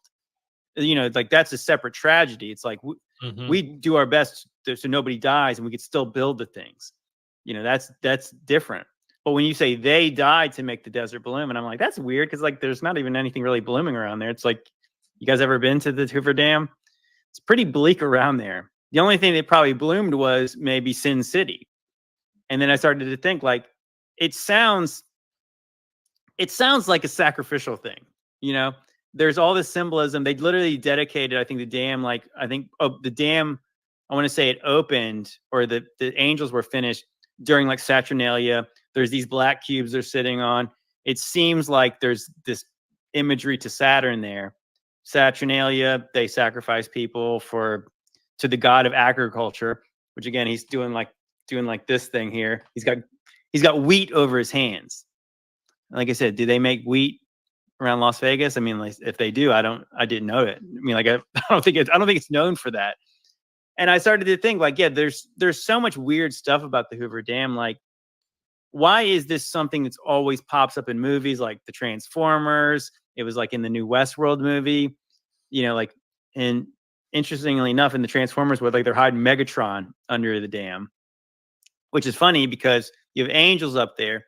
Megatron is very similar into like the book of Enoch. I think third Enoch, it mentions Enoch becomes Metatron, which is like an angel, the angel of death. He's like the head angel. You got Megatron there. Supposedly they're like reverse engineering him to get technology out of him. There's just something, I don't know what it is. And I said, I had so many videos talking about the Hoover Dam where it's like, there's something more happening at this place than just a hydroelectric dam. Even I finally just visited there, and unfortunately they actually supposedly they had to get rid of the star map, or they had to demo it and they were going to redo it because of like water damage. Now they don't even know anybody who can do it. Like literally they just jackhammered this thing up, threw it in a dumpster, and now they're not sure if they can finish it or not. And I'm starting to wonder like, wow, maybe they're trying to like, you know, in the same way, it's funny how with the Georgia Guidestones just got destroyed supposedly by like terrorists or something. And now they, you know, obviously they're never going to put those back. And some people might say that's a good thing because I don't think they represented anything good, but it's interesting like that the star map does kind of point to something else being there, maybe something more significant. And if they don't ever build it back, it does seem kind of like in the same way they demo a lot of these old buildings and remove statues. And it's like, are they trying to kind of like erase parts of history to potentially tell us a different tell future generations a different history? Sounds like you're saying, were these sites like the Hoover Dam, like the Star Fort, Fort Jefferson, were they repurposed or even, you know, rebuilt on top of far older ancient sites that might have been on ley lines, that might have, because that's kind of what I think of when I think of that Fort Jefferson again, way out in the middle of nowhere. Why that spot? Was that some kind of ley line that the ancients knew of? Was there something there? And did they build a later civilization build on top of it?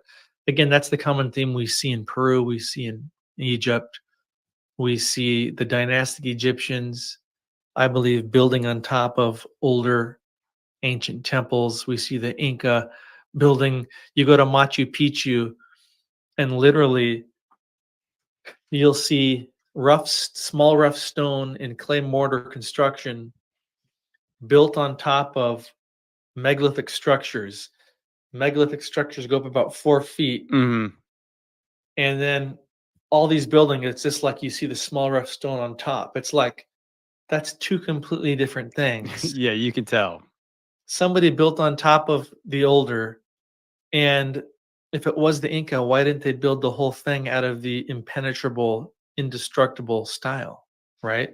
It's so obvious when you ask that question. You know why? Because they didn't. Like, right. But it's interesting that I just learned this factoid out just real recently. A good way to cover up stuff would be submerge them. And of course, when you actually look at, like, as you mentioned, so when they created the Hoover Dam, they created Lake Mead. And I can't remember. I once knew all the figures of it, but so much has been submerged by Lake Mead. And I learned there was a city, an Anasazi city. So the ancient Anasazi were natives to this land, supposedly, and were the Pueblo Indians and the Hopi Indians claimed to be related to them in some way. They're the ancestors. But the funny part, it was like when I actually learned what Anasazi meant, it just means ancient ones. And so who are the ancient ones? Well, nobody really knows. We just know they lived a time before here. And so when I know what everybody's picturing in their brains when they're saying there was a city under there, they're thinking like, oh, you're thinking of like mud huts and stuff like that. Well, if you go to the lakemead.gov site, it literally says that they had structures with up to 100 rooms in them. Okay, so now maybe you're picturing something different. Like, that's not a primitive society. That seems like an advanced. 100 rooms? That's a big building. And so that's under Lake Mead. And then you think about like all the stuff, even like I think they say like even now there's 250-ish, I think, sites attributed to the Anasazi. Now here's the crazy thing is, if you look up the stats, and I can't remember exactly what the stat worldwide was, but there's like 91,000 dams in the world.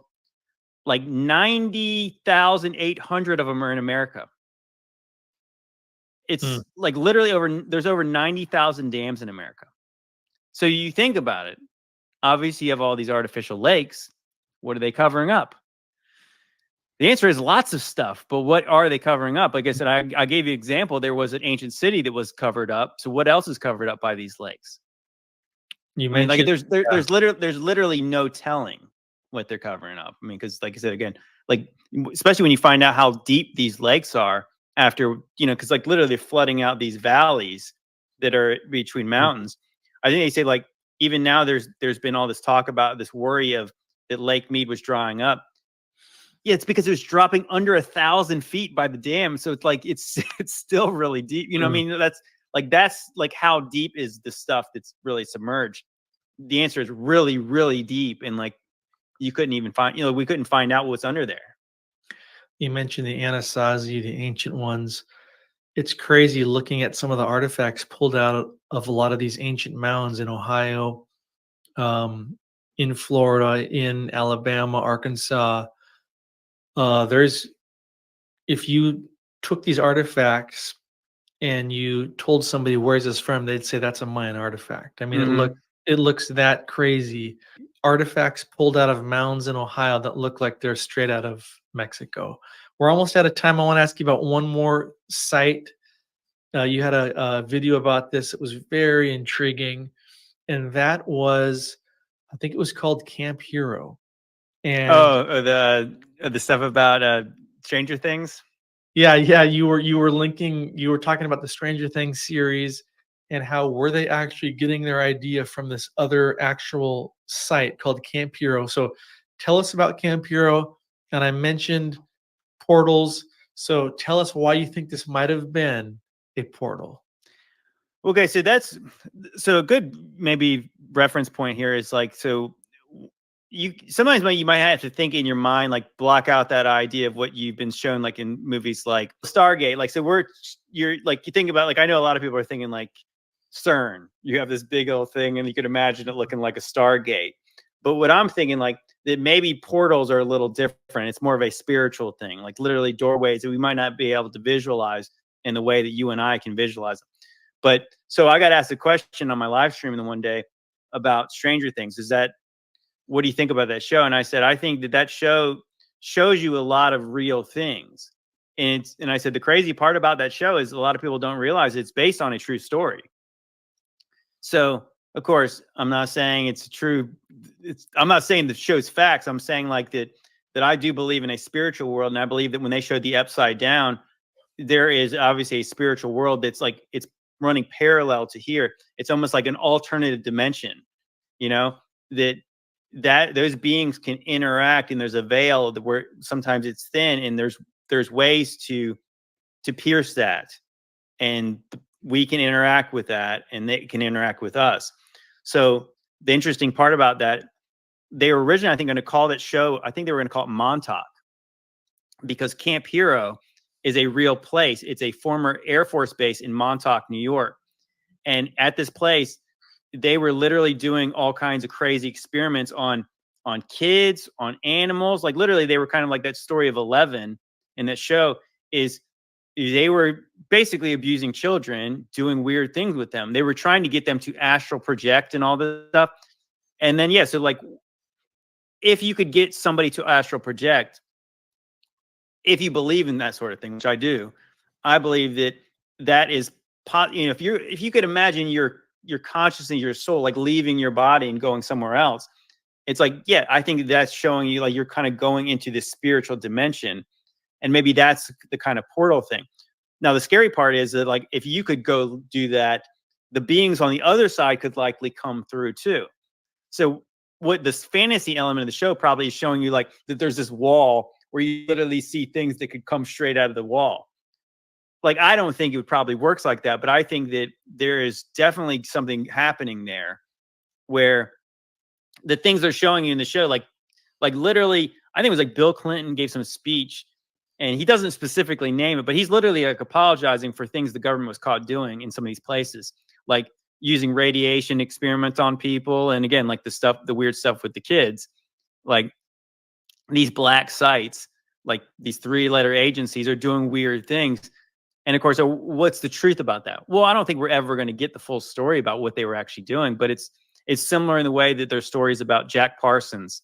Jack Parsons was, you know, the guy who was credited with creating JPL, which is like the things that power NASA's rockets. And he was like from like with it's funny, like you think about the story of like Iron Man and like Tony Stark, his dad's named Howard Stark. If you see like those Marvel shows, that guy's obviously patterned after Jack Parsons. Jack Parsons got the little mustache. He's got the slick back hair. He looks just like a Stark, or the Starks look just like him. And so he's credited with not only being a rocket scientist with no formal training, but what he was actually doing was he was like literally a Thelemite, who, if you don't know what that is, that's Aleister Crowley started this branch of like this Satanism, basically. And he was the Ordo Templis, something like that. They were basically a Thelema. And so like a Thelema was like a disciple of Aleister Crowley. And they were doing this thing called the Babylon Working, where they were trying to open up a portal to summon the Whore of Babylon. Now, that sounds like a conspiracy there until you look it up. And yeah, supposedly they were trying to open a portal through sun worship and all kinds of weird stuff. Like that happened. I mean, was the portal opened up? I don't know. I mean, of course, people, you know, some people say yes, some people say no, but I think that there is obviously something more where it's like that whole, you guys remember that first Thor movie when Thor is telling the one scientist, it's like, your ancestors called it magic, you call it science. He's like, where I come from, again, the thunder gods telling him they're one and the same. And so like the science is basically magic explained, you know, because if I never told you how I did the trick, it's magic. If I explain it to you, it's a scientific process. But I think that what they don't tell you is that at these black sites, they are one and the same. They're doing weird ritualistic things in order to get science. And that's what people wonder. It's like, so is that what they're doing over at CERN when they have literally it's built on the temple, like the property is where the temple of Apollyon was. Apollo. They got a Shiva statue. They do weird ritualistic things there with even with the Gothard Tunnel right there, where they have the most bizarre opening ceremony. They have Dark Matter Day there, literally on October 31st, when the veil's the thinnest. Weird things that they do, and you're like, well, that's weird if this is a scientific place. But again, there's examples of this all over the place. Is that how you really contact the other dimension, the other side? Yeah, if it was just a boring scientific machine that was, trying to slam particles together, why in the world do they have all the symbolism of this occult world? Yeah. Shiva, the god destroyer, massive statue out front. But then, yeah, even that ceremony that you just referenced that was, on video, what were they reenacting in that? The Gothard Tunnel one. I mean, obviously they have some kind of goat thing, and again, it's like that. I believe that biblically, and I think the Book of Enoch and stuff like that will back this up. Is like that. Like I think that goat deity is that Cernunnos? Is Cernunnos is likely almost he's kind of a parallel version of Pan. So Pan's the kind of the goat demon in the Greek and Roman mythology. And then you have biblically, you have Azazel, who's associated. He's the scapegoat. He's literally mentioned in the book of Leviticus. And then at CERN, you have kind of in that part of Europe, they had a being called Cernunnos, and he's basically the exact same, except for he's like a deer. That's the only difference is that instead of a goat, it's a deer. Yeah. And you're thinking is that why it's called CERN? Is it because of Cernunnos? And I think the answer is yes, because the things they did, again, we're kind of taught after the Age of Enlightenment, they realized all this mythology and religion was all made up. Well, why would a scientist ever want to be associated with that weird stuff? Again, I always ask the same question about NASA. It's okay, so why don't they name their rockets after the Apostle Paul? They're going to name it after Artemis and Apollo. Why, if we're kind of Western culture's kind of Christian, I think most people would admit. They wouldn't like to admit it, but it's true. So why wouldn't they name it after Moses or somebody like him? Then name it after Saturn or some kind of other, in case you guys didn't know, all the planets are named after deities from other religions. So it's why is there this association? Because you think if I was an atheist, I would want to have anything to do with religious symbols, real or false, the way you view them. But for some reason they do. And I think it's a good example of they're not telling you the full truth about this stuff. Interesting. Well, JT, thanks for your time. How can people follow you? I know we kind of already talked about your channels, but give us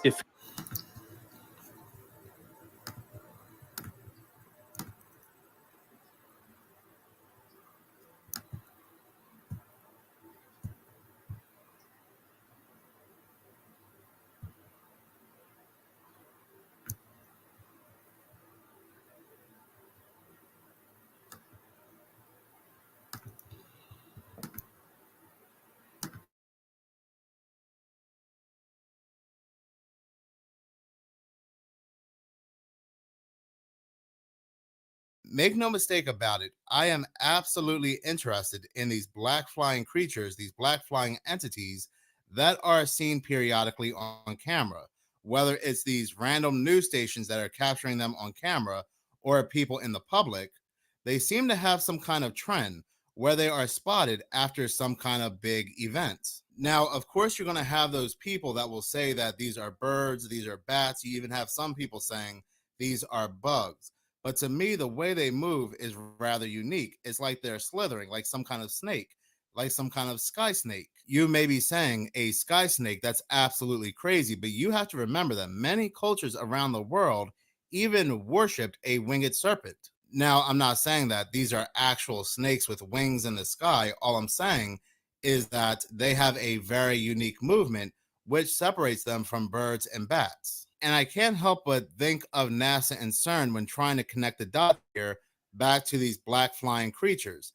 And I know I said in my previous video how there's this Iranian cleric that had said Israel is using genies, jinn, and demons to take care of their enemies. And this was said only one day before those missile strikes in Israel. But the thing is, these entities are seen all over the world. They're not just seen in Israel. They're also seen in the United States. One was also seen in Turkey. What was interesting about the one in Turkey is that one was seen directly after, or I think a few months after, their massive earthquake. And then we have one that was seen, yes, one was seen in Israel as well, the day or the day after the missile strikes. So these are seen all over the world. Maybe Israel does indeed have knowledge as to what these creatures are, but I wouldn't say it's just Israel, but many other world leaders, the powers that be in general around the world, have knowledge as to what these creatures are. And if these creatures are something normal, then I'm sure they have knowledge that something else does indeed exist. But I don't think they're normal. I don't think they're normal one bit. It's not a coincidence that they keep appearing every time there's a big event. One appeared during the solar eclipse, the April 8th solar eclipse. Then we had one appear in Texas during those very strange tornadoes, those cluster of tornadoes that people kept talking about. And then we had one appear after those earthquakes in Turkey. And then we had one appear after the missile strikes in Israel. So this can't be a coincidence. Like I said in that previous video, they work like some kind of reverse Mothman. They are not harbingers of doom, but they appear after, like I said, some kind of big event. And it doesn't have to be a disaster, but any place where, and somebody made a good point, they seem to appear in any place where there's a lot of fear. And I know there was not a disaster during the solar eclipse, but there was a lot of fear spread when it came to the solar eclipse. For whatever reason, I found that to be very bizarre. Many of us YouTubers, including myself, fell into this trap where we're talking about something big is going to happen during the solar eclipse, and I still think it did, but in a more ritualistic, occultic way.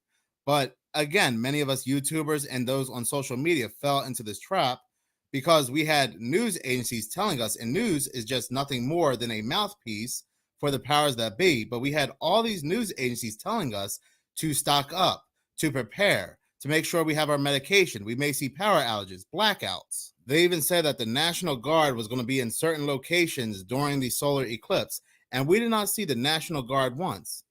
Then we even had a news agency say how there was going to be an earthquake during the solar eclipse.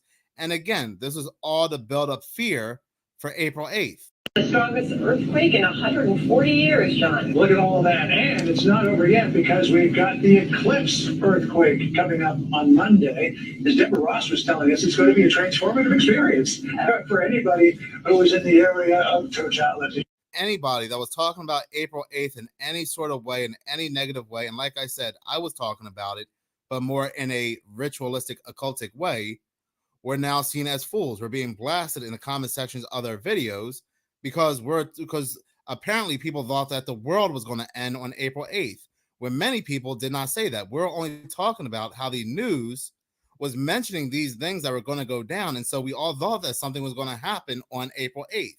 But again, it was to generate fear, to build up fear. So even though a major disaster did not occur on April 8th, there was still a lot of fear generated around the solar eclipse.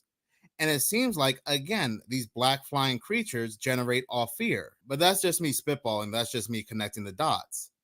And like I said, I connect those dots right back to CERN, right back to NASA. It's also not a coincidence that on April 8th, NASA had a project called APEP, or Apophis.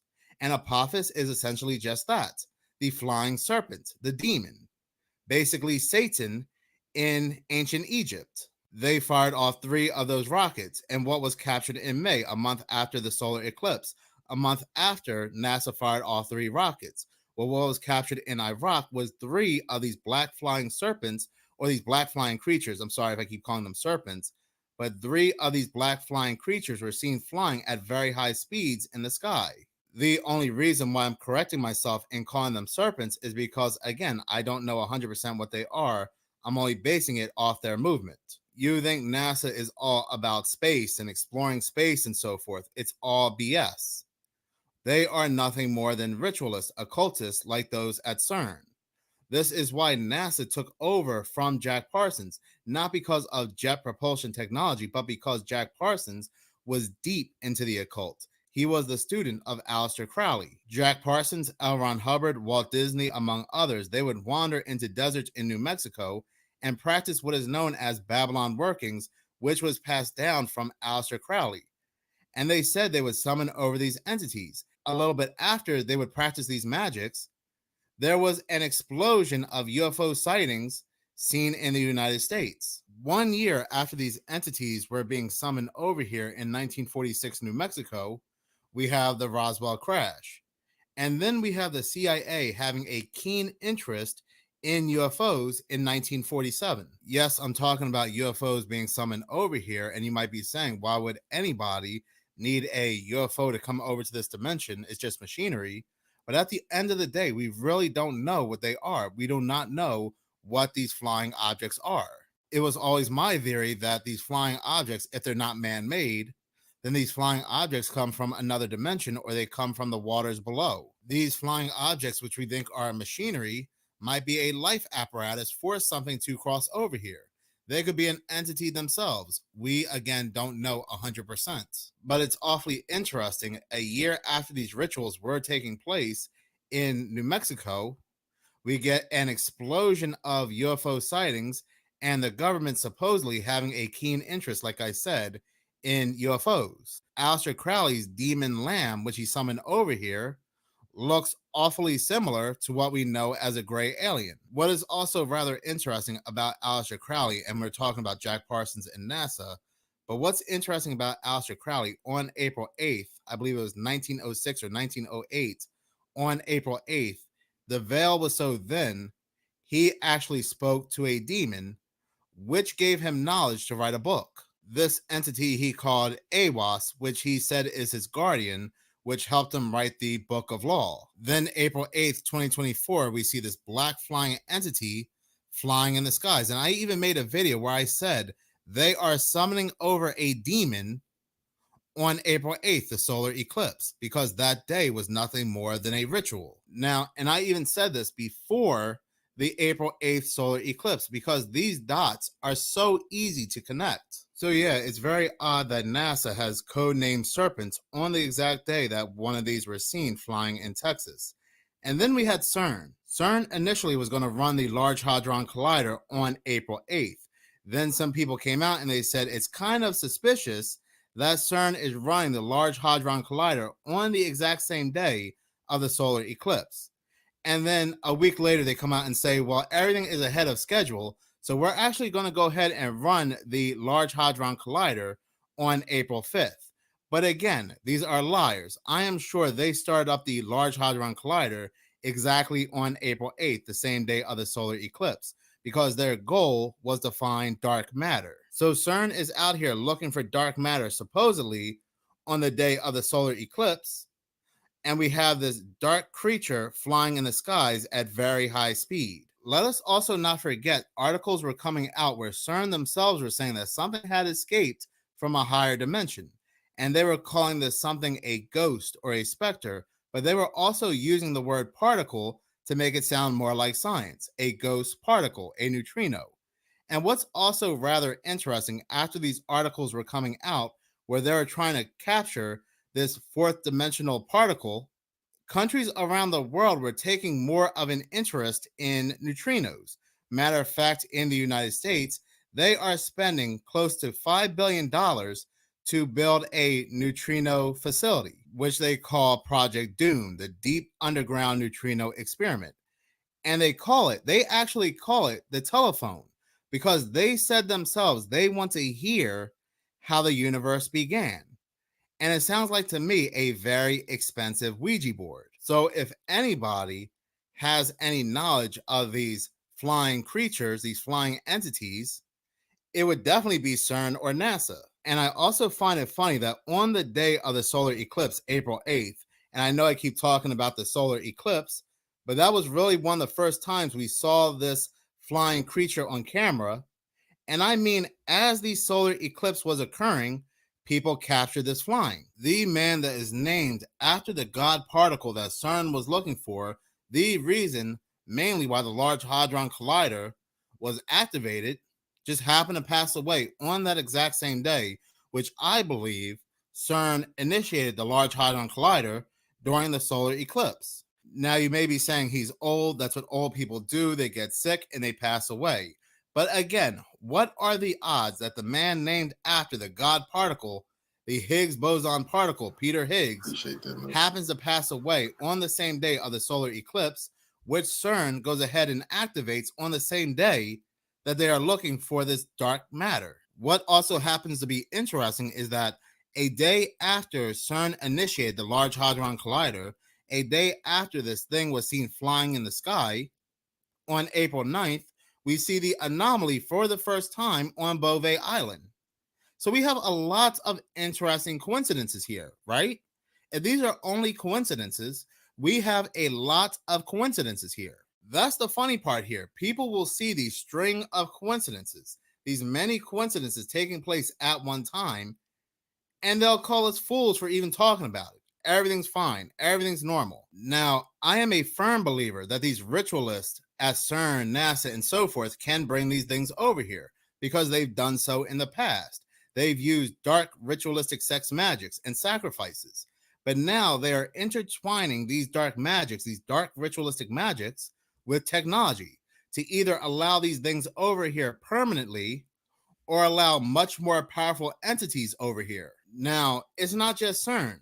It's also things like Fermilab here in the United States as well, because Fermilab came out and said they found the demon. They were thrilled. They were excited to have found the demon, which again, like CERN, they used the word particle to make it sound more like science.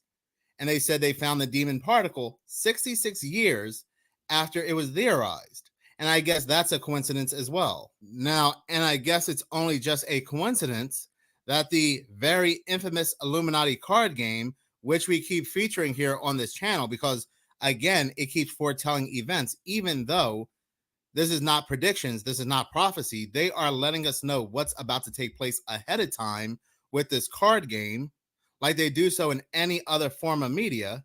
But one of the cards just happens to be Plague of Demons, where on the card they show us these black things flying in the sky. And the description happens to be even more interesting. It says, disaster. This is an instant attack to destroy any place except a huge one. You must spend an action from a magic group. Who are these magic groups? None other than CERN, NASA, and so forth. So again, it's a very interesting connection. But in any case, thank you so much. Go figure. Follow me.